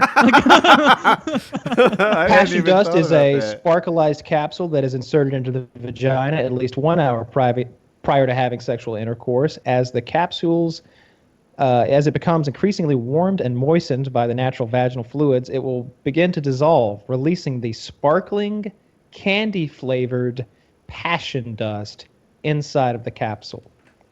This seems like you have like a surefire way to get a urinary tract infection. I always just dump a box of nerds in there myself. Pop rocks for me.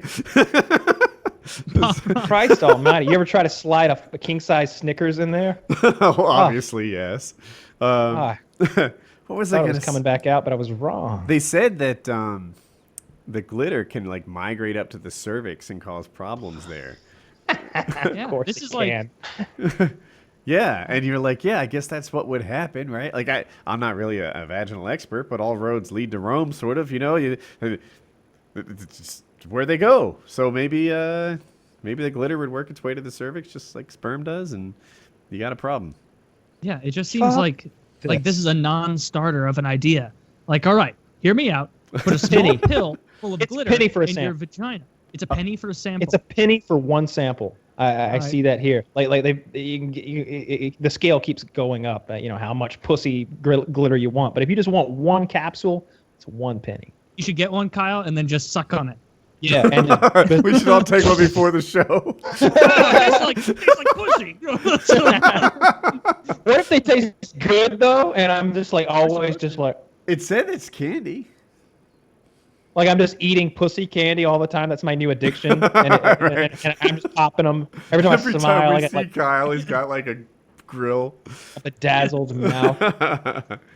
Well, that's pretty cool. Like I've definitely heard of vajazzling.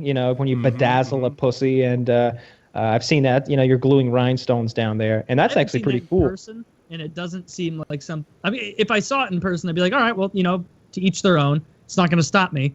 But was it supposed to? Did you think? I mean, like okay. That to me is not like big lips for you. It wouldn't make me go, oh, harumph. No, not for me. I prefer small little dainty lips with no sparkles whatsoever. Like I'd still forge ahead, but it would make me register in my mind like this is not the future mother of my children. Like this is like you'd have that thought process. I'd marry a lady with vagina. As your first child comes out. You notice just like a dash of sparkles on their head. You're like, oh God, how old is that? Oh, it's pink. That was last year. That's older than it is. Well, your son has blue eyes and pink eyes and orange eyes and yellow eyes, and green eyes. And he's blind. So yes, I'm so sorry. Your son's blind. Yes. But he's got a. Oh, never mind. Yeah. A fitness roundtable? Or lightning round, I mean to say? Sure, get us I haven't done anything. I got my pecan pie in the mail today, though. Oh. And it was fucking ruined. They sent the pie crust in a box that pie in the mail. Pie crust?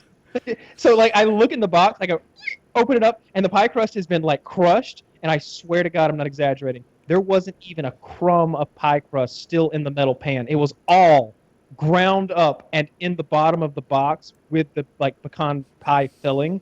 It's all powder now. I took a picture and I was like, well, we'll get this taken care of, this $12 pie crust. And then I opened the next Amazon box, which was drain cleaner, also filled out and leaking everywhere in there. And it's super caustic. So now we're putting on gloves, dealing with the spill. What is the breakfast restaurant? I think it starts with P. It's not Panera. It's IHOP.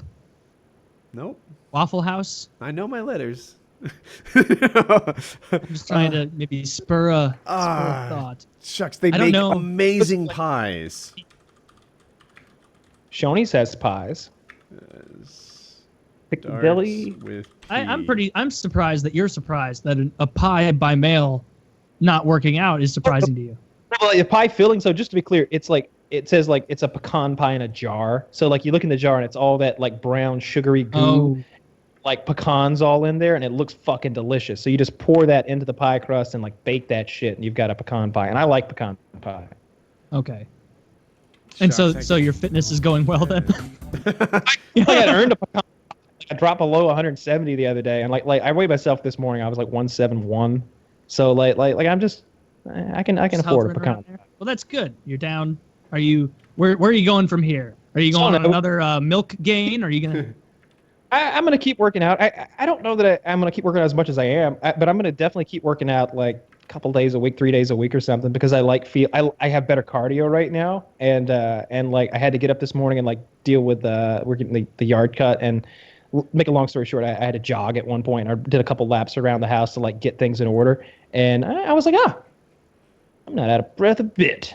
All right, this is a major improvement. It was the first time that I'd done like usable physical work, and I had noticed that like I was able to do it easier because lifting weights is one thing, but like I don't know, I'm in better shape. I like it. That's good. Good for you. I didn't weigh in today, but the last 4 days in a row I was 202, so I'll assume that's my weight. I crushed it on the kettlebells yesterday. I like more weight, more reps than I ever done before, more push-ups, and I did. It was funny because at the time I'm like, yeah, I'm really killing it, and then afterwards it was like, I am sore in a new way. I might have just tried harder. I might not actually be stronger. Like I feel my pecs and tris and delts distinctly. And normally, like, I don't know, I don't go that hard at it, I guess. And so I'm like, I'm not sure if that's good or bad. I guess we'll see how I do tomorrow. No, good for you. Like, that's always the best workout, when you finish it and you're like, oh, man, like, I didn't know those muscles were there. Yeah. And you're like, in like areas hurt that you didn't know. I figured, because I hurt my thumb. We talked about that on PKN, actually. But I wasn't able to, I haven't been able to work out this week. I hope I'm able to next week. I'm not 100% sure, because it's still, it'll take a while to heal. And the last thing I want to do is like go for that first like kettlebell thing next Monday and be like, I'm good to go. And then just tear it open again and be like, oh, well, I'm set back another 3 weeks. But I figured in the meantime, because I'm hamstrung on the working out part, I can really go with a cutting regimen, like try and cut some fat so I'm not wasting time. And so I'm really cutting down my diet. I'm not drinking nearly as much Taylor's thumb. Protein shakes or anything for the next few days or the next week or two. I'm really just trying to go into a cutting mode. I don't know if that's the best thing to do at all. I don't want to waste time with it. It's getting better. There's Vaseline on it, so it looks wet.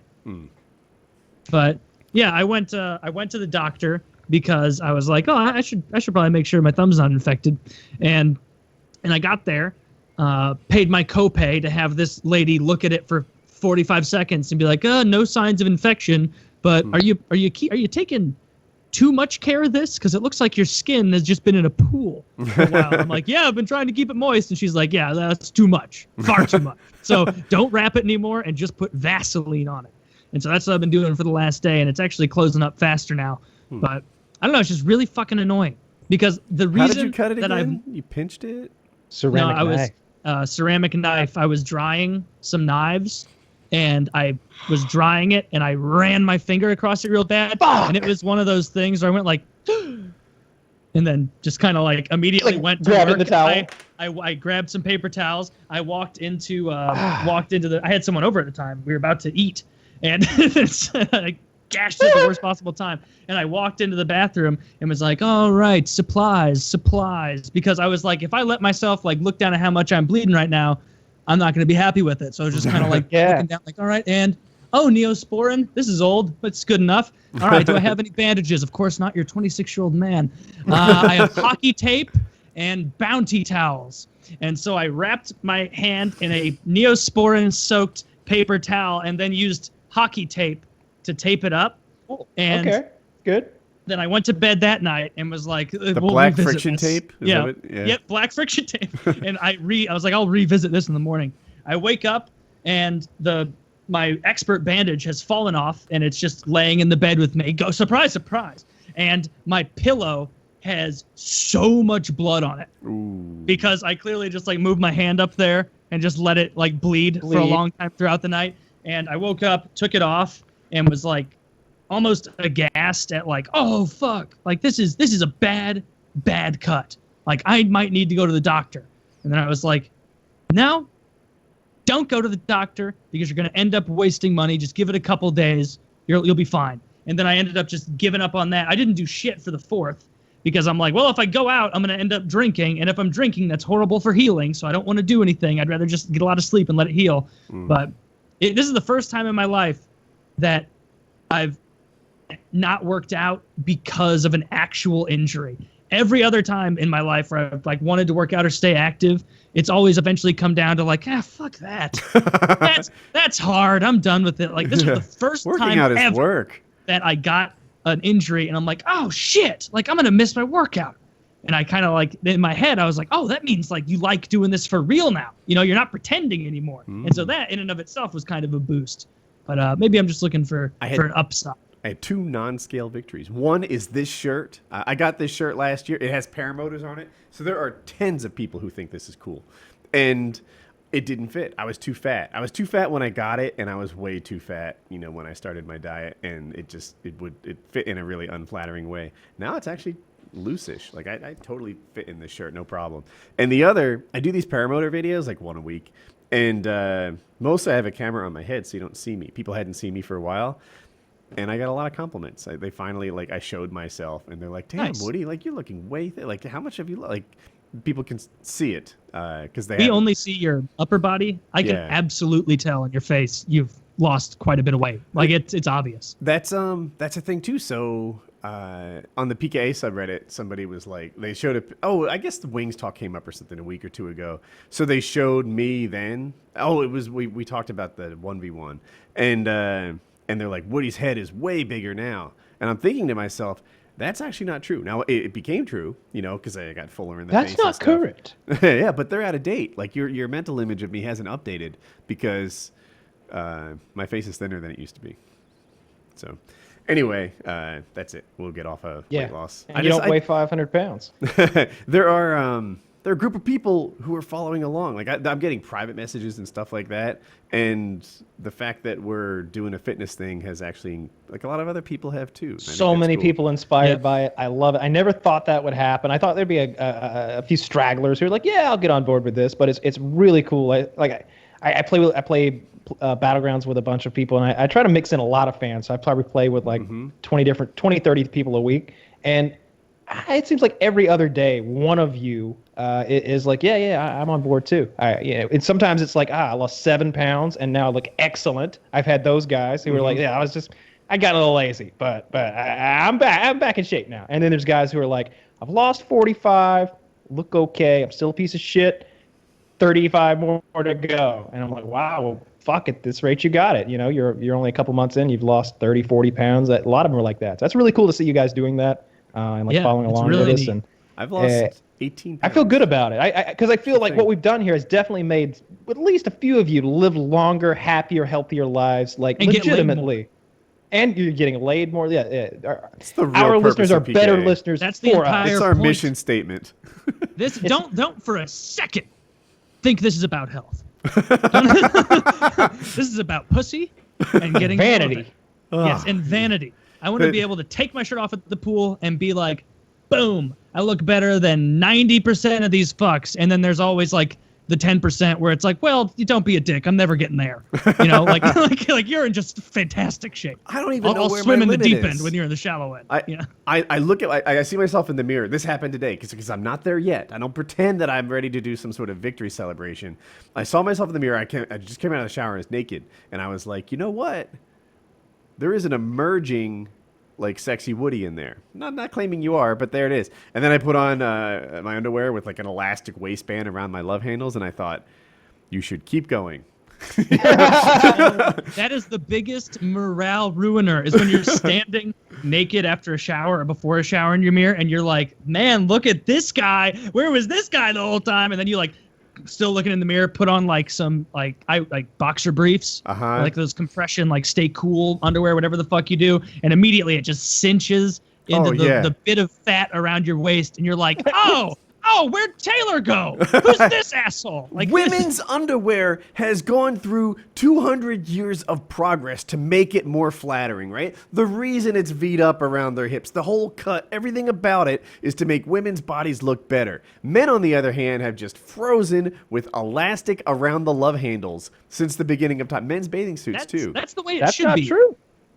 There are a few options. I've seen that one mankini thing that only has one strap, right? Like you've got like a pouch that goes over your junk, and then a strap that comes up and goes over your hip, around your back, through your ass crack, and it connects back to the pouch. It's just one strap. Around it's like, one it's side. Like how are these people that confident that they're not just gonna fall out of that underwear? Well, it's so revealing already that I think if you're wearing that underwear in front of people and a ball falls out, nobody's gonna. I'd rather be naked than wear that ass-hugging one-strap thing. Because like if I'm naked, they're like, "Hey, what are you doing naked? This isn't a nude beach." I'm like, "Oh, I lost it in the surf, shark or like something." But if I'm wearing that, there's no excuse. They go, "Hey, you fucking weirdo! Like what the hell are you doing?" That thing that comes up over your shoulders. Now, that might be more flattering than like boxers with an elastic waistband is a terrible look. Because women are Lamborghinis. They need the features, the spoiler. They have a spoiler because they need it, because they're amping up that look. Men, you're like Woody's Tacoma. Your job is to carry things and to do things, and in some ways your attractiveness to a woman may very well be contingent on that usefulness, which is why women are attracted to men in uniform. Like that kind of connection. Handymen, things like that. They don't want some guy who's like, oh my God, like a leaky faucet. Like I'm going to throw a big, tantrum until somebody else comes and fixes it. Like they want someone who can go in there and be like, I'm going to give a little lefty loosey righty tighty and bada bing, bada boom, we're done. Yep. Like that's just the way it is. Doesn't have to do with underwear. So yeah, at some point I will look good. At some point, the object is elastic waistband around the love handles, and we're not still look good. That's where we aspire to be. Yep. But that's one of those benchmarks, and I have not hit that one yet. Yeah. Tight underwear shows you where you are in the world sometimes. it humbles you. Like I said, I shouldn't celebrate. I go back and forth because sometimes I'm like, oh my God, 12 to go is so much, you haven't done shit. But 18 down, like if a 500-pound man said they lost 18 pounds, I would say, you've clearly done something right. That's a thing. So, or you lost a hand in an industrial accident or something. That would be that would be the not good way to lose it. Yeah. That's like the what is it? 7, that movie where they make the attorney cut off the 5 pounds of flesh or 1 pound of flesh, whatever it is. Ooh. That movie was crazy. Oh, how far are we from Game of Thrones? Are we a week out? No. Or 10 days? Yeah, maybe? man. 16th, I think. I think it's 10 days. I'm excited about that. Happening. Fired up. Because let me tell you what's going to happen. Okay. Not what's actually going to happen, but the deal with these short seasons. I think there's going to be no more character development. We're not going to meet any more new fucking characters that we got to watch children play in a backyard with their father, and then the father gets killed, and now we follow the child on his horse somewhere. Like no more of that. Like I feel like it's down to nitty gritty nuts and bolts time, and like episode 1, there's gonna be 3 White Walkers standing there, and they're gonna be like, and then the wall's gonna explode immediately, and I feel like this thing is really gonna progress along and get done.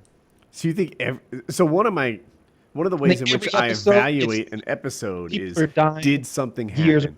If I can catch you up on what happened this episode in less than a minute and a half or so, that was a shitty episode. Arya swept up blind for I don't know, 6 weeks or something. It's hard to tell. That's about it. Yeah. I need there to be so many events that it's like, oh, yeah, let me take stock of everything that happened in this. If the rest of the episodes are like that, I'd be totally excited. The Battle of the Bastards episode, it feels so long. The big battle for Winterfell. With the Snowflake it does captures feel Ramsay. long. Yeah. Yeah.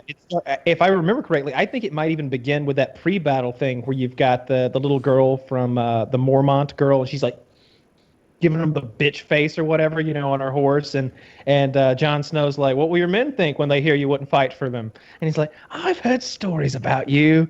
Heard you're the greatest sword ever born, they say, if them to believe them. And they have that whole standoff thing before the fight. About Jon Snow? I need to see Jon it Snow's again. talking to Ramsay. Jon Snow is their two groups are meeting, and Jon Snow's saying, we can settle this right here and now, Ramsay. Why don't you just hop down and we'll just settle this between the two of us? And he's like, no, I don't think so. I got a lot more men. We got a castle and shit. And they say you're a fucking badass.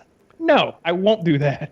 Yeah. I like about Ramsay a lot because so many villains would have been goaded into that. They'd have been, oh, you want it? All right, you want me to throw it down? Watch this, boys. Yeah, but Ramsay's, if not goaded into it, it felt like they had to maintain some sort of honor, don't want to back down from a challenge, even though they know that they're not the favorite. Not Ramsay. Ramsay's like, no, I'm not the favorite. I will do the thing in which I am the favorite.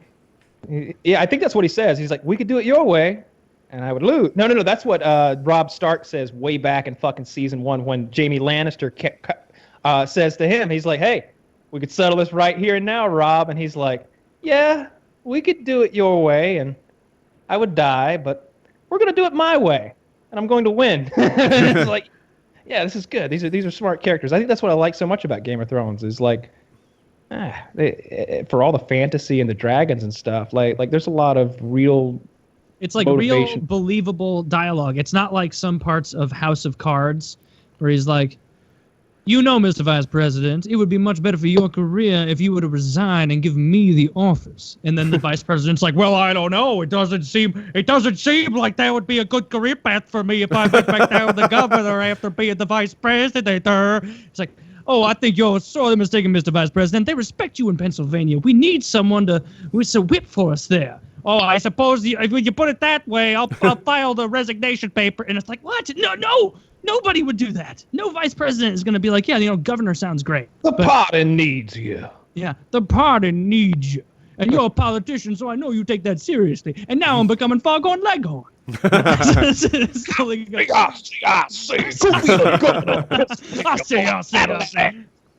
That office is mine by right. Yeah, but to your point, Game of Thrones, you're correct. It feels believable. Like, it's rare that I feel like a character just gets straight up bamboozled by an unbelievable ruse, Yeah, I'm really looking forward to it. Couldn't be more pumped. I think what I will do, I clearly not time to watch the whole thing, but I'm definitely going to watch the most recent season. And what I always do when I do that is, like, I'll probably watch, like, it's season 6 that's about to premiere. Is that correct? Season 7. Okay, so season 7's about to start. So I'll watch all of season 6 and like the season 5 season finale, right? So like that'll give me in 11 episodes like a ton of great content. I'll get to rewatch the Battle of the Bastards. I don't think I've rewatched season 5 at all or season 6 at all. Like the most recent season, I only watched those episodes once each, I think. So I think I might do the same. I was like, I'm going to start over from whatever season 3 or 4. I'm not getting that far. I should just skip to 6. That's the part I don't know as well. Yeah, I've rewatched 1, 2, and 3 so many times because the finales are so good. I don't even remember what happened in the season 5 finale, but it might be the episode where Daenerys' dragons fucking come and burn everything. But I'm real foggy at this point. It's been a. But yeah, I'm really looking forward to that. Yeah, me too, man. Be good. It's good stuff. I've got one more topic. I don't know if you want to cover that or wrap the show. What's your topic? It is about British soldiers and bravery stuff. They're pretty badass. Did an SAS soldier drown an ISIS member in a puddle? That's part of it. There's more to it. It's pretty good. It's a good note to end on. Let's do that. All right. So here's the story. It's from The Sun. After the fearless Special Forces fighters ran out of bullets, they decided to go out fighting, in quotes, and use their knives and bare hands to kill as many brainwashed extremists as possible. This is the British SBS fighting ISIS. An extraordinary survival story. Another Brit soldier killed 3 militant thugs using his rifle as a club. Killed 3 people with no bullets. The heroic members of the Royal Navy's Special Boat Service were convinced they were going to die after being outnumbered and encircled after being ambushed by around 50 ISIS fighters near Mosul. After killing at least 20 of the terrorists, the elite group realized they had about 10 bullets left between them, and they were trapped in a small riverbed. And faced with the prospect of being captured and tortured, the men opted for a soldier's death, then decided to fight like crazed warriors and kill as many of the extremists as possible. Speaking with the Star, the source said they knew that if they were captured, they would be tortured and decapitated. Rather than die on their knees, they went for a soldier's death and charged the IS fighters who were moving along the riverbed. They were screaming and swearing as they set about the terrorist. The Brits shook hands, said goodbye, convinced they were going to die, while charging the remaining 30 ISIS thugs. They ran towards the depraved militants while firing off the remaining bullets before stabbing and slashing the death cult members. One man, SBS warrant officer, drowned one of the ISIS soldiers in a puddle after forcing his face into the ground. The same man picked up a stone and smashed the skull of another terrorist fighter. After killing 3 of the fighters using his assault rifle as a club. After 5 minutes of hand-to-hand combat, 12 ISIS fanatics were dead or severely injured, while the rest cowardly jihadists fled in fear. Miraculously, every one of the Brits survived, despite all the proud men sustaining injuries. At least 2 of the brave fighters received gunshot wounds. They eventually walked 5 miles before hitchhiking a ride back to the SAS base. All but 2 of them returned to combat in a matter of days. That's really intense. That couldn't have been the ISIS A team. That was the ISIS youth. That was JV. I imagine like 13-year-old ISIS. They had guns. They were shooting at the SBS guys as they were charging them. 2 of them got shot. And that's pretty intense. Yeah. Respect to those guys. I know that you don't bring a knife to a gunfight, but they brought rocks and shit to a gunfight and still won. It's pretty. I don't even think they brought rocks. They just found them during the gunfight. Found them where they were. He didn't bring a puddle. He just, I gotta use what I have. You know, or he upended his own canteen and then just opportunity strikes. Yeah, because where's this fucking water in the Middle East? If I've seen a movie. Oh yeah. It happened in a riverbed. Yeah. So. I don't know. I read that and I'm like, that doesn't get more bad. That's Black Hawk Down shit. But even like the Hollywood really version of Black Hawk Down. You know what's a little weird is this top part of my thumb. I think I have nerve damage because I just can't feel it. Like right up on there. It's very numb and weird. Is it the same strength, you think? Should be, yeah. That's what the doctor said. They said it may take a bit, but it should have the same. Never win a thumb war again. Yeah, as long as my grip strength is fine, which it should be. That's what I'm saying. If you had some, really good nerve damage, it'd be more than just the surface. Like you would have a hard time controlling your thumb. That would suck. Oh no, I shouldn't bend it right now because it's healing, but I can. Yeah. You seem to have the same dexterity. Well, that's good. You're fine. I'll be fine. Yeah, it's just a flesh wound. Big thanks to all of our sponsors tonight: Smart Mouth, Lyft, Movement Watches, and of course, on Taylor's behalf, thank you to Wings of Redemption for all that he has and all that he ever will have. Of course. And the hat.painkiller.net. Link in the description. But mostly just thank you to Wings. We appreciate your sacrifice. Looks like it's photoshopped onto my head. It does look photoshopped. It looks like one of those bad fucking like memes that our fans make sometimes, and it's photoshopped onto my head. Yeah, it's a good show. All right, PKA episode 342.